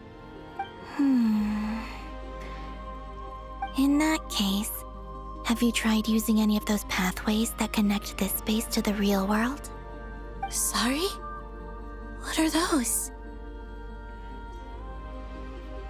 They're passages through which you can make small-scale changes to reality by using Kuvaki. Or am I the only one who can use those passages? Because part of my soul remains in reality. Kuvaki. What is that? You don't know? It's a unique kind of elemental energy found only in Nodcry, the land from which the moons arose. Oh. Well, it's true that the moons first rose up from the part that you say is called Not Cry. But there is no difference in the elemental energy between there and anywhere else. What? Could you show us some of this Kuvaki hyposelenia? Maybe if we see it, it'll make more sense. Okay.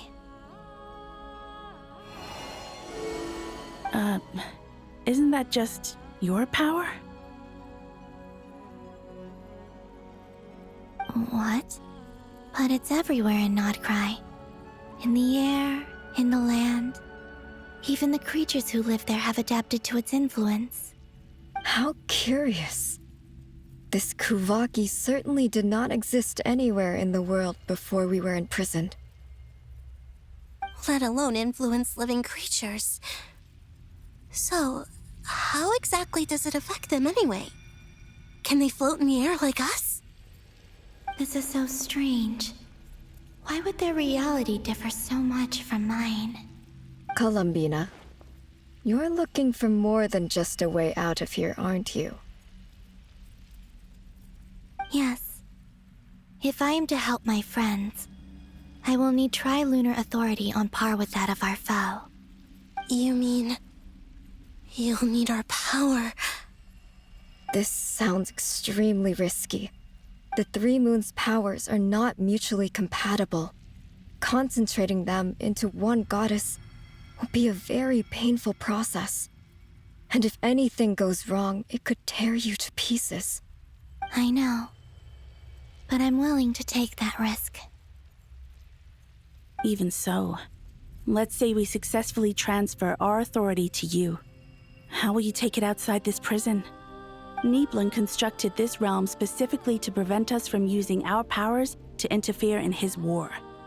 No moon goddess can leave this place alive. What if I don't leave alive?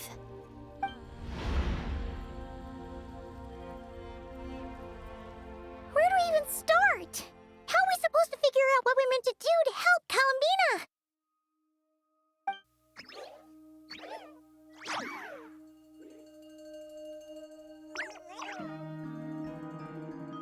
Columbina? What do you need from us? If she really got to the beginning of time in there, how do you think she'd leave us a message?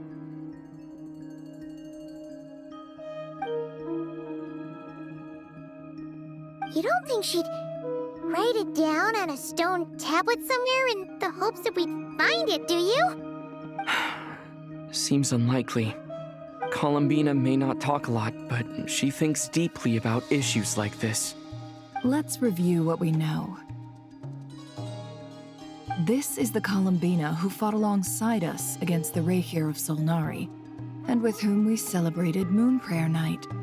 She knows our personalities, our ways of doing things, even our unique strengths and abilities. So, if she wanted to tell us something from a long, long time ago, what would she do? Oh.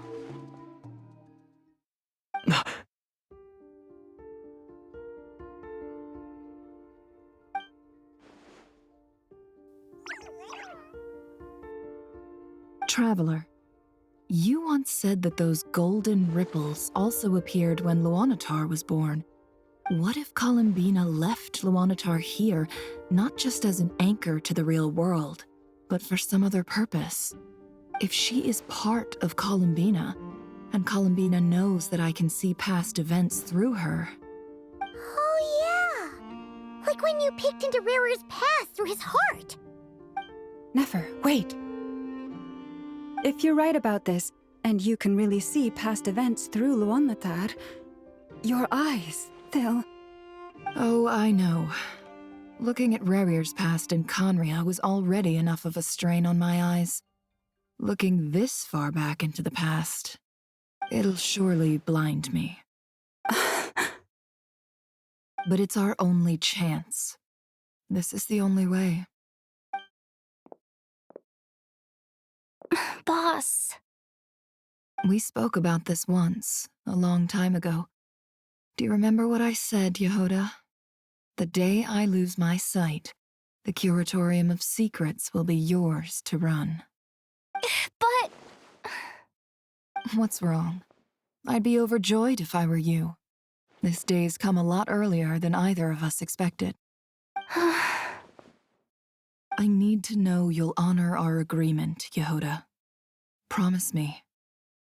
Yes, Bossnef. I promise. Are you sure you don't want some time to think this through?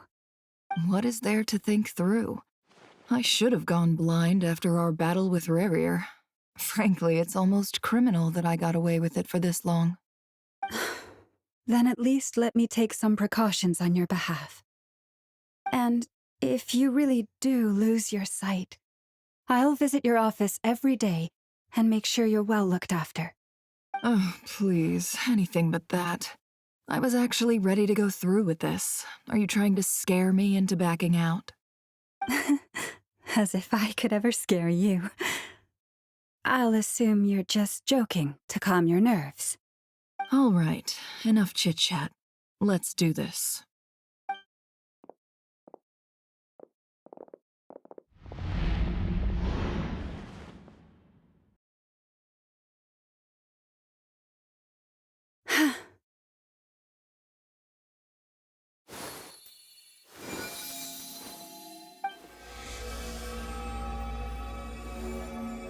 All done. Good. Now give me some space.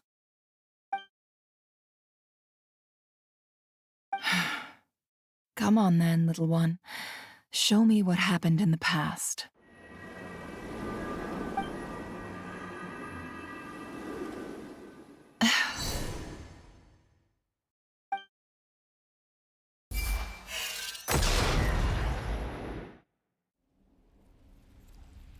Between the Trilunar Authority, Kuvaki, and the sole-surviving moon, the Frost Moon, I think I might know how to get back. But I will need my sister's help. Time to go talk it over with them.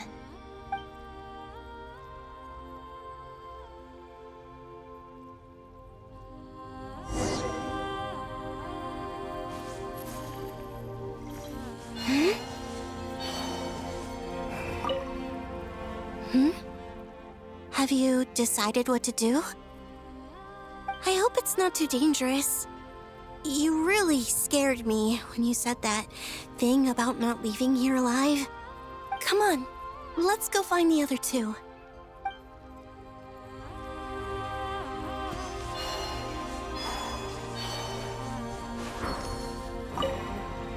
It seems you have reached a decision. I'm all ears. What do you propose?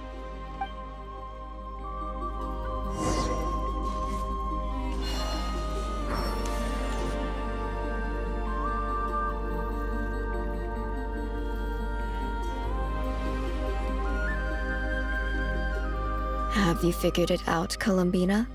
Tell us, how do you plan to leave this place? I intend to die here, in this moment, and then be reborn in the future with the help of my friends. What? What are you saying? How can the dead be reborn? And how will you inform these future friends of your plans? You can't exactly leave oracles. Nothing can escape this place. Not a single ray of moonlight. And even if you found a way, what if they never find the message you left for them? You'll... No, that won't happen. Come again? They will find my message. I'm sure of it. I'm not following. How exactly will you achieve this?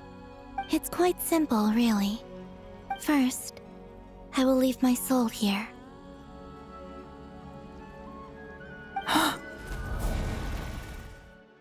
I see it. Your soul? You mean you're a divinity? Yes. I once left a portion of my soul in the future, One so small that this prison barely noticed anything. In this very moment, she can resonate with my soul across time. When the time comes, I believe that she can serve as an anchor to pull my soul from here back to the future reality. Just as gravity connects the world to the moon. Exactly. In the future, where I came from, the moon has been cast beyond the false sky, but I can still feel that it is there. In a similar way, I can feel a connection to the soul fragment I left behind even now. My friends can use it to detect my presence.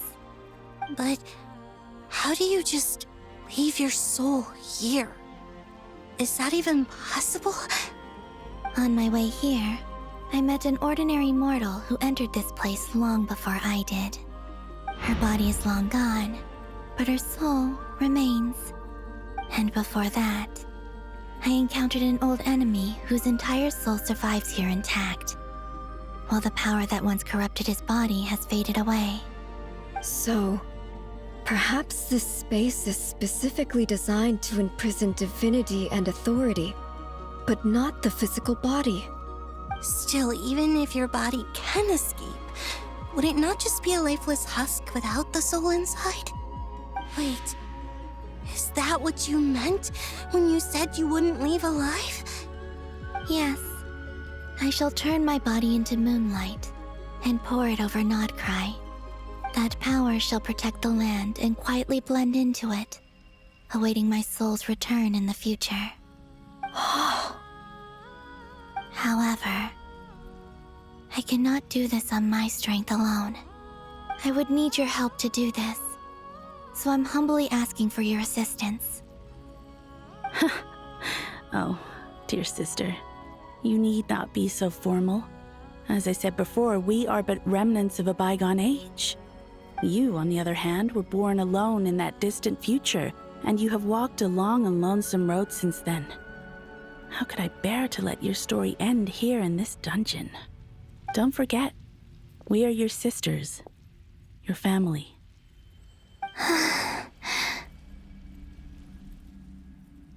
Arya's right. Actually, I've always wanted a little sister. Can you imagine how it's been for me? Getting nagged by 2 older sisters all the time. Now, I finally get to be the big sis. And not just that, but I get to help you return to your world, too. How could I say no to that? Sonnet. Canon?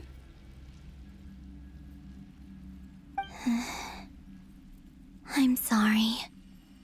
I know this is a bold request.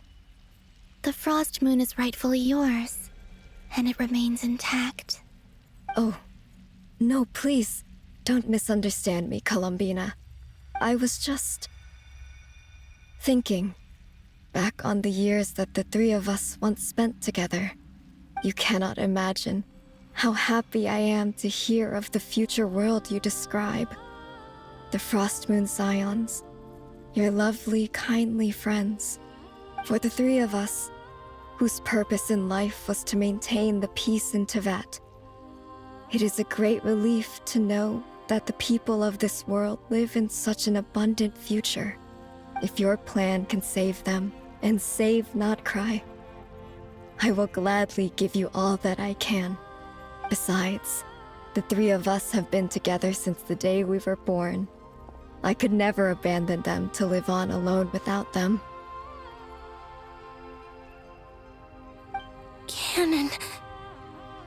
Still, I do have one question I would like to ask you before we proceed. Certainly. What is it? Why do you cover your eyes?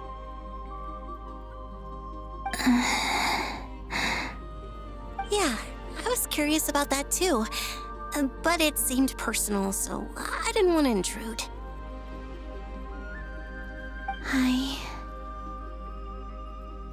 There was a time when I refused to look upon the world. I believed it was full of nothing but lies and falsehoods. I wish to hide my feelings, seal my heart, until I could return to my true home. I see. Perhaps that decision saved you from ever having to see the false sky again. But at the same time, you likely missed out on many true and precious things, like the smiles on your friends' faces. Promise me this, Columbina. When you return to the future, open your eyes, take a look at the world around you, and see your friends. I'm sure that you know this already, given that you long to return, but that is your true home. Give me your hand, Columbina. Arya, Sonnet, you too. Okay. All right.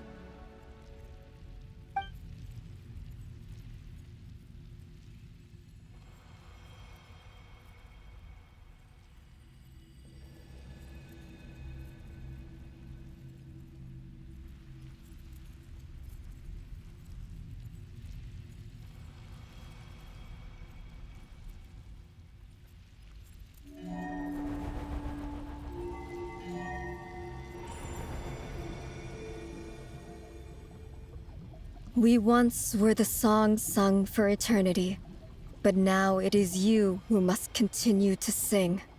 We once were the tides in the great river of time, but now we subside, and you arise.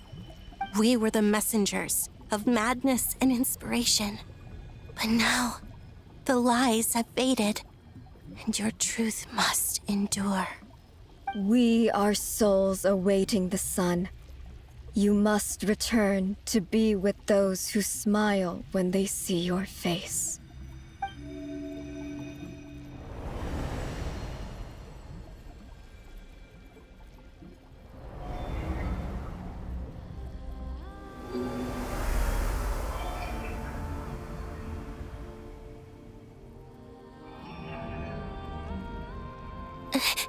Is it done? Yes. We have transferred the authority over all 3 moons to Columbina Hyposelenia. From this moment on, she is the Tri-Lune Goddess, the one and only moon goddess of this world.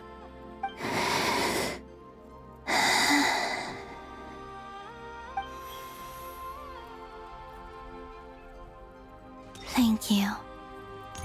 Thank you, my sisters. Now go, and do what you believe is right, Columbina Hyposelenia. Be aware that we cannot grant you the power of the 3 moons beyond these prison walls. The conflict that arose over their remains following our disappearance will still take place. I understand. Sisters, oh, my body. It feels... Now that we have given up our power and authority, our bodies are merely mortal shells. This prison is dissolving them as we speak. It's okay, Sonnet. The end must come for every god, just as it does for every human. That's all this is. The final destination of our lives. Canon and I will be by your side the whole way. We have one final request, Columbina. Could you use the 3 moons' power to send us back into the real world? Now that we have lost our powers, I doubt this space will seek to hold us further. It's just... we would like to spend our final moments together in the only place we ever called home. Of course. Gladly.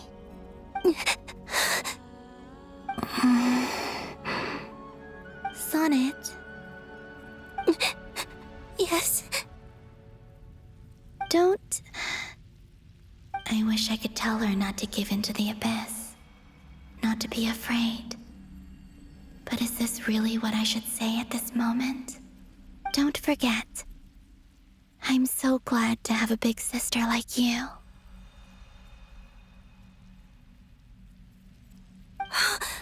No, Hypo. Thank you. I'm okay. I'm not afraid. As long as my sisters are with me, I won't be afraid.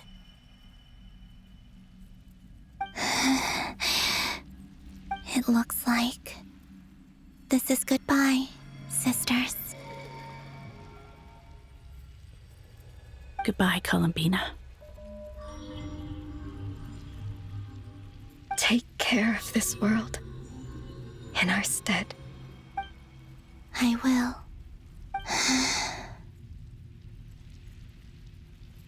And now, it's time for me to bid farewell to my body, too. May it become the moonlight that keeps Notcry company through the long years ahead. So this is why Notcry was not always home to Kuvaki. It only appeared after I poured my body out upon this land, and only this land. Kuvaki responds to me because it is me, my body, answering the call of my soul. And the golden energy I've encountered on my way here was, in fact, that very soul, which I am about to leave here to guide me. O power Trilune, eternal moonlight. I, Columbina Hyposelenia, lay aside my body. Let it be cast into the dark night to illuminate the future. May it be a companion to all who dwell beneath the moon.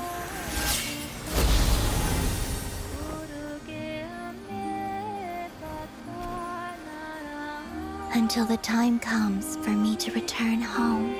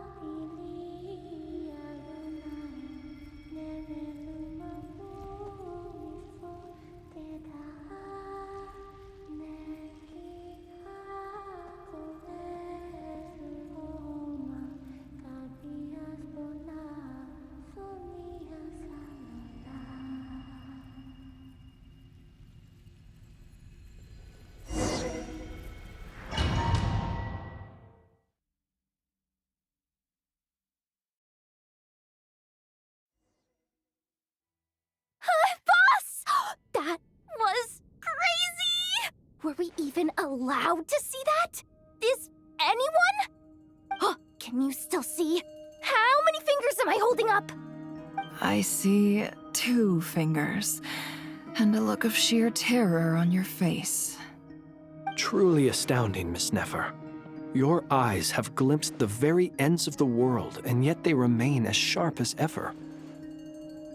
Or is the credit for this miracle due to Miss Lauma? It seems that even time itself is no match for your medical skills. Surely you jest, Mr. Flint. I suspect we have Columbina to thank. She must have realized the immense toll that the ritual would take and purposely set aside some of her power in the past to protect Nefer's eyes when this moment arrived. There is always a great price to pay for witnessing the truth, but it seems that this time, Columbina has shouldered that burden on our behalf. She chose the perfect method of getting a message to us. Though her eyes were always shut, she was clearly so perceptive. She knows us well. She knew exactly how we would think and what we would try. Despite being separated by time and space, we're seeing the same possibilities and seizing the same opportunities. We still don't even know if she's okay right now. But as long as there's a chance we can do something, we'll fight to make it happen. We'll get you back somehow, Columbina.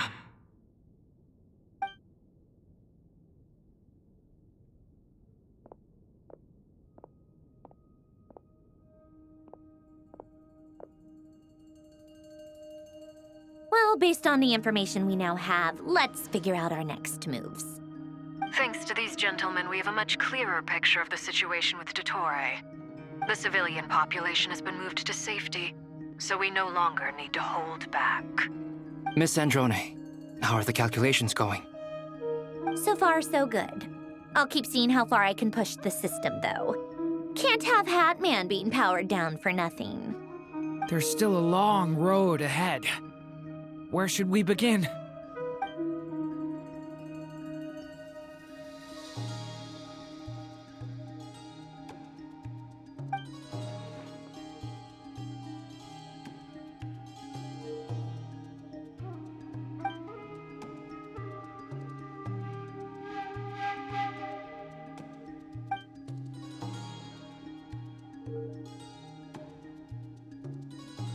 Our plan is clear. Time is short, so let's get moving. There's just never enough time, is there? Time is the bane of my existence. Ugh. Anyway, I'm gonna get back to work. All right, we'll do our part too. Yeah.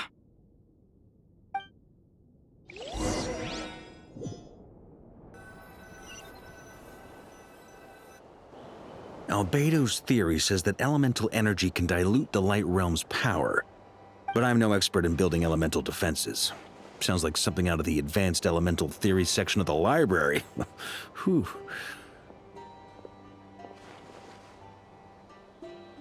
You seem quite troubled. Well, yeah. I mean, who doesn't get a little flustered when they're completely out of their depth? You were the very picture of confidence back when you approached the Hexen Circle. Yeah, I could have been faking it through that whole meeting for all you know. Who's to say I'm not just a ball of nerves in a charming and gregarious package? Oh gosh, really? I'm so sorry, I had no idea. Well, you're all the braver for it. Still, I was much more in my comfort zone than I am here. At least in Mondstadt, you can cry for help from a cliff top and actually stand a chance of summoning Barbados himself. Things have never looked bleaker than they do now. If we don't pull this off, Tevat's doomed, isn't it? Oh, you think so? Actually, yes. Yes, it probably is. It's a shame. Don't put too much pressure on yourself. Tevat has faced annihilation many times in the past, but it also gave us you, didn't it? Hey, don't give me that. It's not like I'm anyone special. I disagree. Every human born in this world is special. We angels have always believed that. In that case, this humble human being has a big favor to ask of you. I thought you might say that. I'm sure Alice, in her great wisdom, sent you here precisely to help us in this difficult time, yes? Well, that has less to do with her wisdom and more to do with my power. Of course, of course. Well, the thing is, these elemental defenses we're about to build, I don't think it's a question of if they'll fail, but when. Durin's findings from his patrols make it clear that Dottore is constantly expanding his territory. First it was his lab, then the design bureau, and now this. It's not realistic to completely stop him encroaching on the rest of Nagcry. Rather, our goal should be to stall him for as long as possible. If Miss Androne's calculations are correct, well, they're the closest thing to certainty we have in this situation, so let's assume they are. Anyway, her calculations suggest that our best hope for victory lies in Miss Columbina's return. It's up to us to slow Dottore's advance and buy time for her to make a return. Are you asking me to help you with building the defenses? No. I'd like you to prepare for what comes next. When he eventually reaches us, we will have to fight him. You were an angel once and a mage now. I'm asking you to lend us your protection. Oh. Can I take it that you're triggering the terms you fought for during our three-way talks? Well, technically those terms were about protecting Mondstadt. But if you're happy to agree to the change in location, then yes, let's do that. You're cashing in on this much sooner than I'd imagined. Well, yeah. The way things are going, I might not get another chance. Very well. The mages have heard the knight's plea, and we will respond. To tell the truth, Alice and I had already discussed how we might help you all, so I didn't come empty-handed. I always like to be prepared.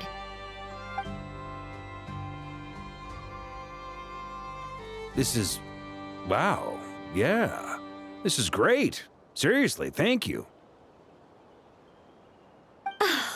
It's been many long years since I had a chance to dazzle humanity with a little divine intervention. To humbly serve as a reliable and responsible guide. Anyway, Knight of Boreas, please accept this gift in recognition of your great virtue. Go now. May the angel's blessing deliver you safely to your destination.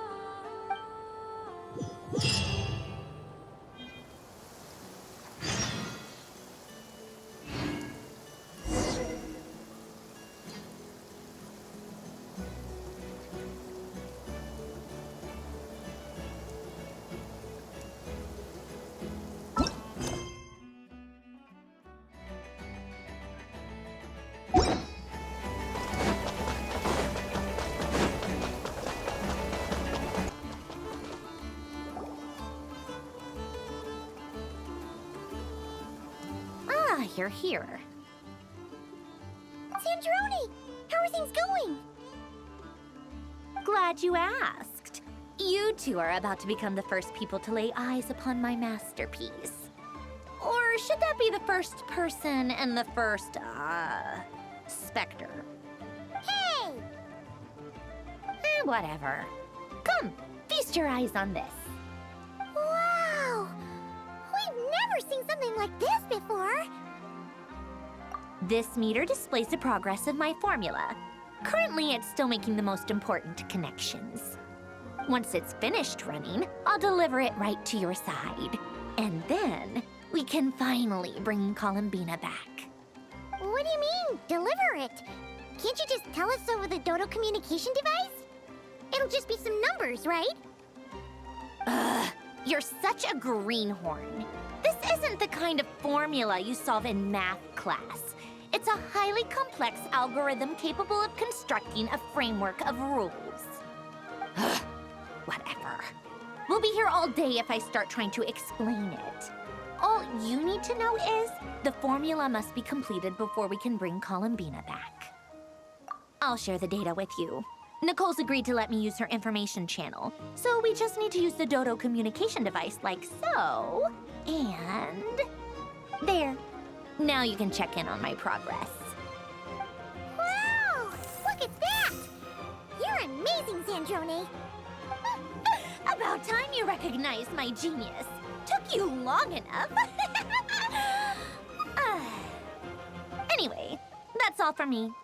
You should check on the others if you have time. Make sure we don't have any weak links in the chain. That might sound harsh to you, but close supervision is a common practice in the Fatui. Not looking to catch anyone out. I just care about everything going smoothly. That's all. I'm kinda stuck here while the formula's running, so I need you to be my second pair of eyes in the meantime.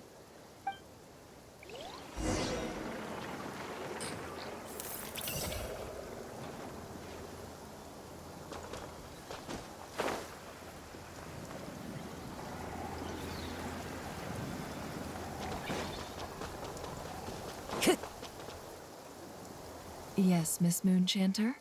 What are you staring at? You always address me in the strangest ways. Lady Moonchanter 1 minute, Miss Moonchanter the next. Yes, and? Are either of those incorrect? Not as such. It's just that I simply call you Nefer nowadays. Uh-huh. That's my name. What's your point? The point is I don't add any honorifics or titles. Meaning what? That maybe we're on friendlier terms now than we used to be. Is that how you see it? And I thought I was the one with eye damage. Never! Wilma! Paimon, traveler. Just swinging by to check in on you. How are things going? Did you manage to get some rest? Don't worry about me. I won't slow us down. And I give my all to ensure our victory. Ah, yes. Allow me to give you two a quick checkup. All done. You're both in good shape. You're welcome. You'll have your work cut out for you in this battle against Dottore, so make sure to get some rest in first. Paimon will keep an eye on him, don't you worry. I'm glad to hear it. Take good care of yourself too, Paimon. Sure thing.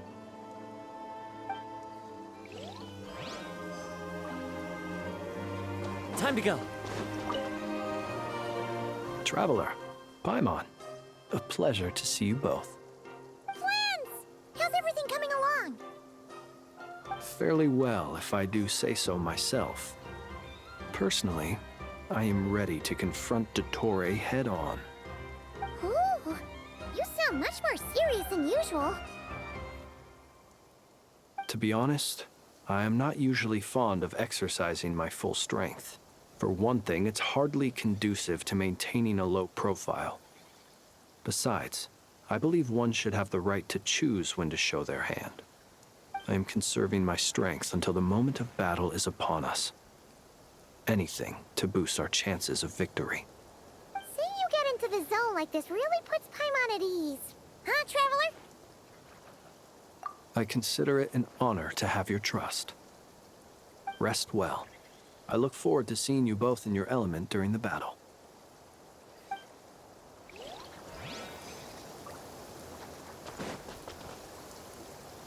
Thankfully, Miss Nicole has come to our aid.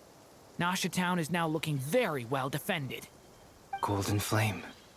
Yes, that's Nicole's power, all right. Based on the latest message from Grandmaster Varka, it sounds like they've reached an agreement.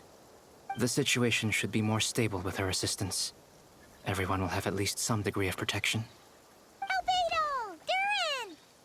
Hello there, you two. Are you well rested? That's good to hear. As per the plan, Albedo and I will be in charge of Nasha Town. As Dottore's energy field expands, it's creeping ever closer in that direction. But we will do our best to hold our position. We fought side by side many times before, and always with great success. I believe this time will be no different.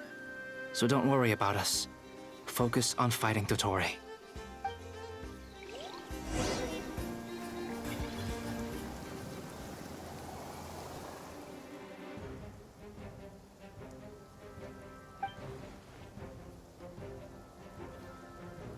Here they come. That's quite a horde. As we expected. Get ready, everyone. Take your positions and prepare to engage. Let's begin. I'm at the ready.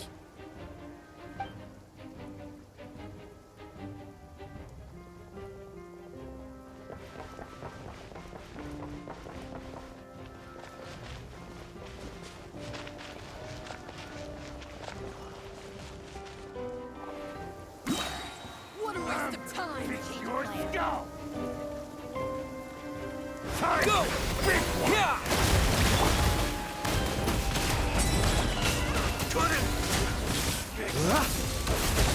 Be silent.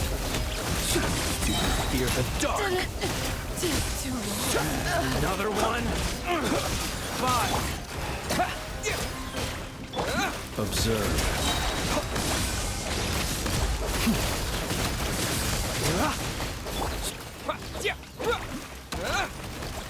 Water jet!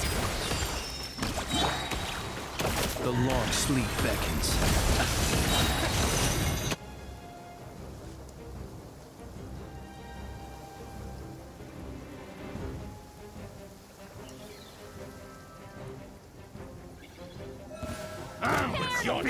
Forest, protect us. With one heart, seek within. Kinrad, these creatures cannot stand against us. Oh, fighting talk. Just don't let your guard down. That goes without saying. I'm hardly the risk taker in this group. Excuse me? The deception ends here. For the everlasting forest.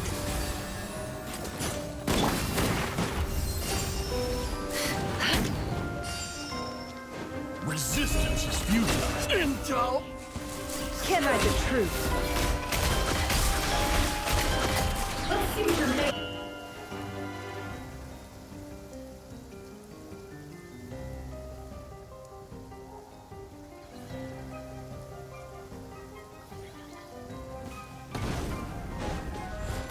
Feel this ancient power. Leave it to me! The story has only just begun!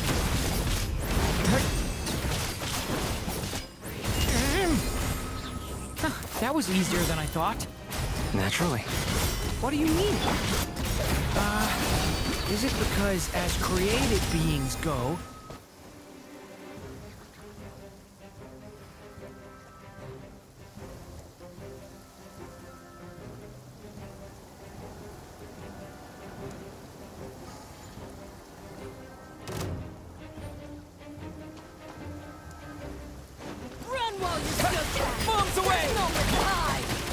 Poor lost land, by the frostman of old. No more lies. Seek within. People have always used fire to drive away wild beasts. Wouldn't a lantern work just as well? You read my mind, my dear friend. I was just about to say that. All right then, dear friend. Bring the light. It all falls into place. Can't hide the truth. No more lies. Leave this place with one heart. Be silent. Close your eyes.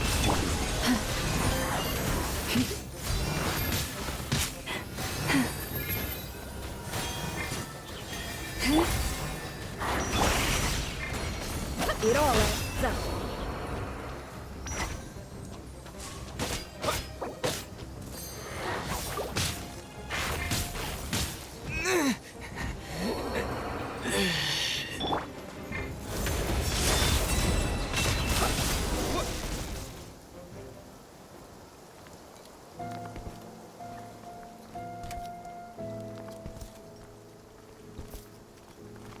You're looking well.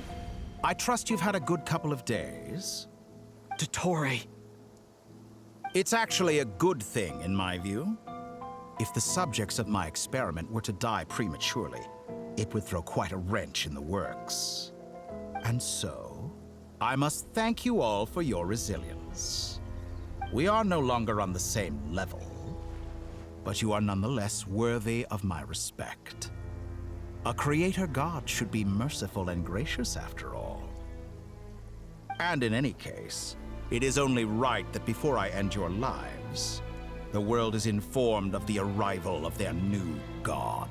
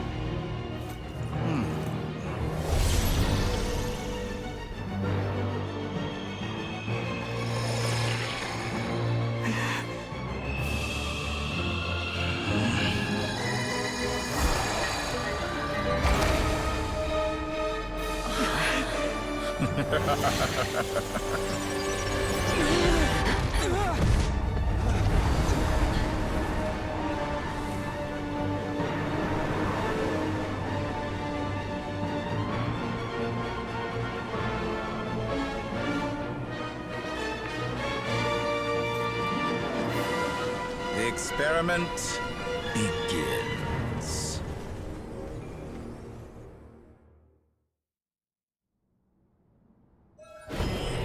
With the marrow of the three moons in my hand, behold the false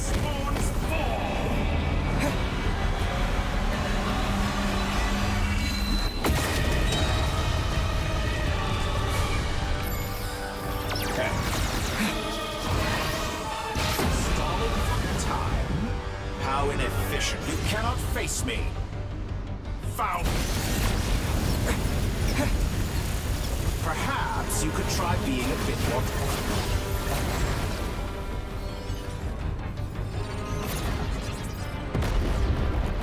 Stalling for entry.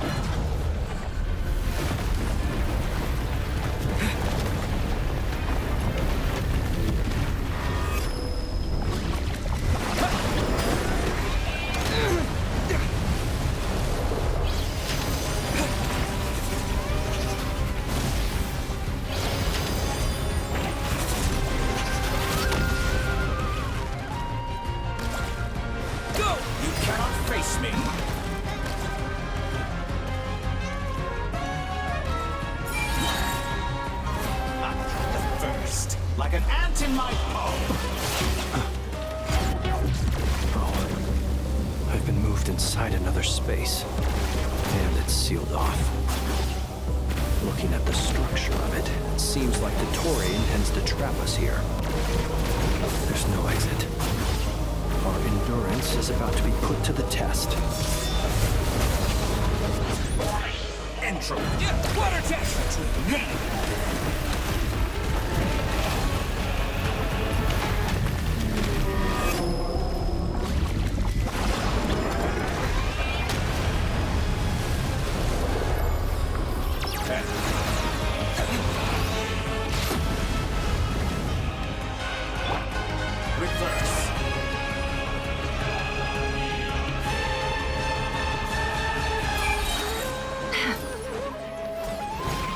No more lies. The deception ends. For the everlasting forest.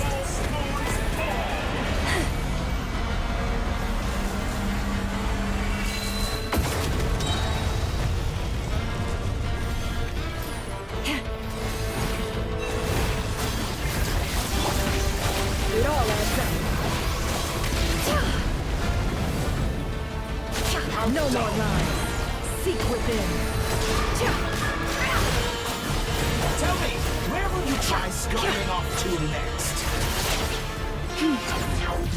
Looks like Dottore has opted for a divide and conquer strategy. But we will not allow him to triumph. Now, I shall pray for our victory.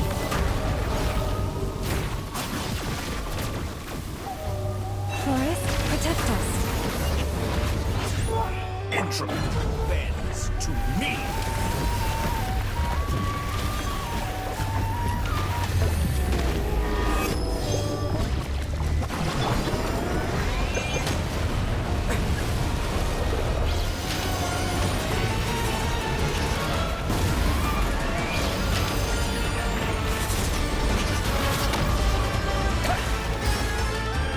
Did you honestly think that would hit me? That's more like explosion. Can't hide the truth. Found. Moon's remnants.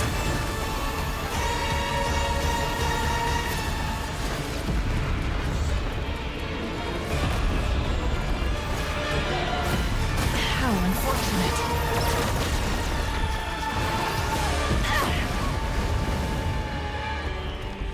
Entropy. No more lies.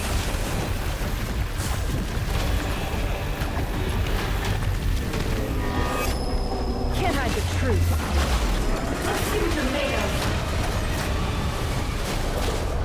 Be annihilated. That which cannot stand against me. What's this supposed to be? A knockoff version of the space Columbina got trapped in? There really is no way out.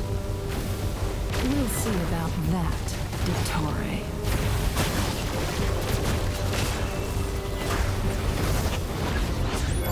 My apologies. I had not intended to take your teammates from you. But you have a choice in the matter. Obey, and I can release them. An excellent deal, if you ask me. Won't you consider it?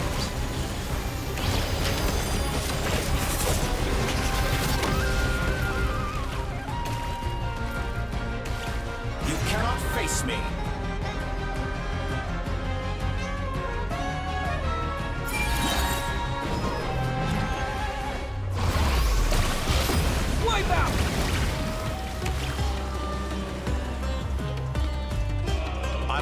you've been working on some little tricks to surprise me with, but it appears that none of them have come to fruition. My guess would be that you're trying to bring Columbina back. But then, where is Sandrone? Or are you trying to buy time for her? I always found their friendship to be a curious phenomenon. Two highly incongruent personalities, and yet they share a deep connection. Speaking of Columbina, I once saw her as like a younger sister. We got along quite amicably while she was with the Fatui. But then one day she suddenly decided she would refuse to take part in any further experiments. To this day, I truly don't understand what I could have done to upset her so much. It's such a pity. I could have had a sister, a family. But alas, she grew to dislike me. You're not fit to be family to her. That I can't deny. So many people, all obsessed with playing out the same tired old dramas. This world is rotten to the core. And then there's you. You had every opportunity to reach the right conclusion. The thought of killing you off like this? But I maintain that I approached you in good faith, so I will offer you another chance. Will you work with me? You have until I count to 10 to make your choice. 1, 2, 3. Not in a million years.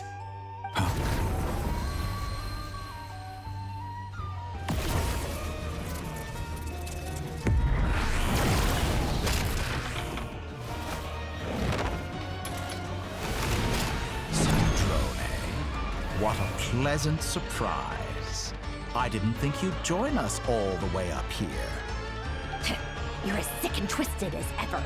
Don't fool yourself into thinking anyone's grateful for the chances you're offering them. Sandrone, but the formula hasn't finished running yet.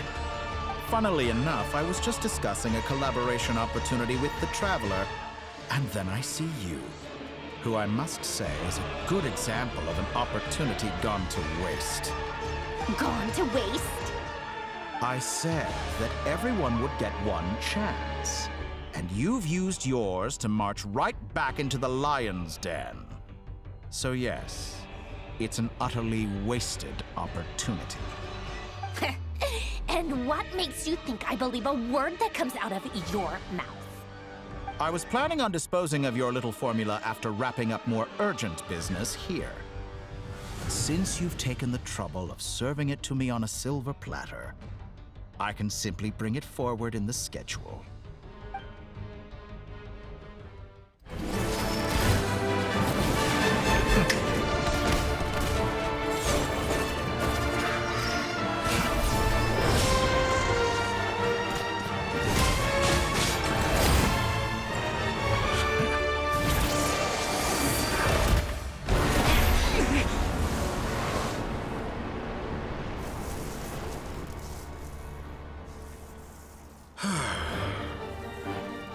Is this your life's work? This piece of trash?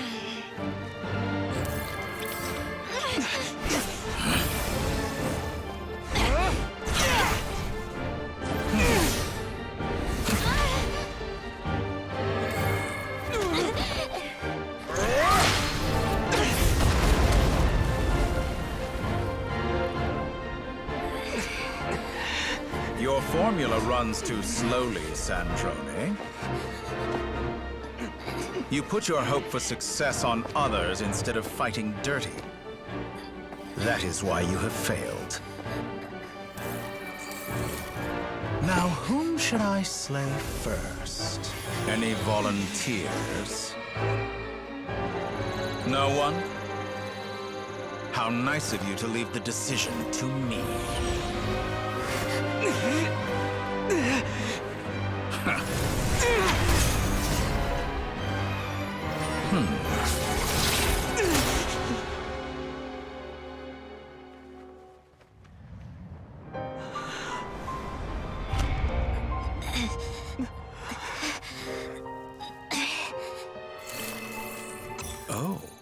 How unexpected.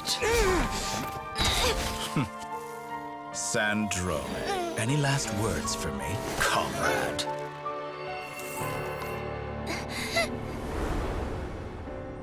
Is there anything you wish for? Not really. But I've always known what I don't want. Go to hell, Dottore.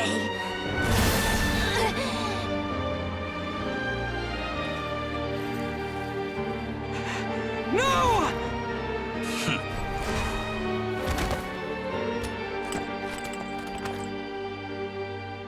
And now, you have failed.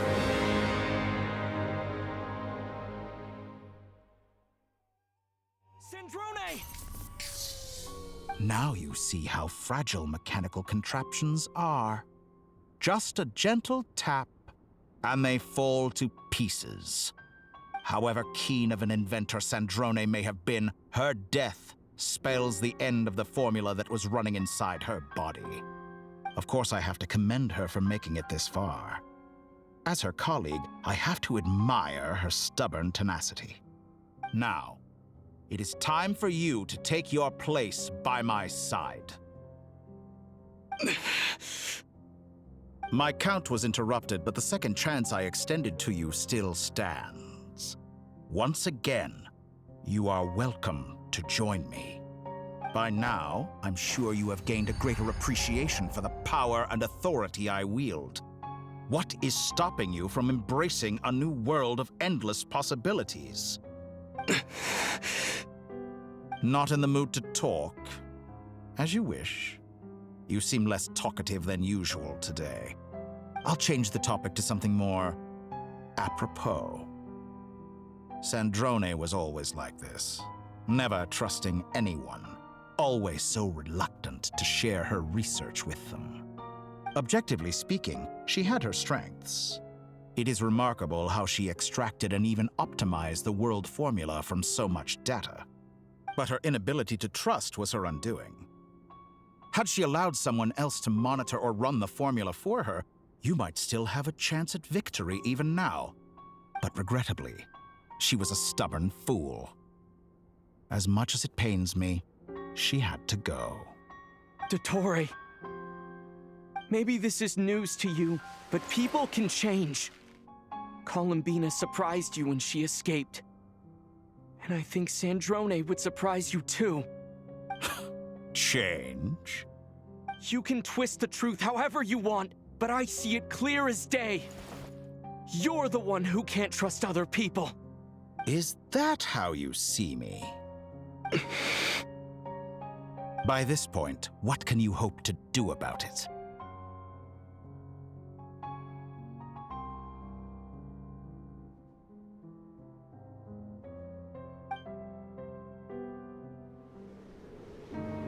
It is pointless to fight on. You've already lost. Wrong. You can't win this, Dottore.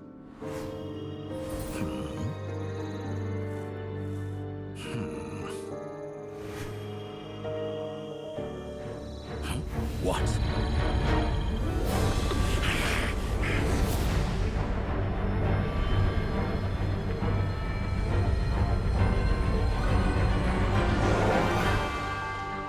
My formula can get us 90% of the way. It will connect you to Columbina. Then, I will bring the formula's output to the Traveler's side. For the last 10%, do whatever it takes. Just bring the moon down.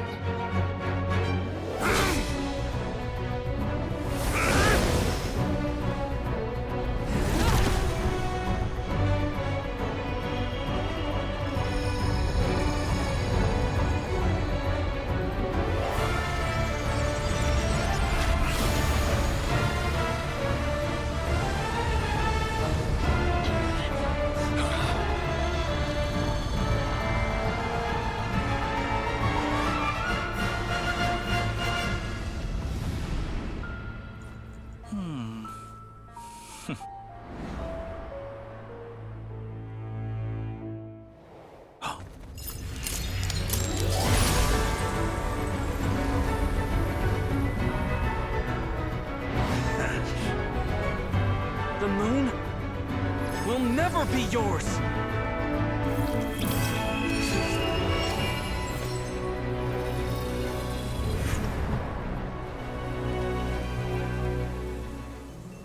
I turn my body into moonlight and pour it over Nodcry. My soul, I leave here to inform my future friends. Lastly, I will hide the Trilune Authority within the Frost Moon. And when my body, soul, and authority are reunited, finally... Columbina!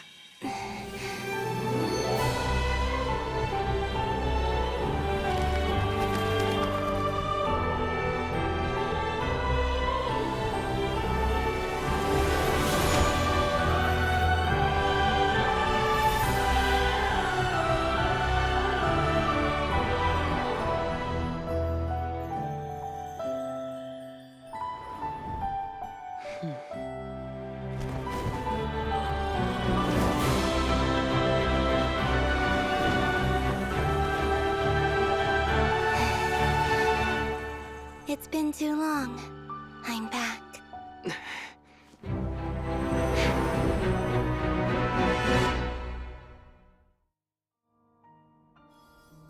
Stay That's focused more on the battle, Traveler. What a touching reunion.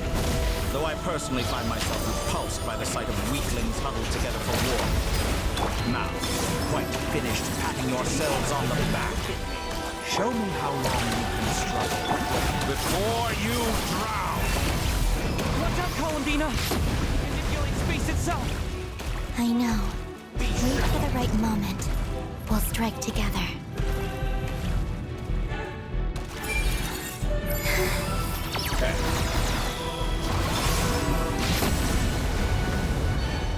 How dumb. Go! Launch away! Water jet!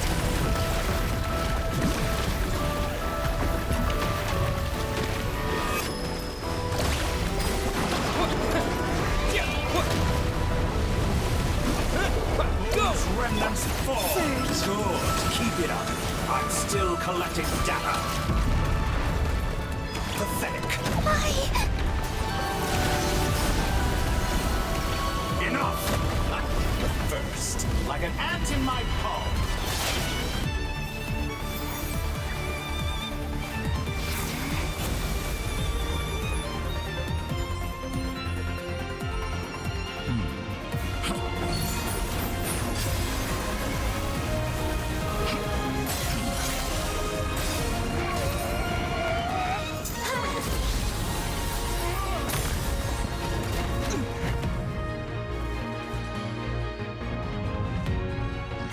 You the new moon's blessing. The new moon shines upon you. I am growing weary of your speech. It's over, Dottore!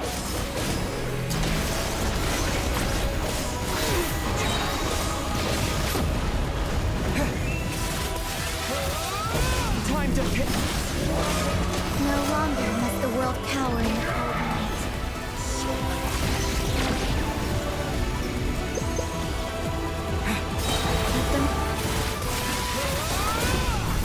Is not yours to command.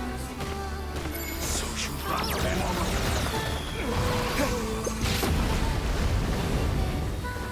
Everlasting.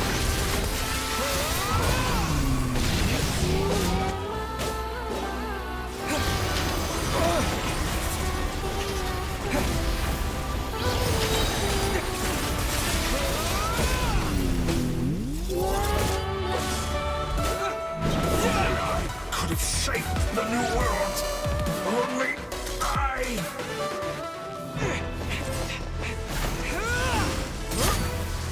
Willfully blind. How can you be so satisfied with your fate?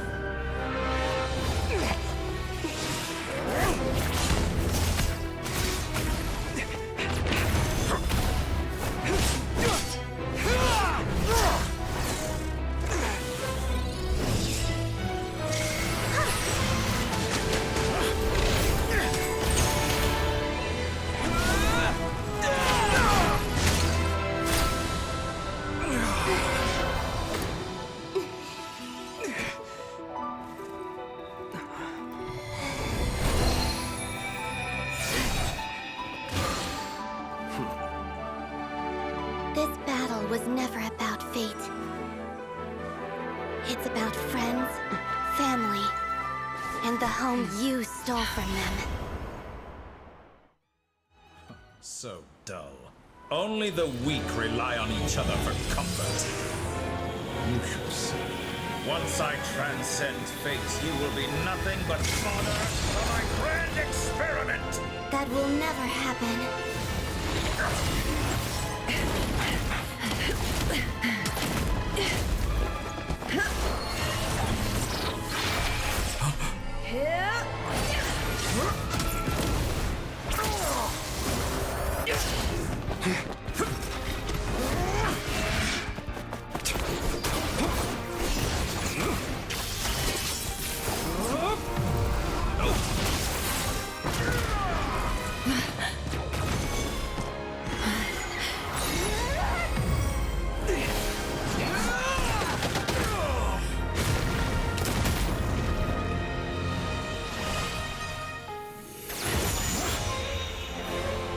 Today, the moon lights up this world once more.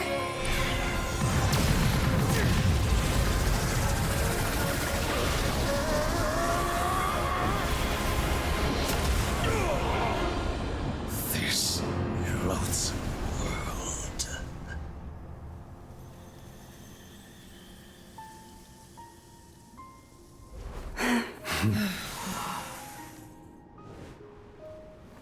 No, this world is our home.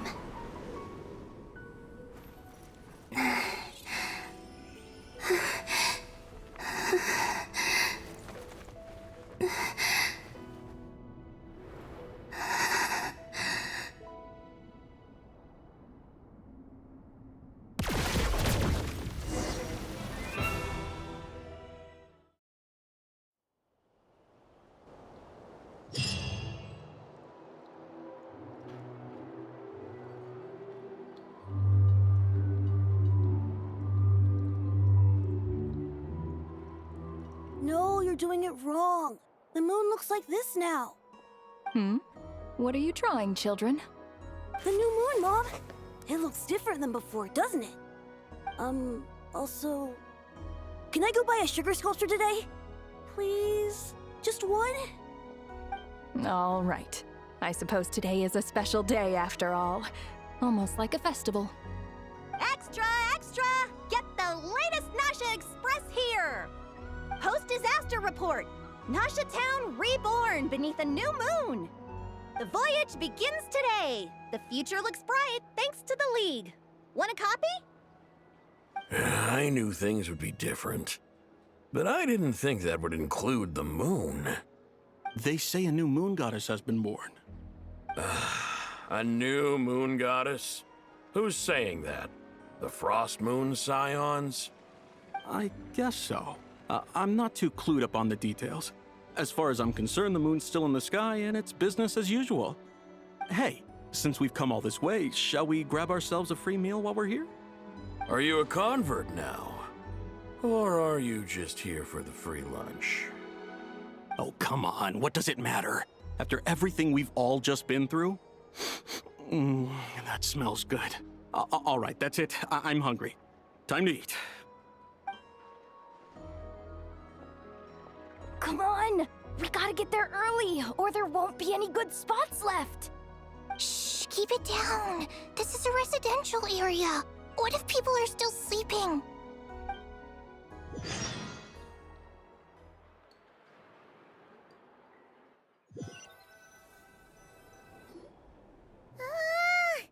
Why is it so noisy outside? It's okay. Paimon was pretty much awake anyway. It's been so long since we last had a chance to relax, huh? Feels like time is moving slower than usual. What about you? Did you rest well? Still winding down from everything that's happened? Or are you wondering how our friends are doing? Or is it about what Dotori said to you? Okay, if you say so. But don't push yourself, alright? Let Paimon know if you need to talk. What we just went through was a lot. It's totally normal if you need some time to get back in your groove. Luanatar disappeared after Columbina came back. Apparently, she was part of Columbina's soul or something. Still, Paimon kind of misses Luanatar somehow. But anyway, you did great. So did Paimon. We all worked our butts off to contain this disaster, and in the end, we made it. So, chin up, Traveler. You should be proud of yourself. Hey! Don't poke fun. You should be glad that Paimon's growing as a person.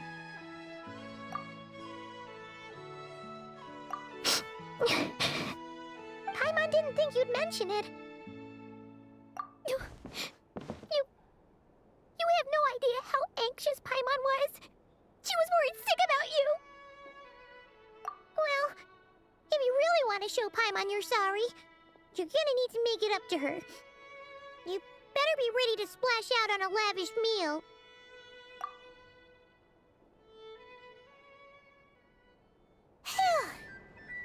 Okay. Paimon's full now. Huh? Oh, well... Hey there, Traveler and Paimon. Good morning. Morning, Yehuda. Here for some breakfast? Oh, I've already eaten. Just need some water. I was mostly worried you might forget what day it was today. So, I came over to remind you. Careful there, Paimon. Too much food will make you drowsy. Don't let anyone catch you hiding at the back and nodding off during the League meeting. You should probably be saying that to Aino. She's the baby of the group, if anyone. True. You know, I'm surprised that all these competing groups are actually coming together to try to solve things together. Definitely a first for Nodcry. Well, nothing like a region-wide calamity to bring people together. After that, surely even the most self-interested people have to realize that going it alone isn't worth the risk, right? Try telling Boss Neff that. She's not exactly convinced that people are gonna get with the program. Really? But if she's so pessimistic about it, why'd she agree to be the Curatorium's representative in the League? Probably 'cause even though Unity sounds like a pretty far-fetched idea, the benefits it would bring make it worth a shot. I think things will work out, though. I swear, Nodcry feels like one big family now with everything that's happened. More than it used to, anyway. Paimon's with you on that one. And it seems like plenty of other people agree, too. Just listen to the bustling streets. All right. Everyone's been rebuilding these last 2 weeks, and the evacuees have been coming back in droves. Life's slowly returning back to normal. Which means my workload's probably gonna shoot back up. Were you about to head out? There's still some time before the ceremony begins, you know. Yeah, we were gonna take a stroll around the square and say hi to some friends first. Sounds good. See you later then.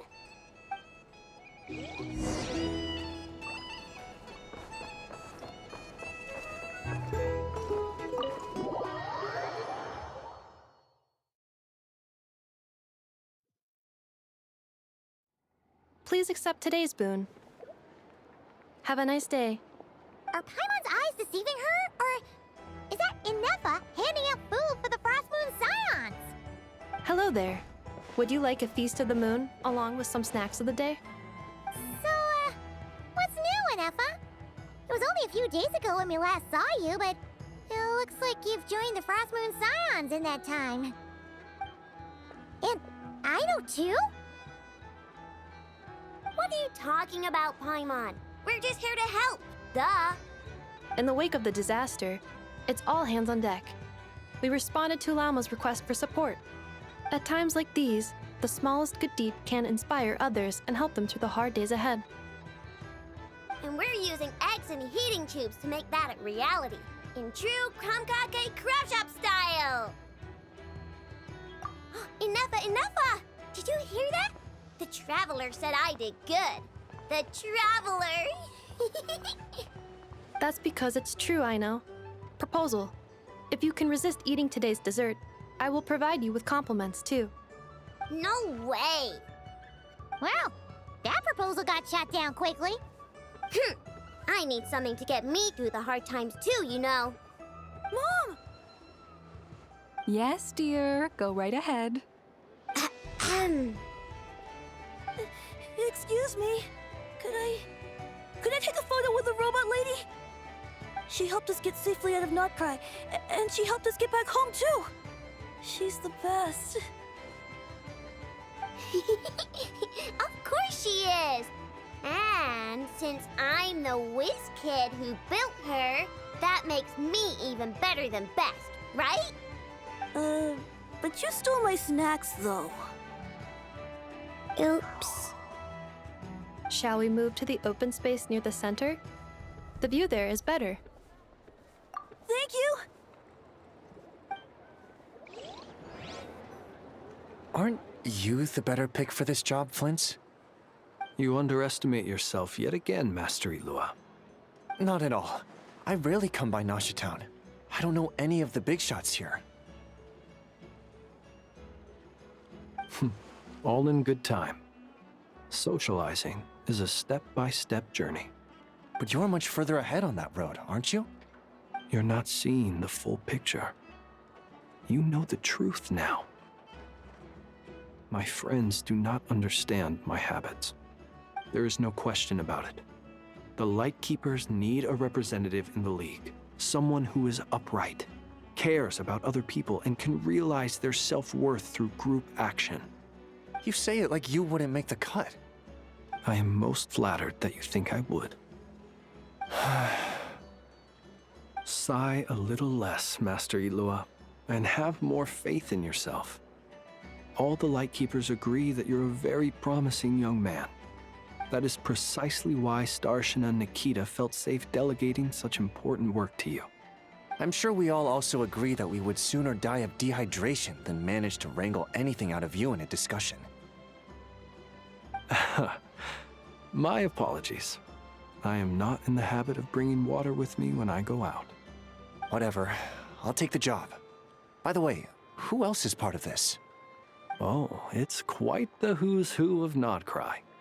There's the Moon Chanter of the Frostmoon Scions, the boss of the Curatorium of Secrets, a representative of the Voynich Guild, and even someone from the adorable Krumkake craft shop. I'm sure you will find speaking with them to be a genuine pleasure. If you say so. I've never done this work before, so I'm honestly a little scared of making mistakes. But I'll do it. Not only is it our duty as Lightkeepers, but because I want to make Notcry a more welcoming place. An admirable attitude to take. The beacons are lit, Ilua. We're but one step away from breaking through the blizzard. We have the chance to band together and build our shared homeland into an Elysium. This is unprecedented for Notcry. An opportunity not to be missed. Yeah. You're right. I'll do my best. Quite a few familiar faces have arrived. Let's go, shall we?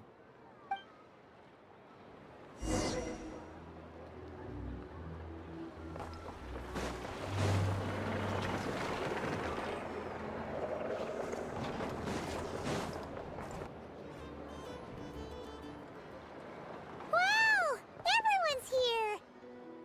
You seem well rested. I know no one's asked, but I'm sure you all want to know, so let me just say, we're doing great. Thanks. Well, great, but not perfect. Starting to lose my mind from boredom. Can't drink a drop of alcohol while I'm waiting for my wounds to heal. I'm sure you had a sneaky swig or two. Wait, how'd you find out? I'm sure you must be missing Mondstadt after all these years away, Grandmaster. Yeah, you could say that again. Every time I get news from Mondstadt, it makes me want to go back and see the place for myself. Honestly, once things are wrapped up here, I think it'll be time to head back home. Hey, looks like someone's taking the stage. Can everyone see okay? Anyone need a boost? I'll just listen from the back. It's fine. You're taking this pretty seriously, huh, Durin? Well, it's not every day that I get the chance to see how people speak in official settings. Soak it up like a sponge. I'll make sure you get a chance to practice for yourself later down the line. Actually, I know just the thing. You can debrief the Knights of Favonius for me. Mr. Varka, are you forgetting that I'm not a Knight of Favonius? I can knight you. Any particular title you'd like? Is he joking? I really can't tell. You'll have to figure this one out for yourself. It'll be a good learning experience. It is my honor to host the opening ceremony for the League, and to have this opportunity to speak to you all in my capacity as Voynich Guild representative. Could this person also have been pushed onto the big stage by the real big shots? Guess I'm not the only one then. We come here today, having weathered the trials and hardships of yesterday, and having learned from them the importance of unity and cooperation. All right, here we go. Uh-oh, looks like Aino's off in Dreamland already. Wait, Boss is looking kinda drowsy too. What's up with her? Come on, get this speech over with already. Nodcry is our home, the land we rely on for survival. And as we chart a course for the future, may we persevere through the storms ahead as we sail towards a new era of prosperity, freedom, and hope.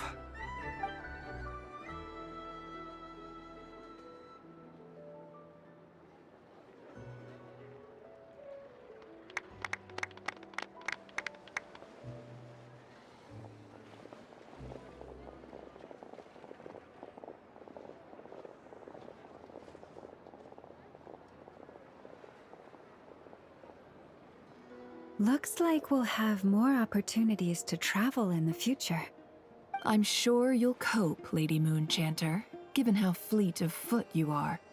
Unfortunately, I suspect I'll be too busy at the Curatorium to act as your host. We have a busy schedule, not to mention an international network of contacts to manage. It'll be all right. I'll just check your schedule with Yehoda well in advance.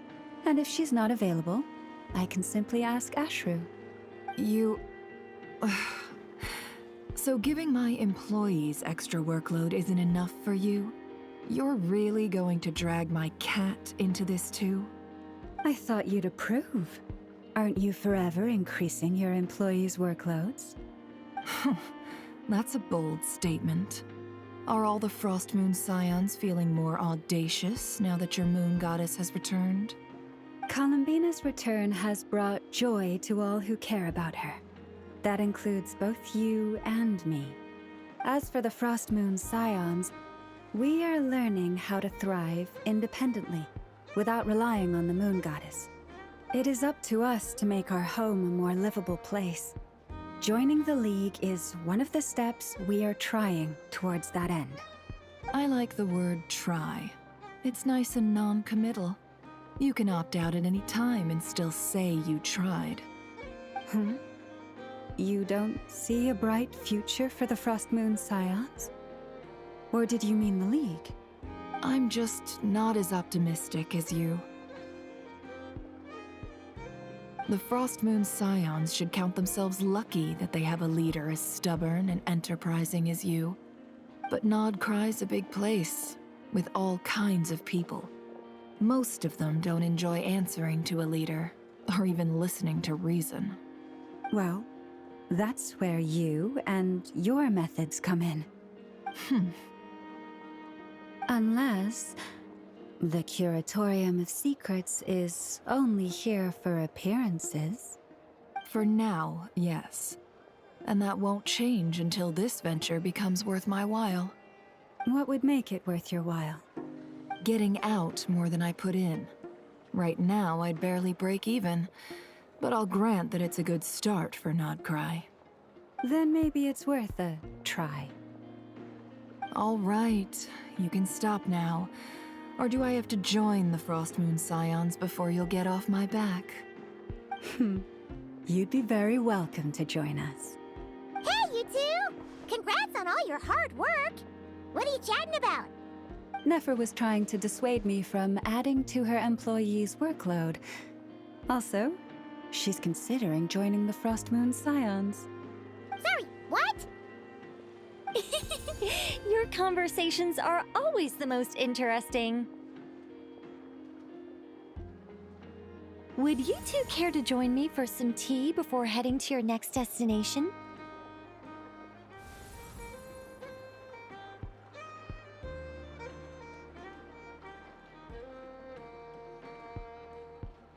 Nicole? Wait, where are you? Aren't you gonna show up today? Sadly not. I'm otherwise occupied right now. I'm sorry, Paimon. I can hear how disappointed you are. If it's any consolation, let me say that how things appear on the surface is a far cry from what they are at their core. Perhaps you'll feel better if you focus on the fact you have a special line of communication with the great mage herself. Okay? Has something happened? No, or not yet, anyway. Well, that's not ominous at all. Not for the time being. Just think of this as a general check-in to make sure this communication system is still running smoothly. Besides, it's good to chat once in a while if we want to maintain our friendship. You could've just said so. Paimon got all worked up for nothing. Still, the best friendships are built through face-to-face interaction, you know. It's never gonna stop being weird having tea with you when you're not there and just talking to thin air.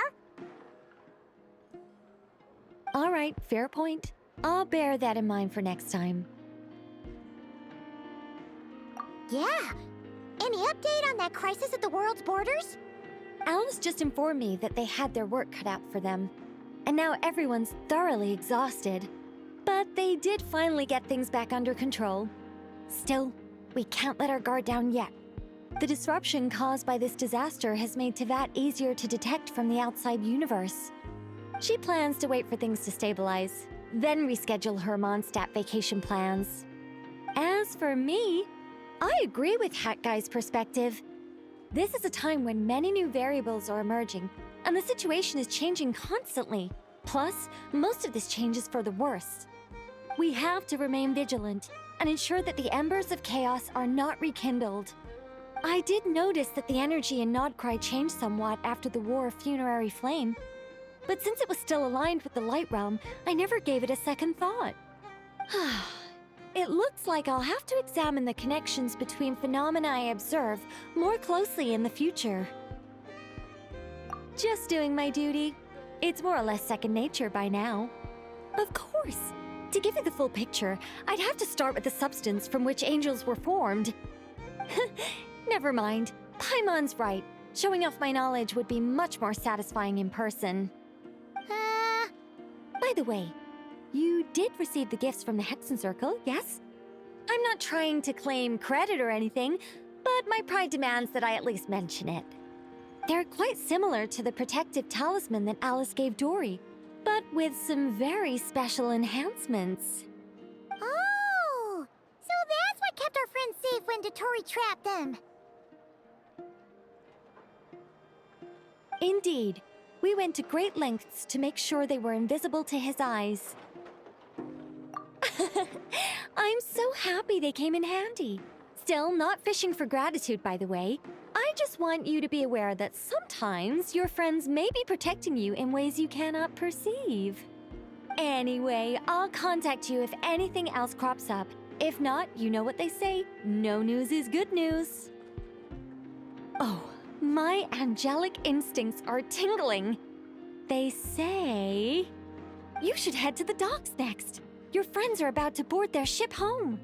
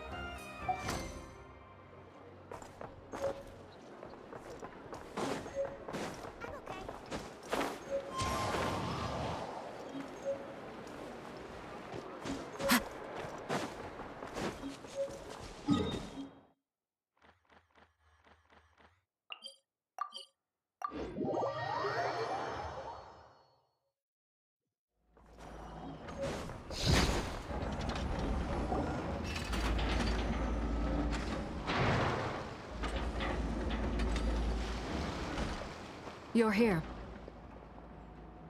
You're here too, Hat Guy! Are you heading back together?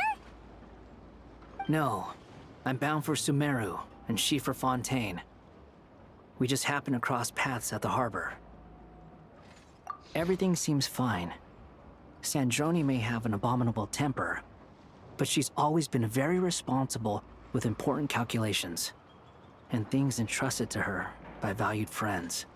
You always speak as if you know us inside out, Mr. Hat Guy. Maybe I'm just a good judge of character. I certainly hope that's all there is to it. Regardless, you have been a significant help in this matter. For that, you have my gratitude. I didn't do anything special. Sandrone's the one who completed a seemingly impossible formula and turned the tide of the entire battle, even giving her life in the process. She's the one we should be thanking. Even we were unaware that Sandrone had hidden the real formula inside Polonia's body. She managed to fool Dottore into thinking the formula was running in her system by installing an identical-looking decoy within her. She probably realized that she didn't have the strength to stop Dottore. But this way, she could at least get him to lower his guard. She always worked like that. Always had a backup plan. Well, that's why I'm traveling to Fontaine. She made a request of me long ago, and the time has come to fulfill it. Think of it as her will. She said that should she ever fail in a mission, she'd like me to deliver her core and Polonia's to the Fontaine Research Institute. She also mentioned that she had made arrangements for people there to set her affairs in order. Some of her personal effects, such as her notes, were left to me. I've decided to take them back to the House of the Hearth, for safekeeping primarily, but also as mementos, I suppose. However, there is one book among them that I'd like to leave in your care. I'll have someone deliver it to your residence at the flagship at a later date. No, I was specifically warned not to tell her. This is her last wish, and I will abide by it. I can only hope so, but none of us here can know for certain. I bade farewell to Columbina earlier today. As promised, she turned the iridescent moon's marrow over to me. She spent a long time with Sandrone's body, saying her goodbyes. Oh, is she all right? Sandrone's passing has left a great wound in all of our hearts. It will take time to heal, but Columbina surprised me. She offered me some words of comfort before I departed. Despite being grief-stricken herself, she showed an awareness of the feelings of others around her. She never used to act like this. Clearly, she has grown. And I suspect that we have you to thank for much of the change we are seeing in her. After these recent events, the Tsaritsa has revoked the Pale Star Edict. Snezhnaya now realizes that the arrest warrant for Columbina was just a ploy by Dottore, who coveted her powers. I shall return to Nodcry to see her as soon as I find the time. I hope that from now on, she too will explore more of the world. Columbina Hyposelenia's journey is only beginning.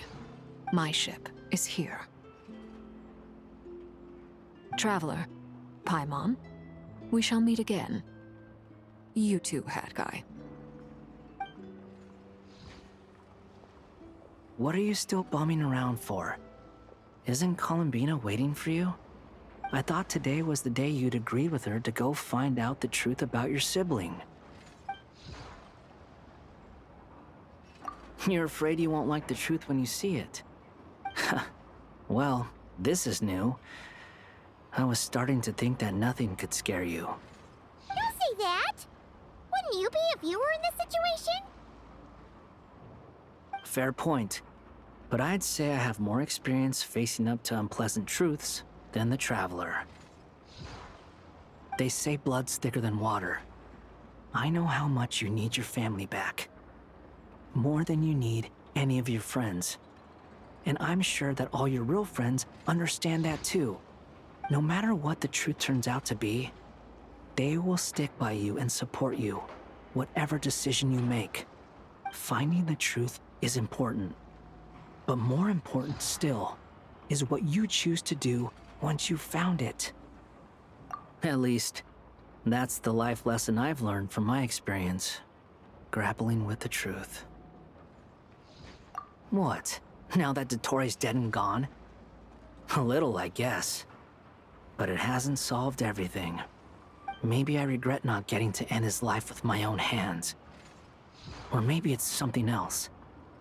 But for whatever reason, I still feel like I have a chip on my shoulder. Either way, I'm going back to Sumeru. Lesser Lord Kusanali is gonna need help dealing with all the chaos Dottori left in his wake. Not just from this incident, but everything he did in the past, too. You should continue with your journey, as you've always done. Who knows? Maybe we'll meet again someplace else. So, what should we do now? If you want to explore a bit more to steady those nerves, Paimon's game! After all, when Columbina said she knew where your ship was hidden, Paimon promised to give you two some alone time with the truth. It hasn't been all that long since we were last apart, sure, but with Columbina there, Paimon's sure things will be just dandy. Ain't no biggie. Paimon might be all about that food and fun, but she knows how to do right by people. Paimon's sure you'd prefer to digest the news about your sister in peace. But, no matter what you see, just know you can share it with Paimon. Of course, as long as it's not super private. If you can't make sense of something, let's give it some thought together. And even if we both can't figure it out, Paimon can at least treat you to a nice meal. Glad to hear it. Feel better now? Alrighty. Next up, time to meet with Columbina.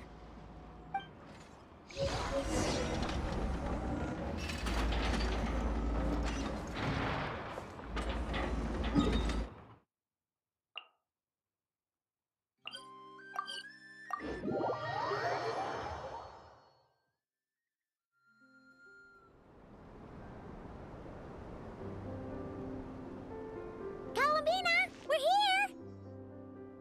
Can't quite believe we're meeting out here. We've gotten used to walking over to Silver Moon Hall whenever we go see you. Well, you're still welcome to go there whenever you want to see me.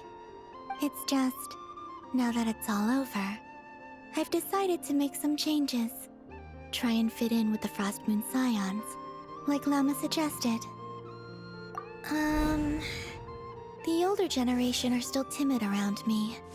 They don't dare get too close, and they bow their heads when I walk by. But things are much better with the children. I see more curiosity in their eyes.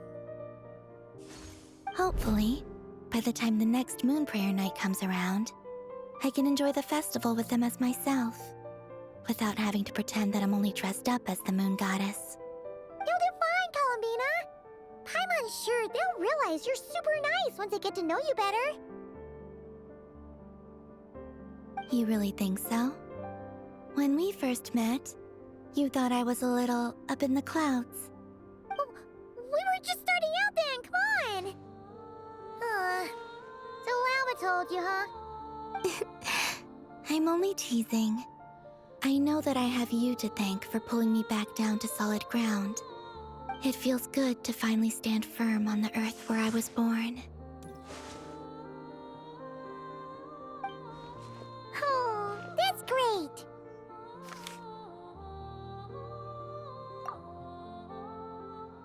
Thank you. I'll make sure not to lose it this time. Well then, are you ready? Lumine, what happened to our spaceship back then? Why did you leave? It's time to learn the truth at last. Ready as I'll ever be. Good. Then let me open the way for you.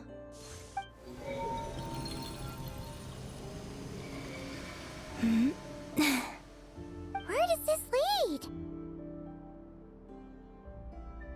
To our shared destination. Huh?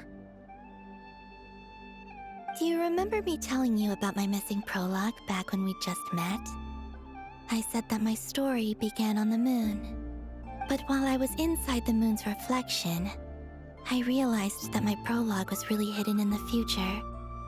I just had yet to discover it at that point.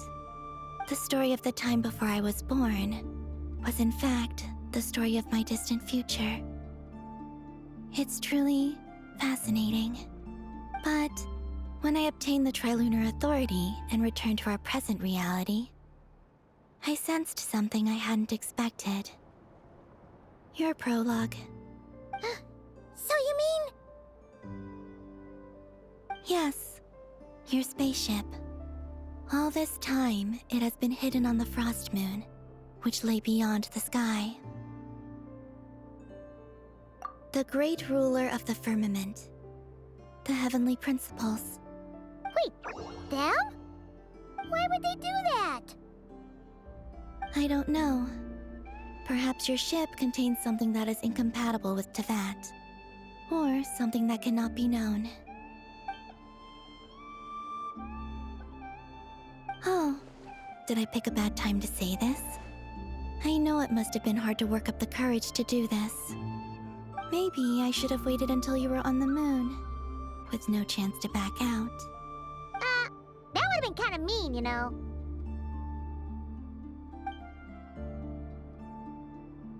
Take me there.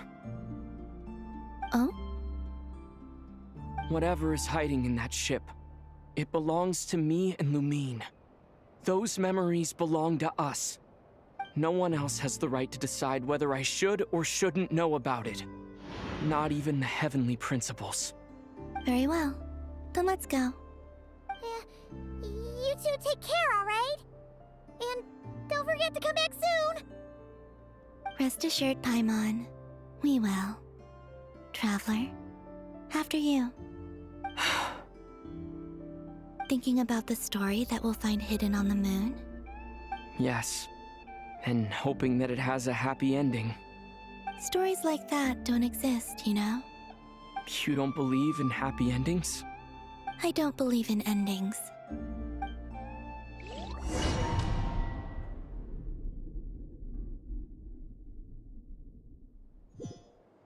Where am I? This is the pathway I built between Tevat and the Frost Moon. The moon is very far away from us, so it could be a long journey.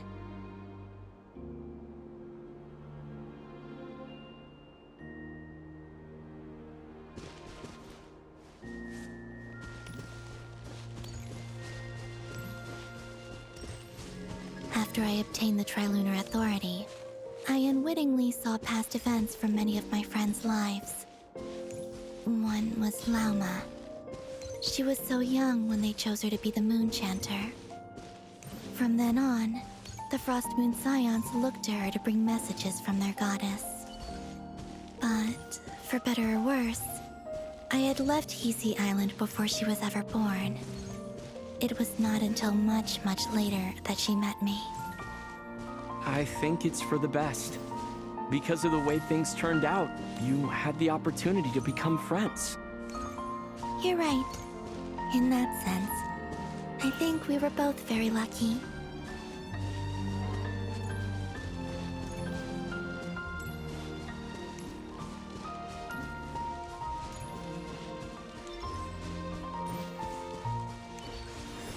Oh, and about that mage, Nicole. I only recently learned that she has lived in Tevat since the time of the Three Moon Sisters. The Moon Goddesses always had a good relationship with the angels. I suppose our friendship continues that tradition.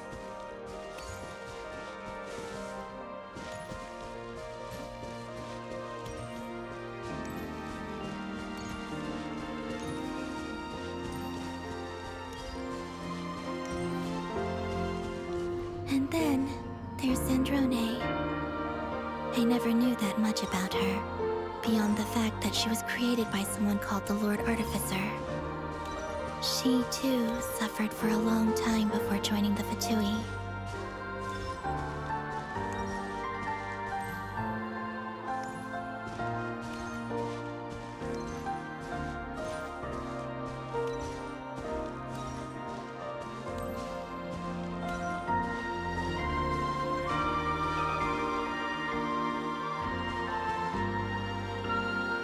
How I wish I could talk to her again. Even if only to hear her say nasty things to me.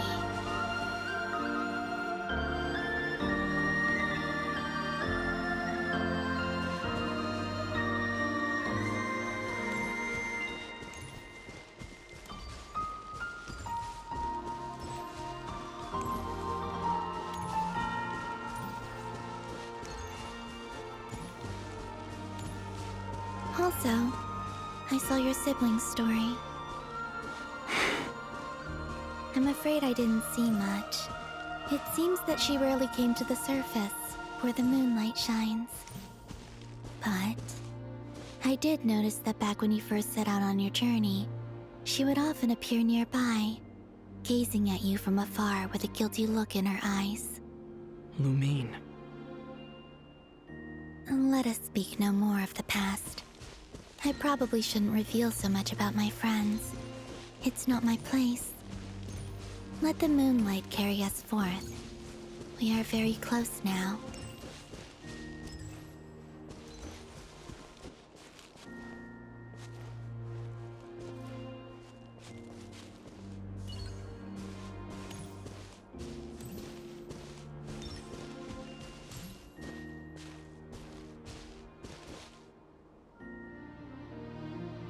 After this, I'd like to bring some kuhenki to the moon as well.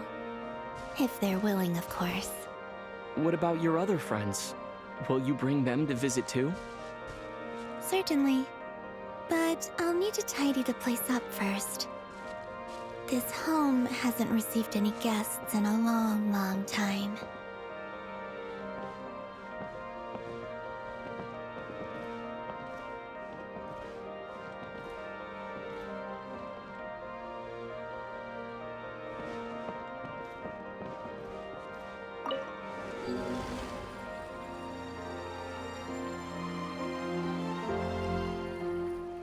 I remember writing something similar with you on Moon Prayer Night. I believe it was called... Dodoko's whirligig. Yes, that was it. You asked me if I was afraid to return to the moon, and I said that I was. The idea that I had gained something precious, only to lose it so quickly. That frightened me. But I'm not afraid anymore. Besides, this time, we're traveling together.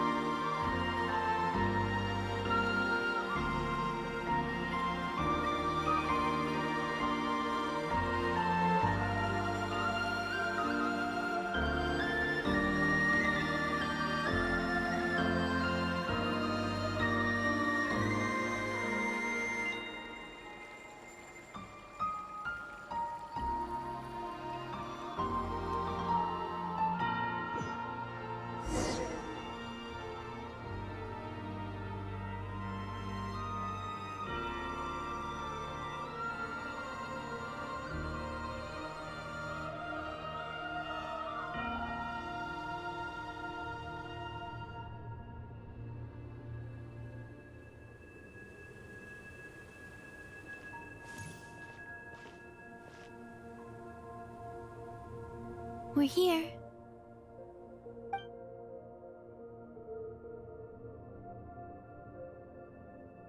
Over there.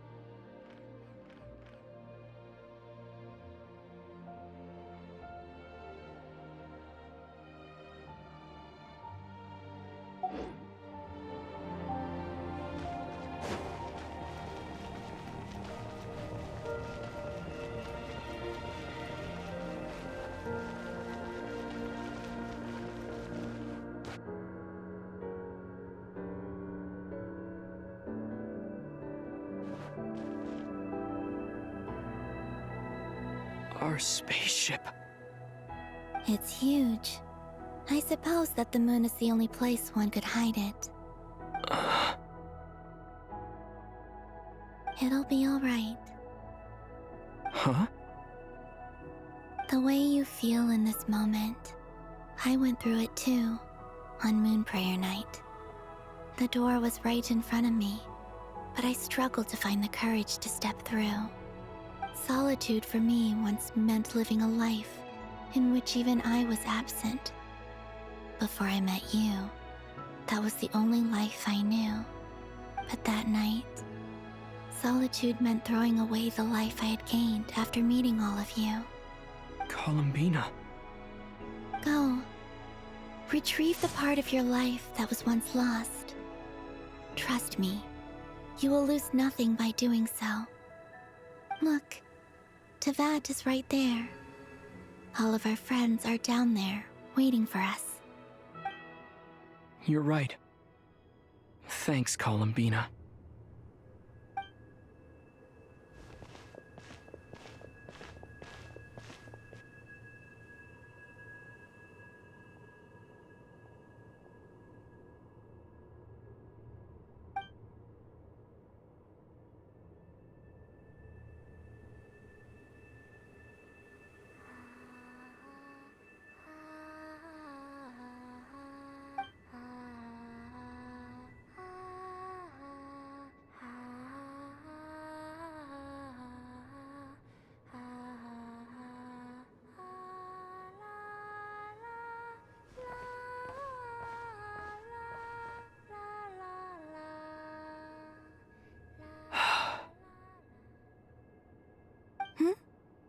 Finished? Yeah. Why did you take your eye mask off? Well, since my return, I've decided to take more opportunities to see the world with my own eyes. Besides, I've always wondered how Tevat looks from the moon. And what do you think? It's beautiful. I could spend a whole day here just gazing at it. What about you? What do you think of the truth you found? I haven't looked at another person's expression in a long time, but I think yours is saying it was neither good nor bad. Keep this up, and it won't be long before you give Nephra a run for her money. Oh, I don't think that's going to happen. I'm much more used to sensing what's going on around me with Kuvaki. I think I'll save my eyes for seeing special moments I really want to remember. I read the spaceship's flight logs. I always assumed that this was my first time in Tevat. I thought that Lumine and I must have been hibernating in space for centuries on end. But the logs show that our spaceship flew over the skies of Tevat once before. A long, long time ago. Flew over? So you didn't land? No, the ship barely came to a stop before flying on again.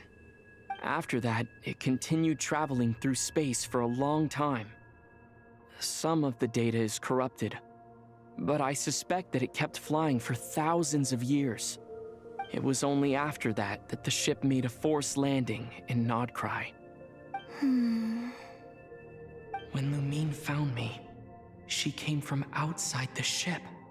Could this mean that she left the ship long before I did? Maybe even during our first pass over Tevat.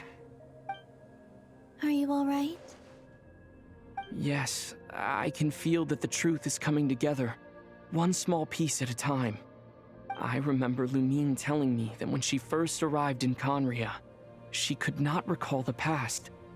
So this might be something that even she doesn't know. Here, I made some space for you. Your mind must be racing, and this seems like the perfect place to relax and clear your head. Oh, wait, there's one more thing. What is it? Wait here a moment.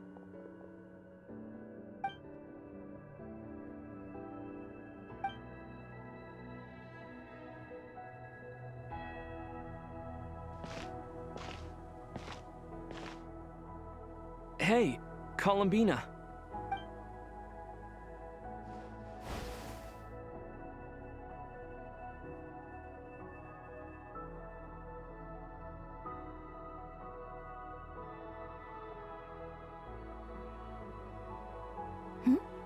Is that a new outfit?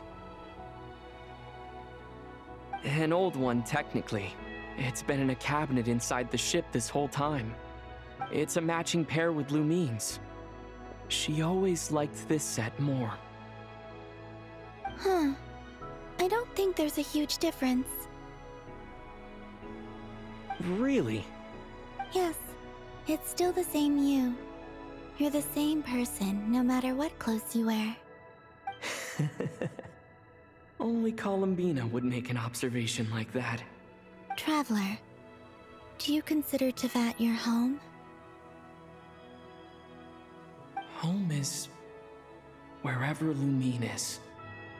But then after all the time I've spent here, and everything I've been through, yes, I'd say it's my home.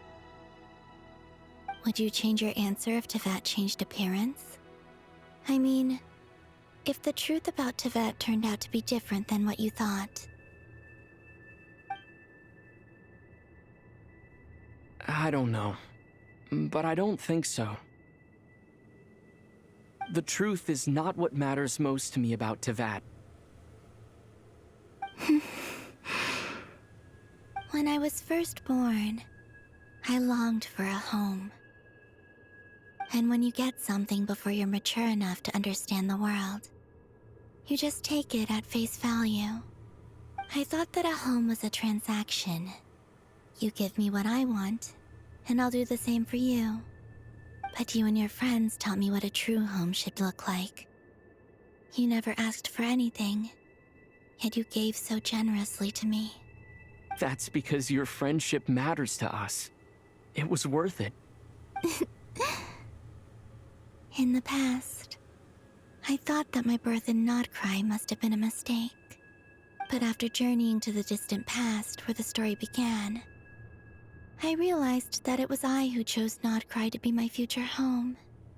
Now, I am glad that I made that choice. I'm sure your friends are just as glad. In fact, I intend to make the same choice today as I did back then. What do you mean?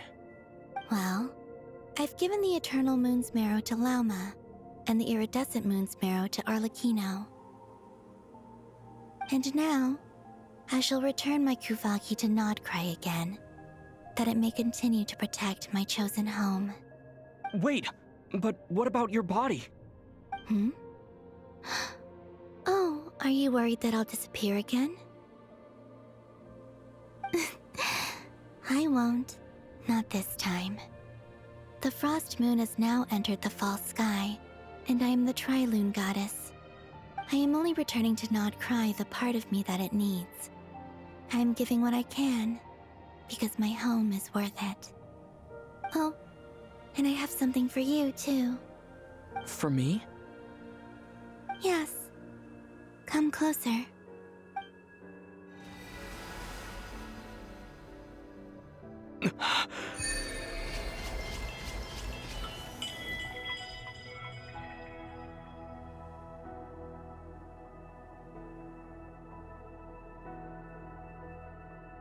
What was that? I lifted some of the restrictions this world placed on you. I trust this will help in your future adventures. My power. It feels like it's grown. I can use the elements more freely now. Thank you. This will be a great help. You're welcome. I see you as family, and after everything you've done for me, In fact, no. It's not because I owe you. It's because you're worth it. Here, this flower is for you.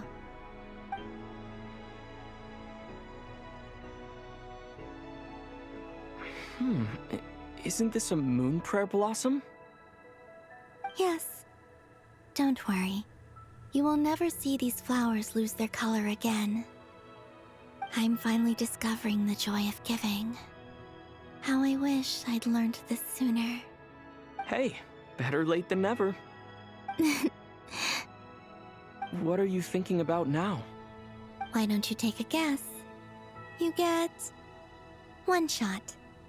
I don't think I'll get it in one guess, but I'm sure it's a happy thought. That's kind of a sneaky answer. I can't say you got it wrong. Down into that, the moon seems so far away. I felt it might always lie beyond my reach. But on the moon, everything feels so close by. The haze that once enshrouded the skies has finally been dispersed. I feel like a traveler on a winter's night, starting a new chapter in my tale by the warmth of a bonfire. I don't have a lot of luggage, but I do have a lot of hope for the future. Well, what's next? Next? To start with, I want to stay here just a little longer. After that, let's return home and continue our journey.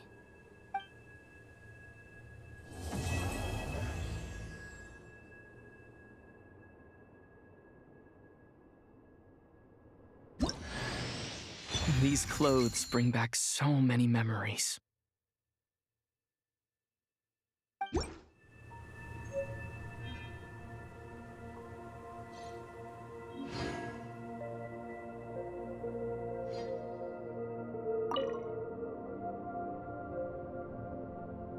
The journey goes on, for you and for me. Like I said, this is not the end. I don't believe there has to be an ending. Oh, is that your next destination? Most people would probably tell you to pack some warm clothes. But I experience things differently than most people, so I can't know how cold it is. In fact, it is home to quite a wondrous heat source. I think they call it Kreshnik's torch. Every city in Snezhnaya is built around one of those. I sensed the energy it gave off as I was passing by on a railway train. It felt grand and distant. I also recommend the Korolievsky troupe in Snezhnograd. They give performances quite regularly, and entry was free for harbingers. I liked them a lot.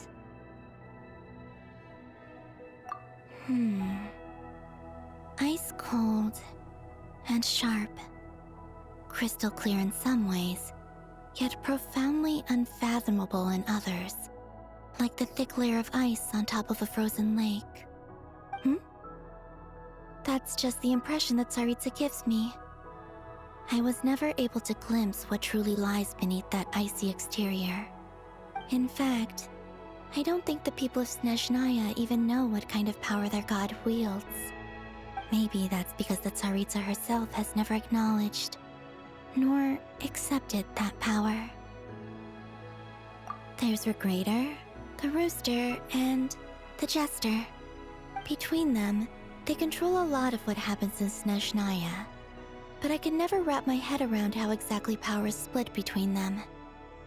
I just know they are each responsible for many specific domains. I noticed that the Rooster and Regrator often appear to get along on the surface, while working against each other in secret. And theirs is not a friendly rivalry.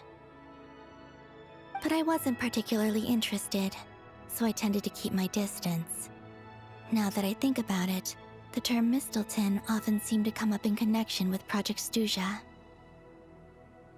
Once things settle down in Notcry, I'd like to explore the world beyond Snezhnaya. You've told me so many stories about the other places you've been to, and all the friends you've made there. I'm curious to visit those nations and see them for myself. It would also help me learn more about the journey that has made you into the person you are today. Okay. As you continue on your journey, don't forget to gaze up at the moon once in a while. It is, after all, no longer an illusion. It shall cast down its true moonlight, connecting us in truth.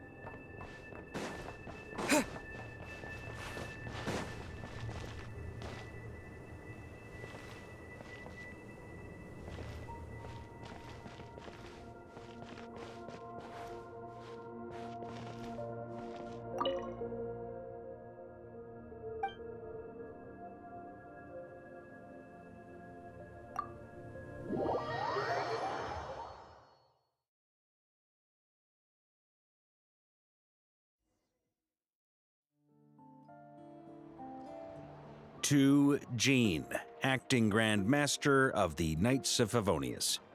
This preamble is such a pain to write. It's probably high time we got rid of this acting business. I trust that Dern has updated you all on recent events. Hope we didn't worry you too much. The good news is, we managed to come together and put a stop to the Doctor's evil schemes.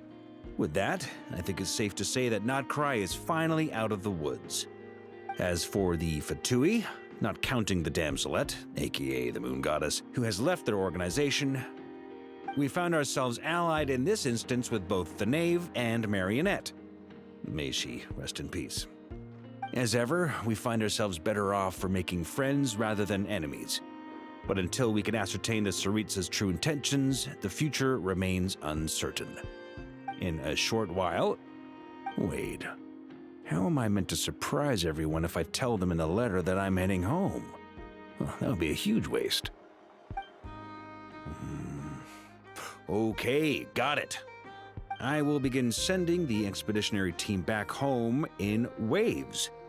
I'm sure they'll be able to answer any questions you still have.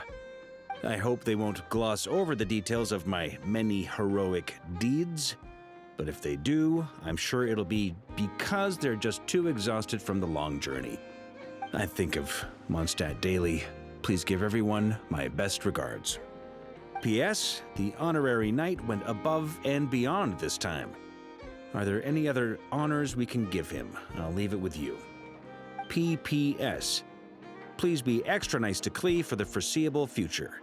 I cashed in on the last favor that the Hexen Circle owed us, so we need to earn some more goodwill. If there's any serious problems, feel free to stick me in solitary confinement when I get back. I'll do the time for her. Whew. And that, as they say, is all she wrote. End of an era. And with the moon shining down brighter than ever, I think everyone is going to sleep well tonight.